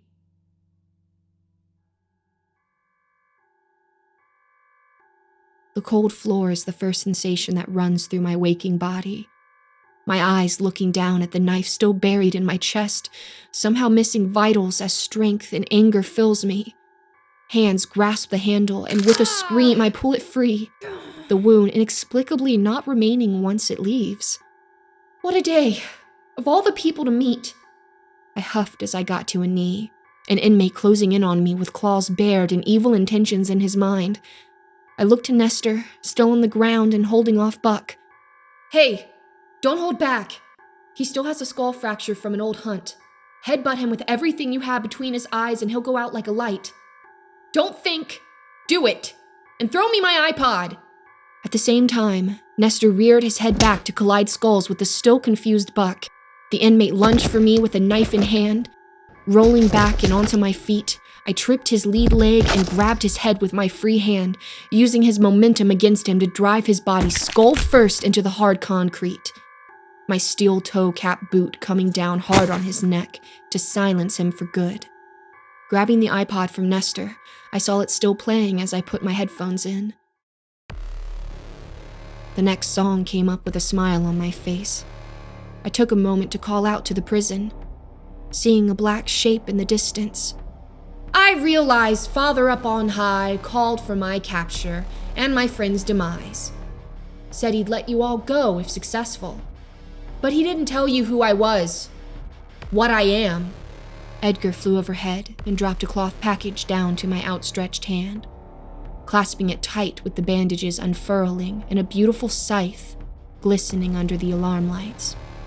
Nestor held out his arm for the tired corvid, as his other dragged Buck to the safety of an open cell, a smile on his face. I'm Nell fucking Lockwood, the last Sin Eater. And every one of you, twirling the scythe around towards them, confidence surging through me and meshing with a deep-seated fear, is about to be devoured. Shutting the world out of its screams, insults, and drivel was always something that I'd been adept at. But the remarks of racism, sexism, or general bigotry, I grew to become immune to them. Music and focus were hand in hand for me. I wish I could tell you that I acted in grace, that I was quick-witted and full of candor, but no. I devoured the sins of this prison, and I was embodying every single one of them as I struck inmate after inmate in my pursuit of keeping those I loved safe, as if Lady Death was watching and keeping score beside me. My lust for victory, my greed for competition, my envy of all those worthless fools who had already lost their chance at redemption, and not a care in the world beyond basic instincts. My sloth and the inability, deep down, to change anything meaningful and allowing this sickness to grow. My gluttony and just wanting more time with Buck and my mother, my pride in my abilities, and the sickness of knowing where my genetics sprung from. So many bodies rushed towards me, not the least bit deterred by my bravado or my threats. That's fine. I will reap every single one of them if it means I can save Buck. I don't care if it's 50, 100, or 10,000 souls I have to take. Not a single one of them is worth Buck. You can't save him. No, shut up. I can. I just need to take them all out. A flip over the tall one, turn and thrust to take his head off, and a torso of his friend, step aside from the incoming haymaker and rolling boot to his face. I could do this. I could. There's too many. You will grow tired. Fuck you! Stop it! Just stop it! I'm not willing to give in. A dozen more. Gone. This blade imbues me with the strength of 10 Nells. And yet, it still won't be good enough. The internal battle raged on as I chipped away at the sea of violent offenders. This crowd at one point overwhelming me and piling on top as their pressure threatened to take everything I had. Shit, Lady Death helped you out, huh? Well, guess this means I can take off the restraints. Nestor called out from above the pile of bodies. Memento Mori! In an instant, the bodies were thrown into the air and scattered in multiple directions. Some hanging over the railings 40 feet above us, others crumpled into a heap. As one larger man broke ranks and ran at me with a shiv, Nestor darted in front and with one uproarious kick to the man's neck, sent him hurtling into the concrete wall, smashing into it with such force that small cracks formed around him. Nestor looked bigger, tougher than he usually did. Arms beefier and standing a little taller. Edgar by his side and clearly larger. On Nestor's black-gloved hands were obsidian knuckle dusters, his legs covered in thick pads. A phrase I was told only to use if things got dire and a sign was given. Well, I guess this is it. You take care of Father Dearest. I got the riffraff. He threw another haymaker, and the crowd was knocked back like a tidal wave. Go! I'll join you when I can.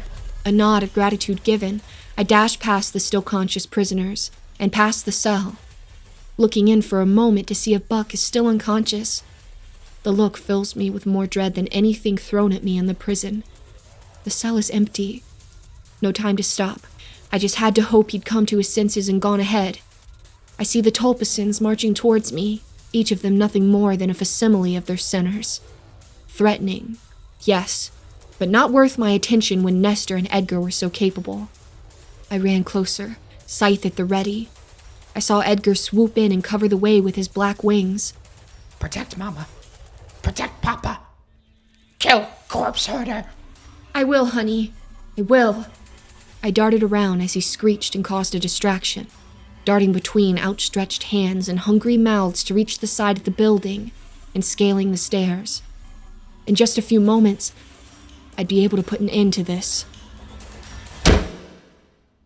Kicking open the doors to the warden's office, I was expecting immediate raised voices, a clash of blades, and a quick resolution. Naive, I know.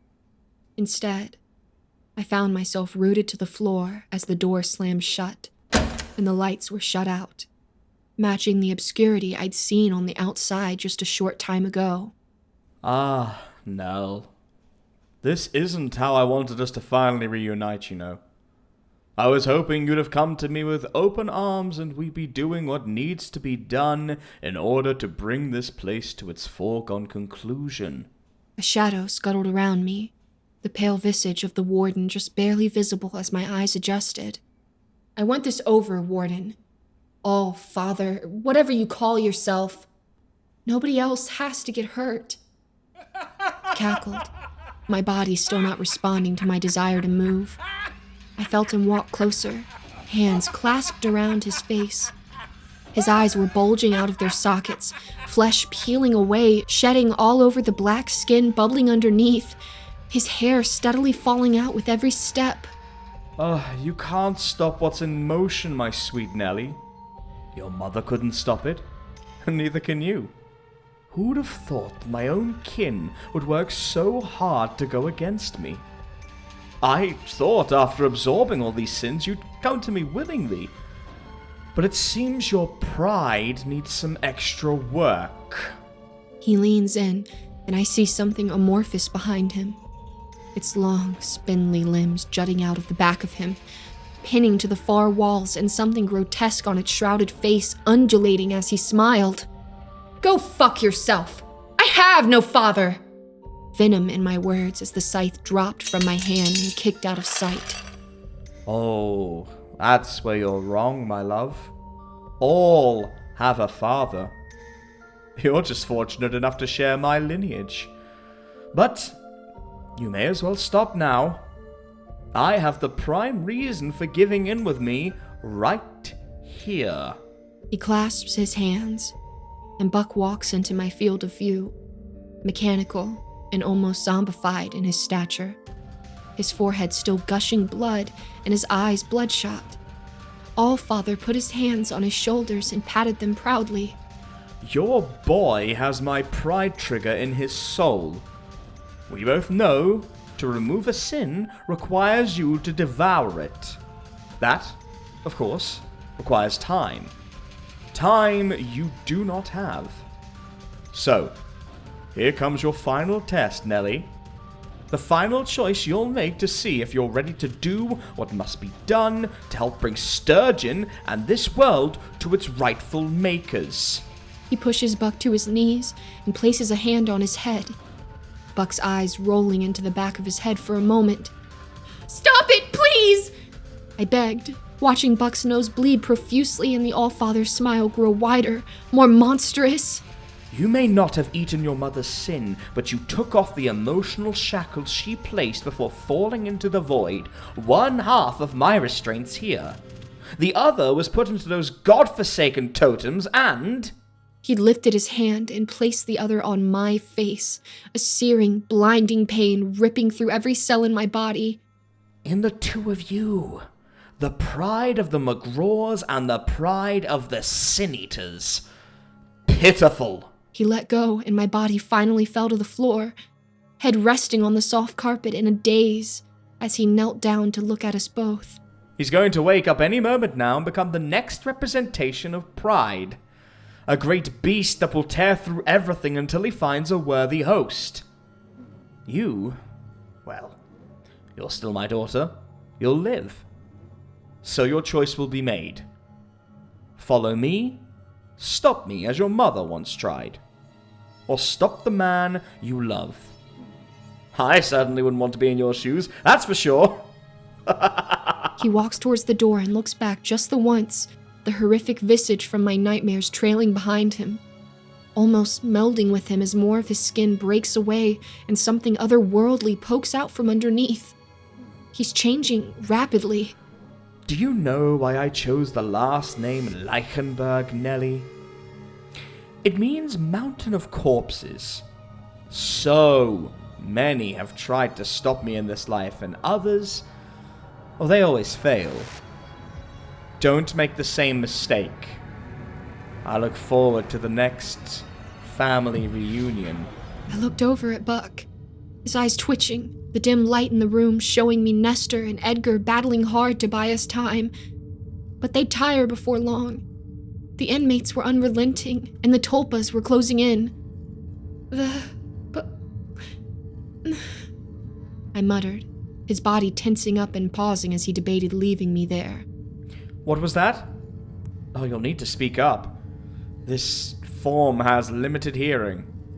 I'll join you if you help me up, I croaked, my shame overwhelming me. He shook in place, almost giddy. You're not lying. I can tell. Well, far be it from me to deny my brightest daughter. Nothing like your siblings, that's for sure. Come, let me help you to your feet. He picked me up and embraced me, a deep, loving hug, as I could smell the decay on him. rot, and sulfur, with a meal of mushrooms and fruit manifesting near him in a golden bowl. Oh, I am so proud of you, Nellie. I'd hoped you'd see sense and you'll be overjoyed to be there for the ascension. There won't be one, Father. Pulling my serrated blade from my holster, I dug it into his back once, the wind exhaling from him as I held him close. His arms flailed, and he scratched at me to get away as I soothed him. A few seconds passed before I pulled it out and slashed his throat. He gurgled for a second before black blood left his neck, and he clutched wildly at anything in the room for support. I walked past him to the bowl and began devouring the decadent fruit. Ganache, cake, and mushrooms. I ate them with speed as his eyes widened and he pointed to me with a shaky finger. Pride comes before a fall. He cackled, his body slumping to the floor, face down and motionless. He was dead. I rushed to Buck to pull him up, away from the body and to the entrance, begging him to open his eyes. "Hey, Buck! Honey, you gotta open your eyes, please!" I had his head in my lap as we sat against the open door, hoping he'd just open his eyes once more. "I beat the odds. We can go home. You just need to..." I stopped mid-sentence, a cracking sound coming from the spot where Allfather laid. His back hunches over and his skin continues to blacken and flake. He was changing, like a chrysalis. You can't always win, Nell. I looked down and saw Buck, eyes open and full of fear, my hand stroking his hair softly as fear, rather than relief, mounted in me. Something is wrong within me. Whatever the hell the warden did to me, it's screaming in my brain, and I can't. His fists were clenched, and he bit his lip until it bled. He was resisting with everything he had. Oh, Buck, not like this, please." The body continued to writhe, slowly losing its hue and cracking. We had minutes at most. Flesh. Prison. The distorted voice called, something unholy breaking away from the skin. I felt my anxiety mount, Buck starting to thrash at the mere calling of its voice like a moth to an evil flame. Buck stopped thrashing and his pupils dilated, coming to his senses again. I need you to do something for me, Nell.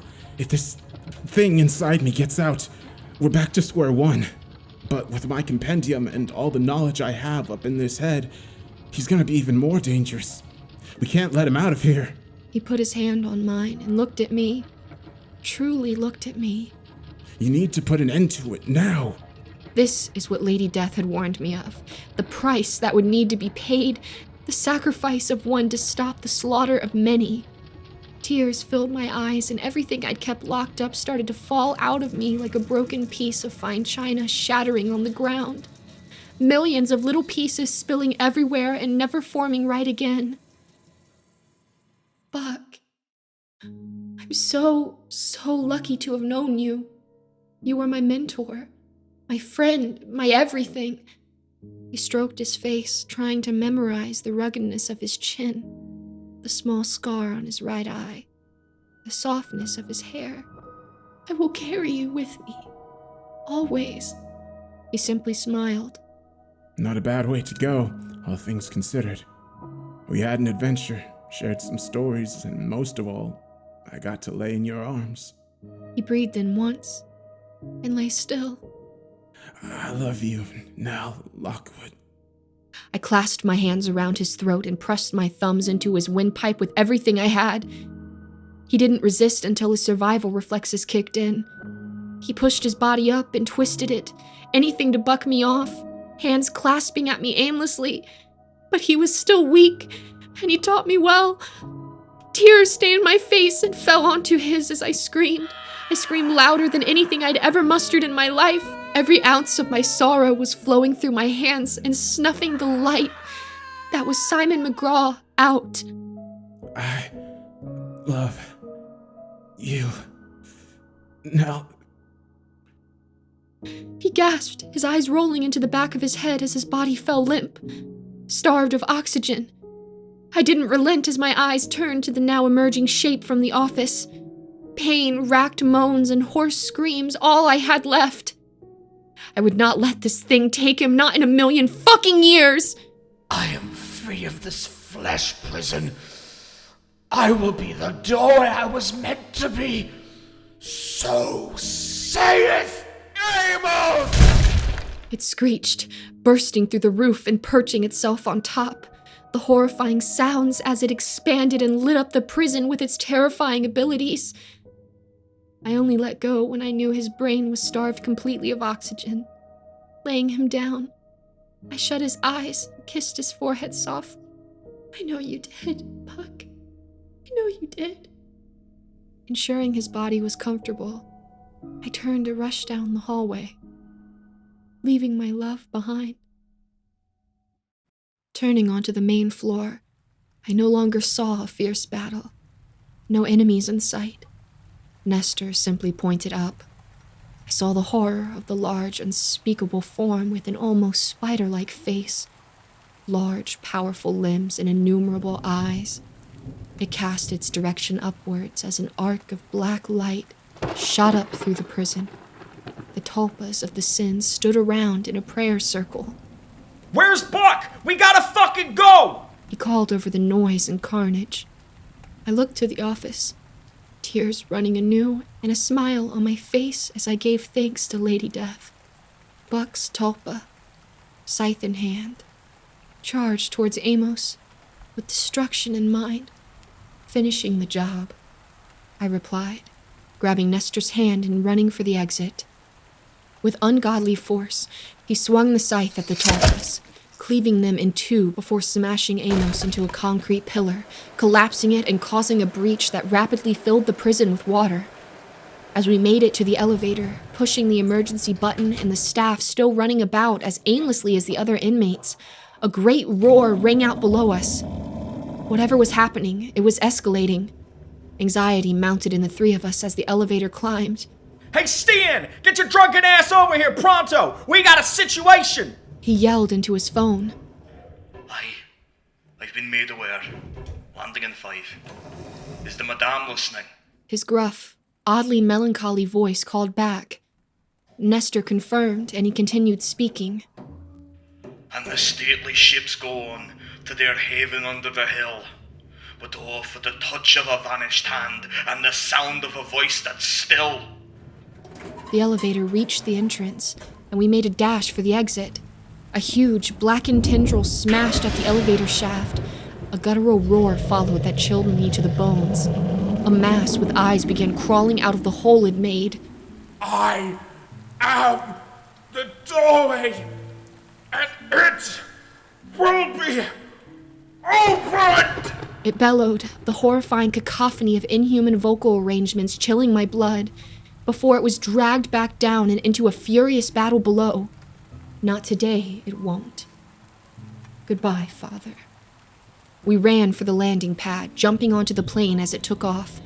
The scene of Tempestra prison filling with water and a raging storm around it fitting the destructive nature the Institute had wrought on us all. Break, break, break at the foot of thy crags, O sea! Stian called out as we made distance. As the structure sunk beneath the sea, thick light shone out from underneath, as if a depth charge had gone off. The entire building sinking into a huge whirlpool as lightning and high waves engulfed the area. Stian finished his somber poem, with some of the most appropriate lines I'd ever heard. But the tender grace of a day that is dead will never come back to me.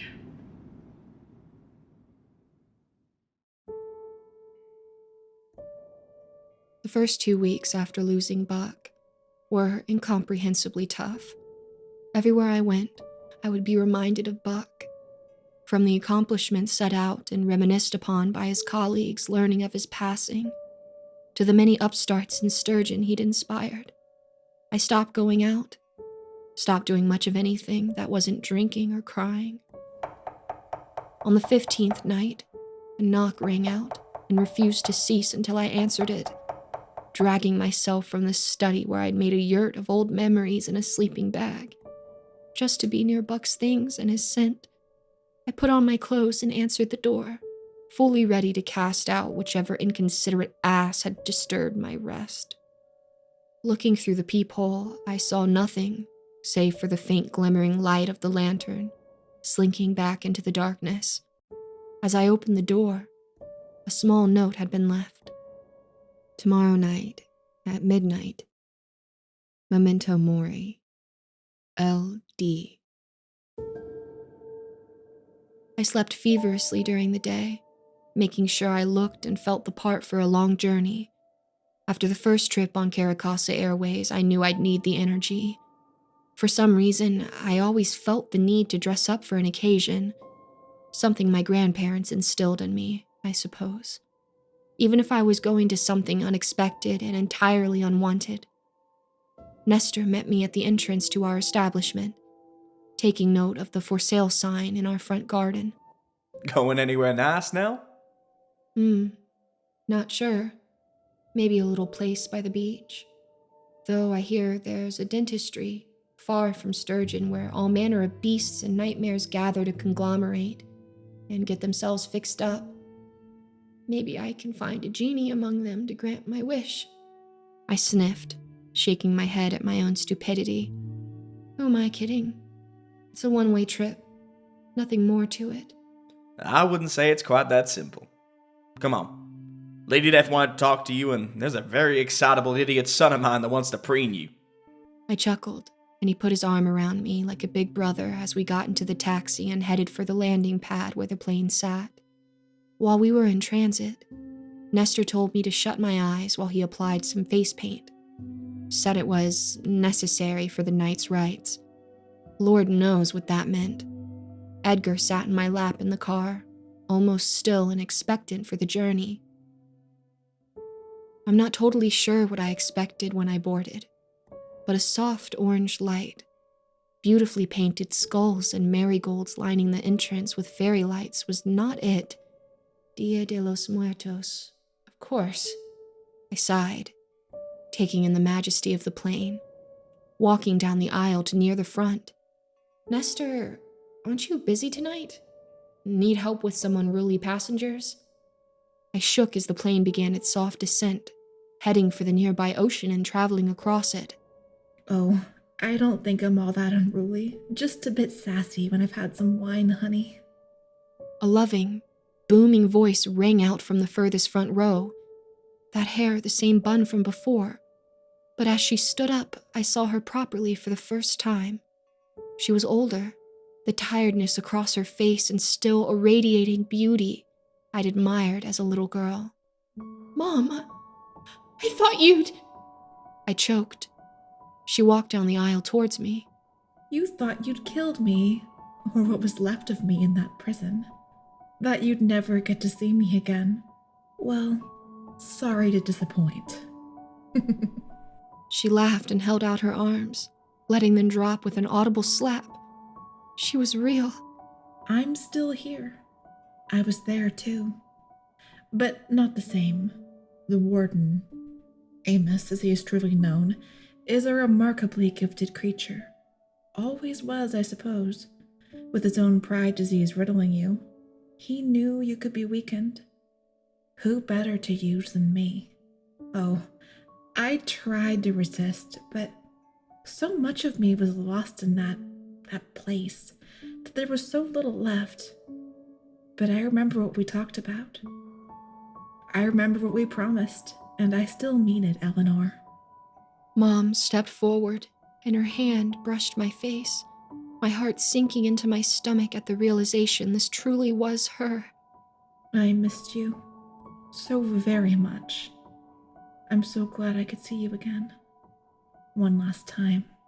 Words failed me spectacularly, and when looking at myself in the mirror, I saw the skull makeup adorning my face. I turned and hugged my mother with everything I had, nestling myself in her and invoking these securities long lost from my childhood. I owed you a courtesy and a favor, Nell. I keep my word. Always. A soft, alluring voice called from the cockpit, stepping out of the shadows, a long gloved arm holding a flame in her hand, was Lady Death. No longer a skeletal figure, but instead a beautiful young woman, her face hidden behind intricate skull makeup, an alluring figure that hugged tightly to her frame as she walked towards us, Mom parting with me to let her pass. You fought for so long. You were owed a kindness. But I must admit to something. She gestured for me to take a seat opposite her, and I obliged. There's a reason Nestor and Edgar were tasked with assisting us. Wasn't there? I asked. Speaking plainly was all I had left at this stage. She nodded, and the flame opened to show the same deaths of those I didn't know but somehow loved. You changed the cycle in ways I cannot fully foresee, but so much lays ahead of you now as the guide. Your path will be a difficult one, Nell. It is owed to you as the daughter of the Unbounded to know this before you embark on it. She takes in a breath and shakes her head as the images in the flame shift again. So many cycles in so many places, all of which you will come to know, directly or indirectly, as their guide. A bar between spaces, a hotel of alternate worlds, a mortuary that dissects anomalies and scourges, an estate with prophetic tarot cards, a home to childhood secrets in static, a battleground of nightmares, and then... I see an older me, standing in front of a creature of bone and malice, shrouded in locusts and charging towards me with my arms outstretched. Death. You bring the cycle and you go out with it. Great change goes through you now. I gulped, unease settling in but unsure of how to even process it, my head feeling foggy. Is that the end of me? There, in that pit? I clutch at my skull as it burns. You cannot retain what I show you. This is a kindness I offer you that you will hold in your subconscious, only coming to the surface when your time nears. To what end you are dead, I cannot say. But when you are close, you will know. I wanted you to know this path before you set off on it, and to give you an easier start. Memento mori, Nell Lockwood. Nobody does it alone. As if on cue, I heard the trudging of steps from the lower level, and the unmistakable frame of Buck, the glimmer of the moonlight cascading down on the ocean and refracting through the windows, basking him in a glow that made him look downright radiant. He smiled. I smiled. The simplest exchange imaginable. Then we ran towards each other and kissed. The kind of kiss that comes along once in a lifetime. A first-time kiss with someone you'd known and loved for years. And I do kiss at a wedding, where one of the participants has a limited time. And I'll see you soon kiss, when you know it's not possible. A kiss that steals as many moments as it takes. I told you it'd all work out, didn't I? He said, grinning, eyes glistening with light. I got my tulpa, grabbed the scythe. Thanks, LD. Smashed those weirdos in the next dimension, and poof, here I am. Buck Nasty McGraw. You still live up to your name even in death, don't you? I pressed my head against his, laughing at first, but then breaking into tears. This is really it, isn't it?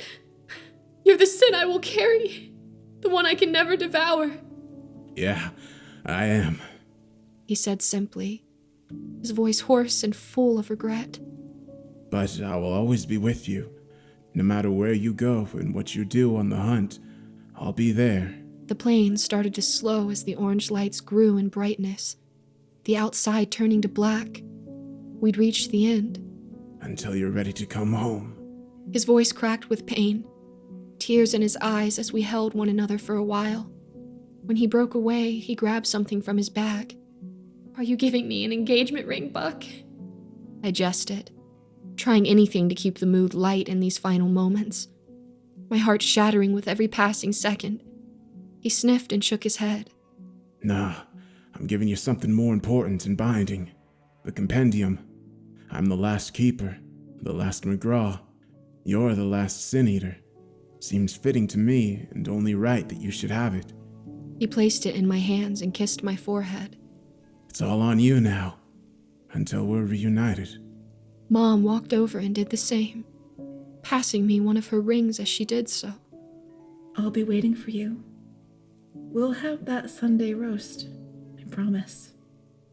I stood there, unable to do anything as they walked to the exit, Lady Death standing by to place the wreaths of magnolia flowers around their wrists and whisper something in their ear, kissing them on the cheek as they passed over. The blinding light filled the front of the plane, but neither of them seemed deterred as they smiled. My last image of Buck and my mom walking off the threshold, that of pure joy. 4 words escaping Buck's lips before the door closed, and I bid goodbye to the 2 most important people in my life. Oh, I'm finally home.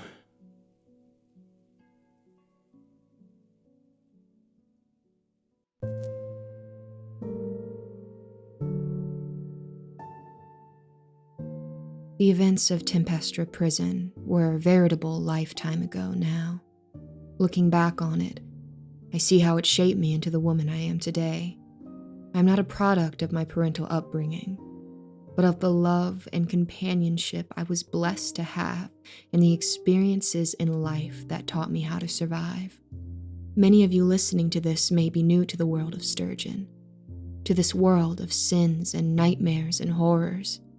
But for some of you, this world has been on display for a while through the bar between spaces, the tortoise with strange abilities, the strange TV channel lurking beneath the static, and the tournament of nightmares where everything changed. I won't lie to you, it doesn't get any better as time goes on, but you must keep listening. Keep reading and arming yourself with the knowledge to put a stop to the frightening terrors inside and outside of my city. You need to know everything before we reach the end. This cycle that Amos, my all-father, mentioned. It's a binding ritual. Someone forgets, someone regrets. This is always a search, a quest, a struggle, a battle, a reveal and a loss. It doesn't stop.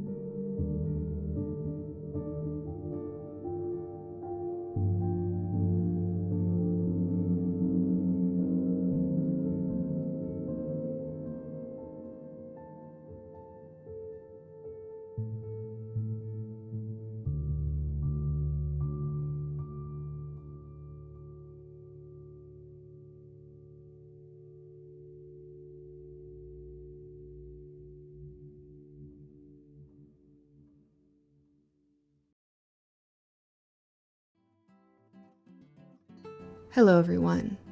People that have been watching my channel for a long time will recognize what this little portion is. I used to do what I would call Rom's book club at the end of long videos or long series, where I would sit down after I finished the story and talk about what it was like to make it, what it was like to do the sound design, the voice acting, if I liked the story, parts I disliked, and people seemed to really like it. So with how large this story was, I decided that this was probably a good time to bring it back. There's so much I have to say about this series. It took a really long time to complete. I'd been working on it for almost 2 months straight. I was bedridden because of kidney issues, and then I came back for a little while and just didn't feel like tackling this giant project yet. Put out 2 or 3 stories, and then about a week and a half, maybe 2 weeks ago, I decided I would finally finish this. I would just do it all, just get it all done. At that point, 2 weeks ago when I started, I only had about the first 4 parts recorded from before I got sick. So I had a lot of work ahead of me. I had to still record over 3 hours of audio. Actually, I think it ended up being a little more than that. And I ended up having to get together all the lines that people had sent me that I had no idea where they were because they were from months ago. And it was stressful, but I did it, and I'm so happy with how it came out. I think it was so worth it. I absolutely love the author, TJ Lee. I've done a couple of his other stories. I actually have a playlist on my channel you can find that'll say all stories I've done by TJ Lee if you want to hear his other works I've done. But I worked very closely with him. We're good friends, so I was always messaging him on Discord. Hey, do you like this? Do you like that? And this is probably a good time to mention just the absolute craziness that was figuring out who was voicing who. This story has so many characters, and it's just me doing this for fun with like a couple of my friends. So we had to figure out how to take this story with, I don't know, 12, 13 characters. There's a lot of different characters, including all the sins, and make everyone sound different.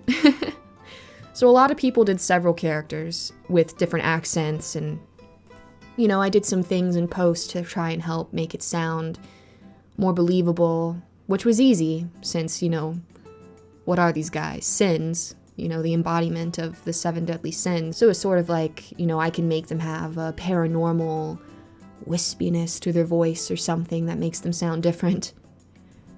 Yeah, so TJ actually played like 5 characters. He played the warden. He graced us with his beautiful German accent and his English accent for Serol. Oh my gosh, blew me away. That was probably my favorite performance other than Lady Death of the whole series. Serol Monk's the avatar of Gluttony. I love the accent so much. And then Lady Death was actually someone I'd never worked with before named Erica. And she's obviously a professional, she's not just a little hobbyist like me. She sounded so amazing. I can't even applaud her enough.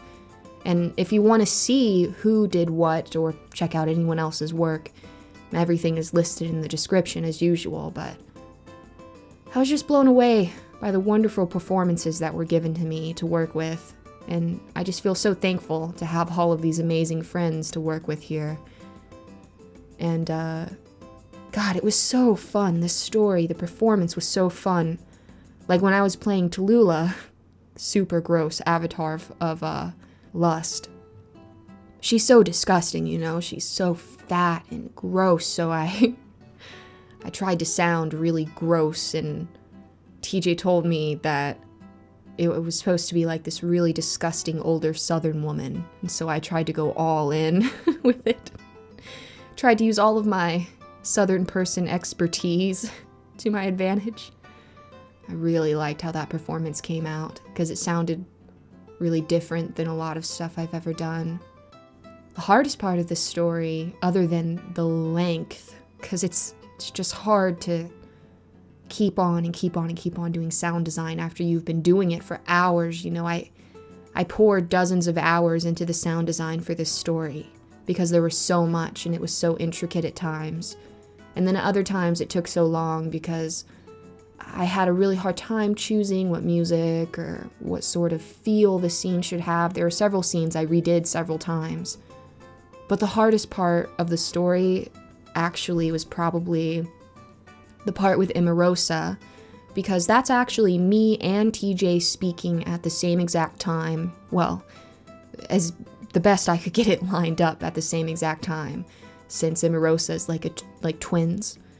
And I love how it turned out, but it took so long. TJ sent me his lines, and then I had to listen to them and try to emulate them to the best of my ability, and also crossfade our lines for when the other twin would take control. It was really complicated. It took such a long time. But, you know, it was so fun though. Having all of these different characters to work with were so fun. I also played the avatar of Sloth, and she was really fun because she just sounded like she didn't give a shit. It's fun to do performances like that where you have a particular thing you're supposed to focus on. You're not just supposed to sound like a normal person. Like with Tulula, sounding like a gross, like crazy, obese, disgusting woman. And I had to figure out, how do I make myself sound like a 400-pound goblin person? Or how do I make myself sound like I really don't give a shit about anything the other person's saying because I'm the avatar of Sloth? I'm also excited because this is one of the first stories I've ever done that has a book attached to it. The only other one I've done that has a little book with it was the hospital series. The hospital I work at has some very strange rules. That ended up being released as a book as well, so that's always exciting for me because it feels like I've done something really cool. Like, there's a book coming out for it, and I can't wait to get my hands on it. I'm definitely going to get a signed copy, and if you guys want to pick up a copy of the book, you know, I'm sure it said it at the beginning of the video. You can check in the description, it'll be linked. There's also going to be some differences in the book, of course, because, you know, I'm not Welsh, like Nell actually is. She's British, and I'm obviously not, but since this is a hobby channel and, you know, I'm doing this for fun with my friend TJ as the author, he was okay with letting me, you know, play her as an American.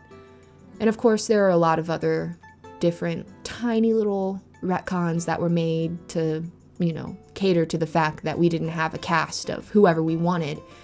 In a perfect world, I wouldn't have played Nell at all, and Nell's mom would have been played by Black British actresses, and maybe if this story ever gets picked up to become something else, I'm sure that they'll bring it to life with its full splendor like that, but we may do the best we could, and I think that despite the fact that this story is just this little thing that I decided to do for fun, that came out really nice.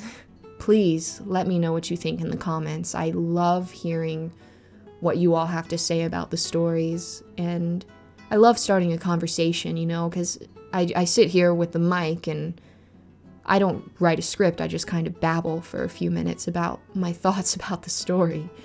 So having your insight to bounce around in the comments is always really fun. Overall, I'm just glad it's over. TJ, I love you so much, but God, it was long. And you knew it was long when you gave it to me. You were like, Rom, this is gonna be terrible. I was like, I know, but I have to do it. It's such a good story. And I love Nell so much. I love her character. Gosh, right now, the story is rendering. And it's been rendering for about an hour. And it's probably gonna keep rendering for the rest of the day for like 16 more hours or something. And then I have to render it again to get that pretty little visualizer that you all like so much. And that'll take a lot longer, but at least it's done, and soon I'll be able to see what you all think. Thank you to everyone that listened all the way through. Please let me know your thoughts in the comments. Let me know what you thought of the story, of Nell and her journey, and keep an eye out for more. This is part of an expanded universe, including the spaces in between, the bar series that the Dark Somnium did on his channel.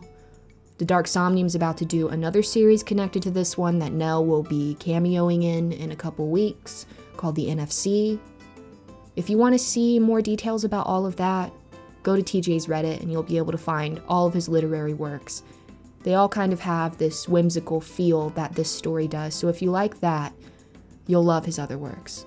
And I might have some coming again someday. Until then, I hope y'all had a fantastic time listening to the story, and I'll see you next time, everybody. Bye.